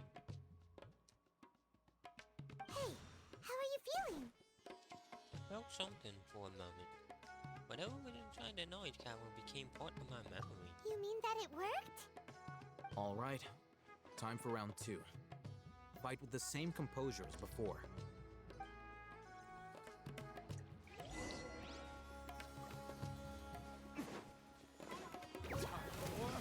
Retribution!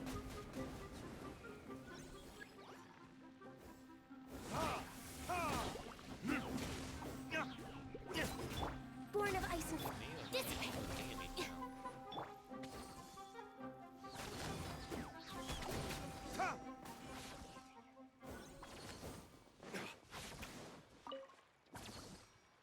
Now, I'll start recording data again.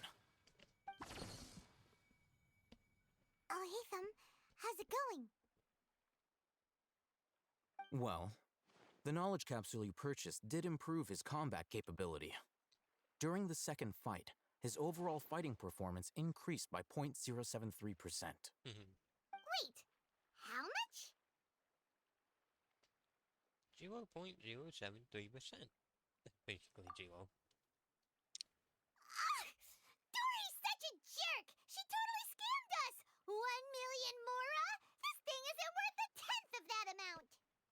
Of course, this could be because he is so powerful that the capsule's contents were unable to produce a substantial increase. At the very least, this test allowed me to gain more insight into you two. Our deal seems increasingly worth my investment. I'm heading back to Ikela Funduk. I await your response in 2 days' time. This is Mora for when you ask Dory for information. Pay her as much as she requests.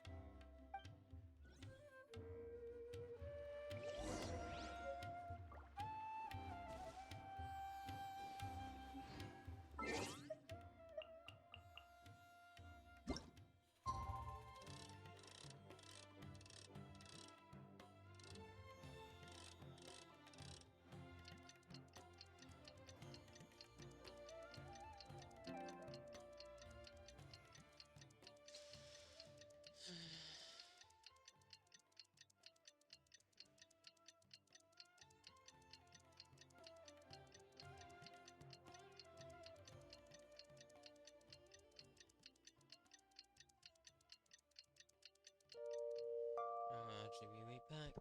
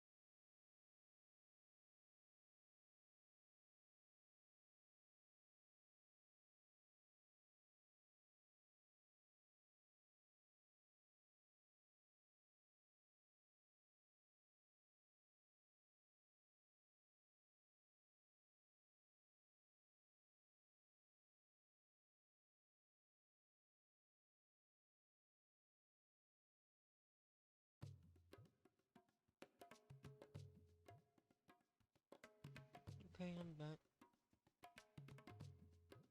Give me 1 second.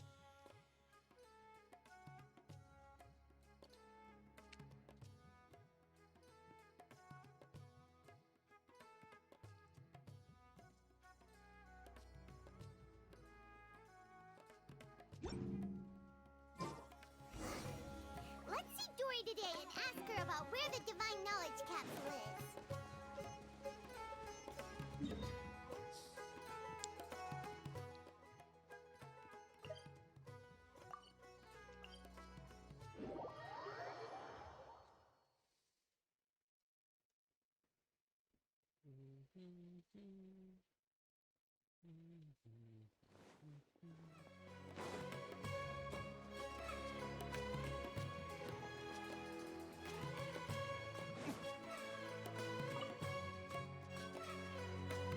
Here, over here! Oh, welcome back, my loyal patrons. What can I do for you this time?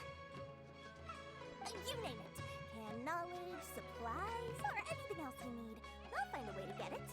Where there's a waterfall of Mora, there's a way. Can you really get us anything we want? Anything at all? Aha!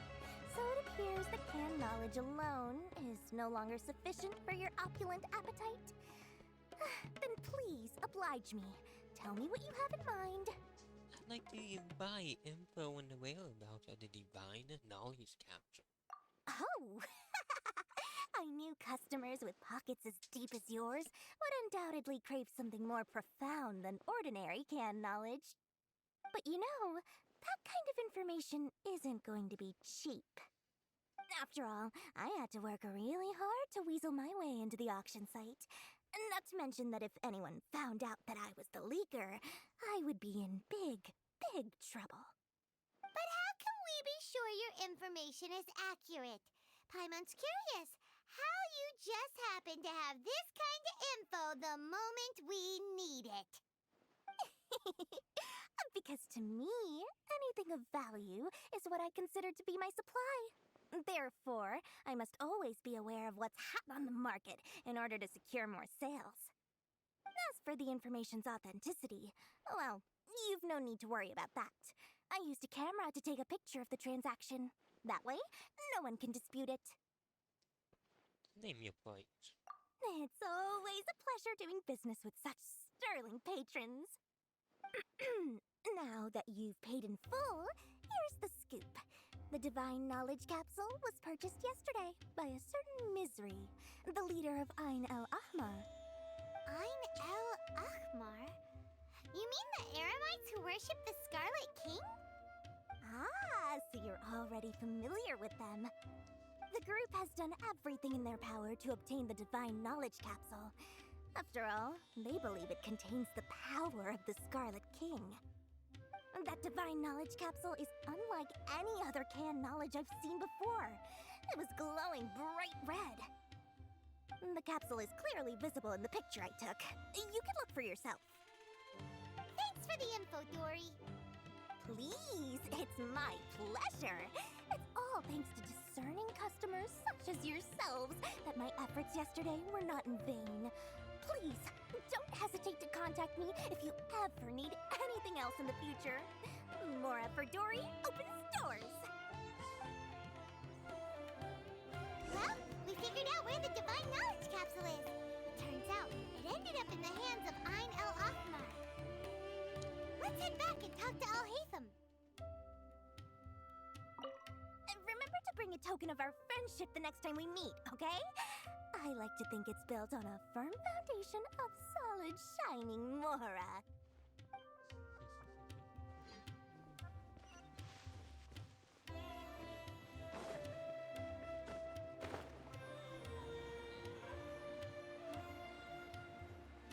Back here again.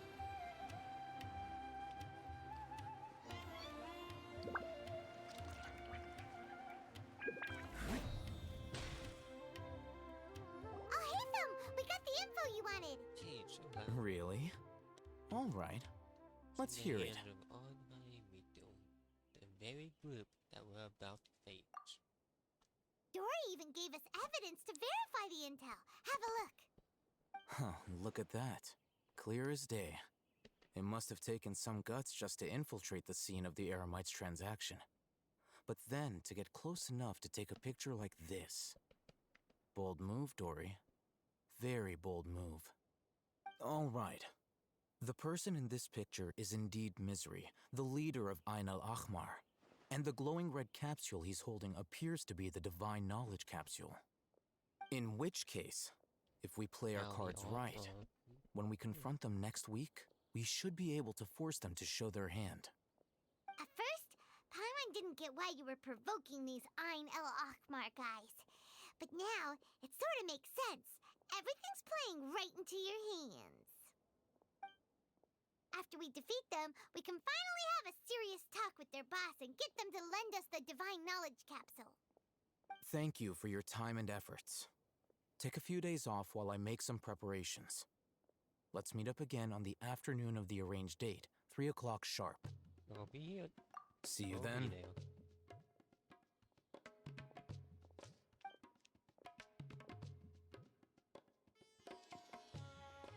Oh, Hatham sure is taking his time.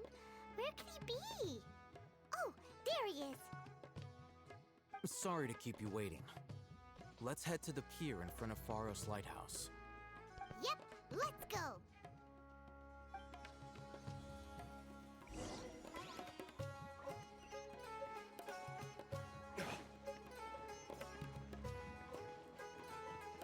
Give me a teleport.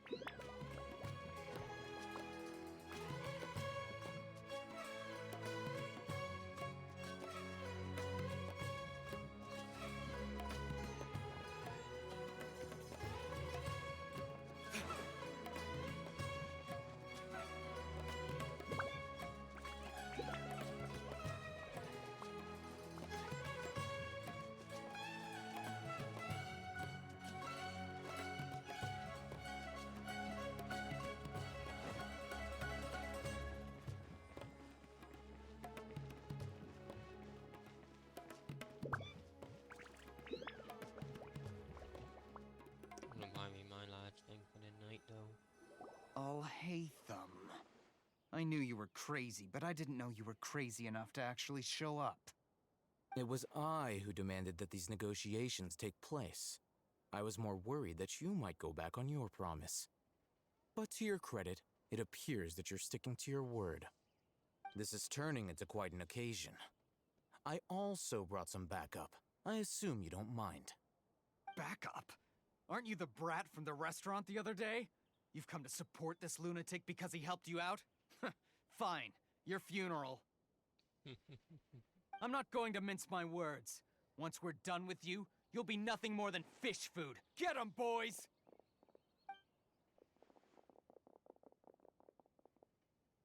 Uh-oh, here they come. Good luck, you two. No, Paimon still ain't gonna help us out. That's close enough. Allow me! No touching! Our bond is strong!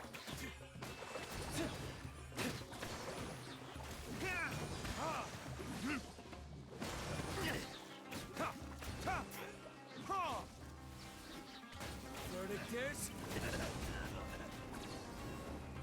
Wow, you're still alive after after the blow.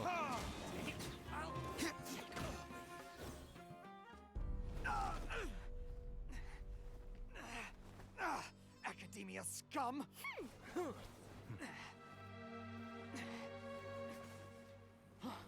Boss! Finally! Did you use it? Great! Now we can...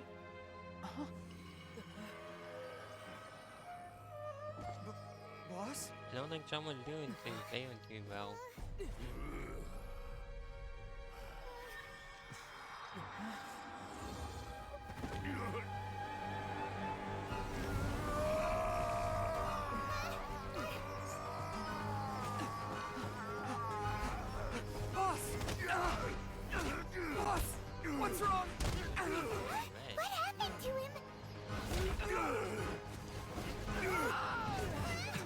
have to cut his Akasha connection. Now.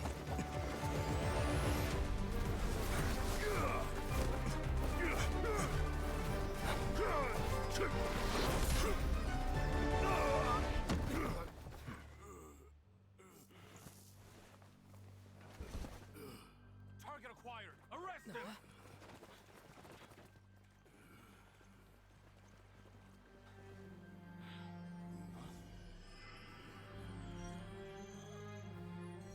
Do not impede our work. Is that understood, Al-Haytham? Of course. I was only trying to help. Take him away!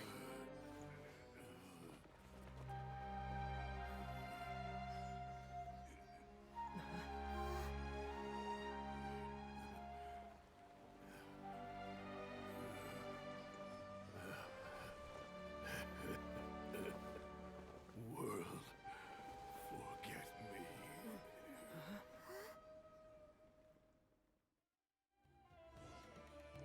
When did I hear that before? What in Tibet just happened?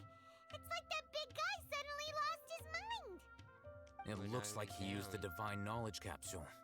When I had the connection. The divine knowledge capsule did that to him? Speaking of which, Hypatia did mention. Oh, yeah. You mean how some researchers go insane after getting knowledge from Irminsul?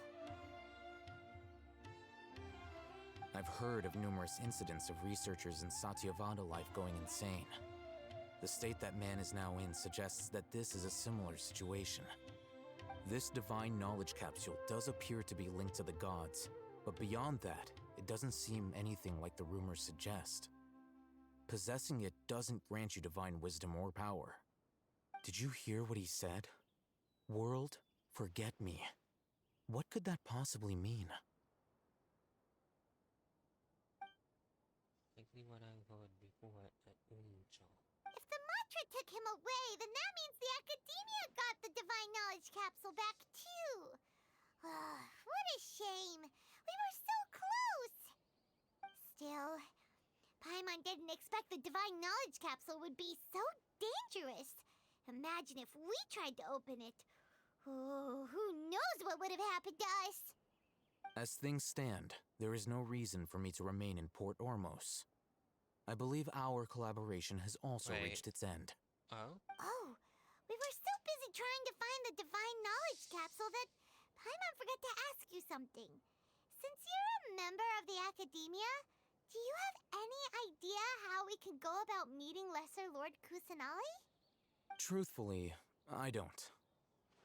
Lesser Lord Kusanali appears to exist outside of Sumeru's entire administration. Most of the time, you wouldn't know she exists at all.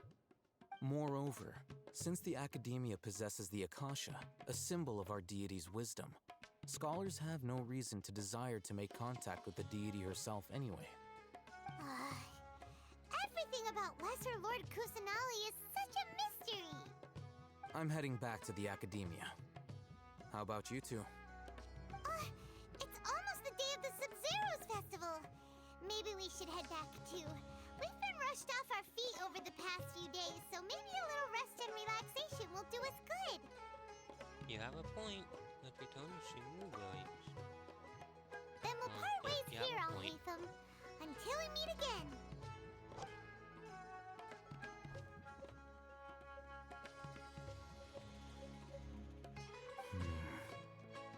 Now, do I deal with this thing first? Or should I produce the report that the higher-ups require? Did you get the Timmy number?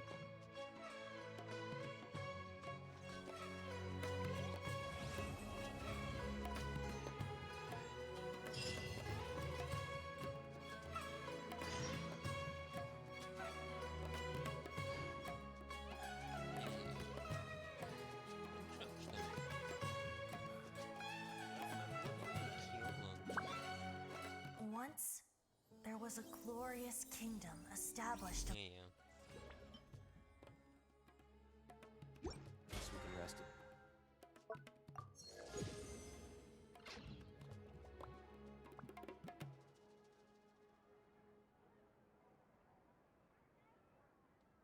Yeah, I'll take that. It's best if you don't stare at the sea for too long.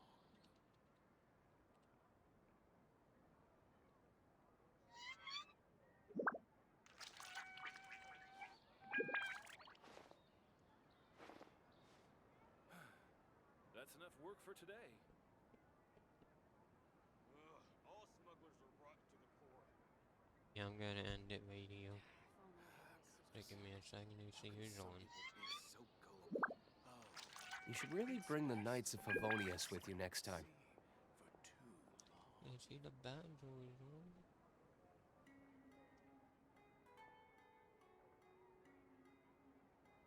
What's singing doing? I'll probably wait over there. That's enough work for today.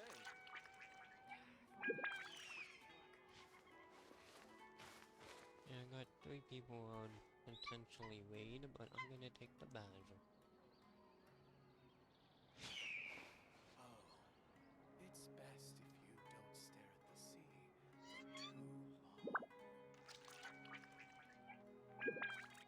There you That's enough work for today. go.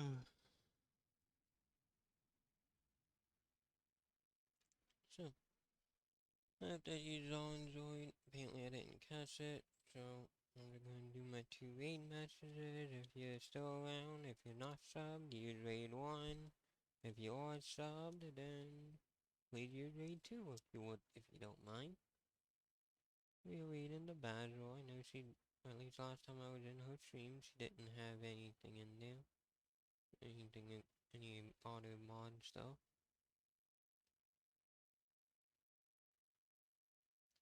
And this is what it looks like. Yep, got it right.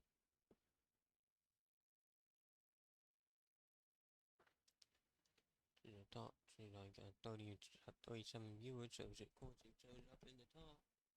So, thank you all for stopping in, and I hope I get to see you all again in my next wild raid. Bye-bye.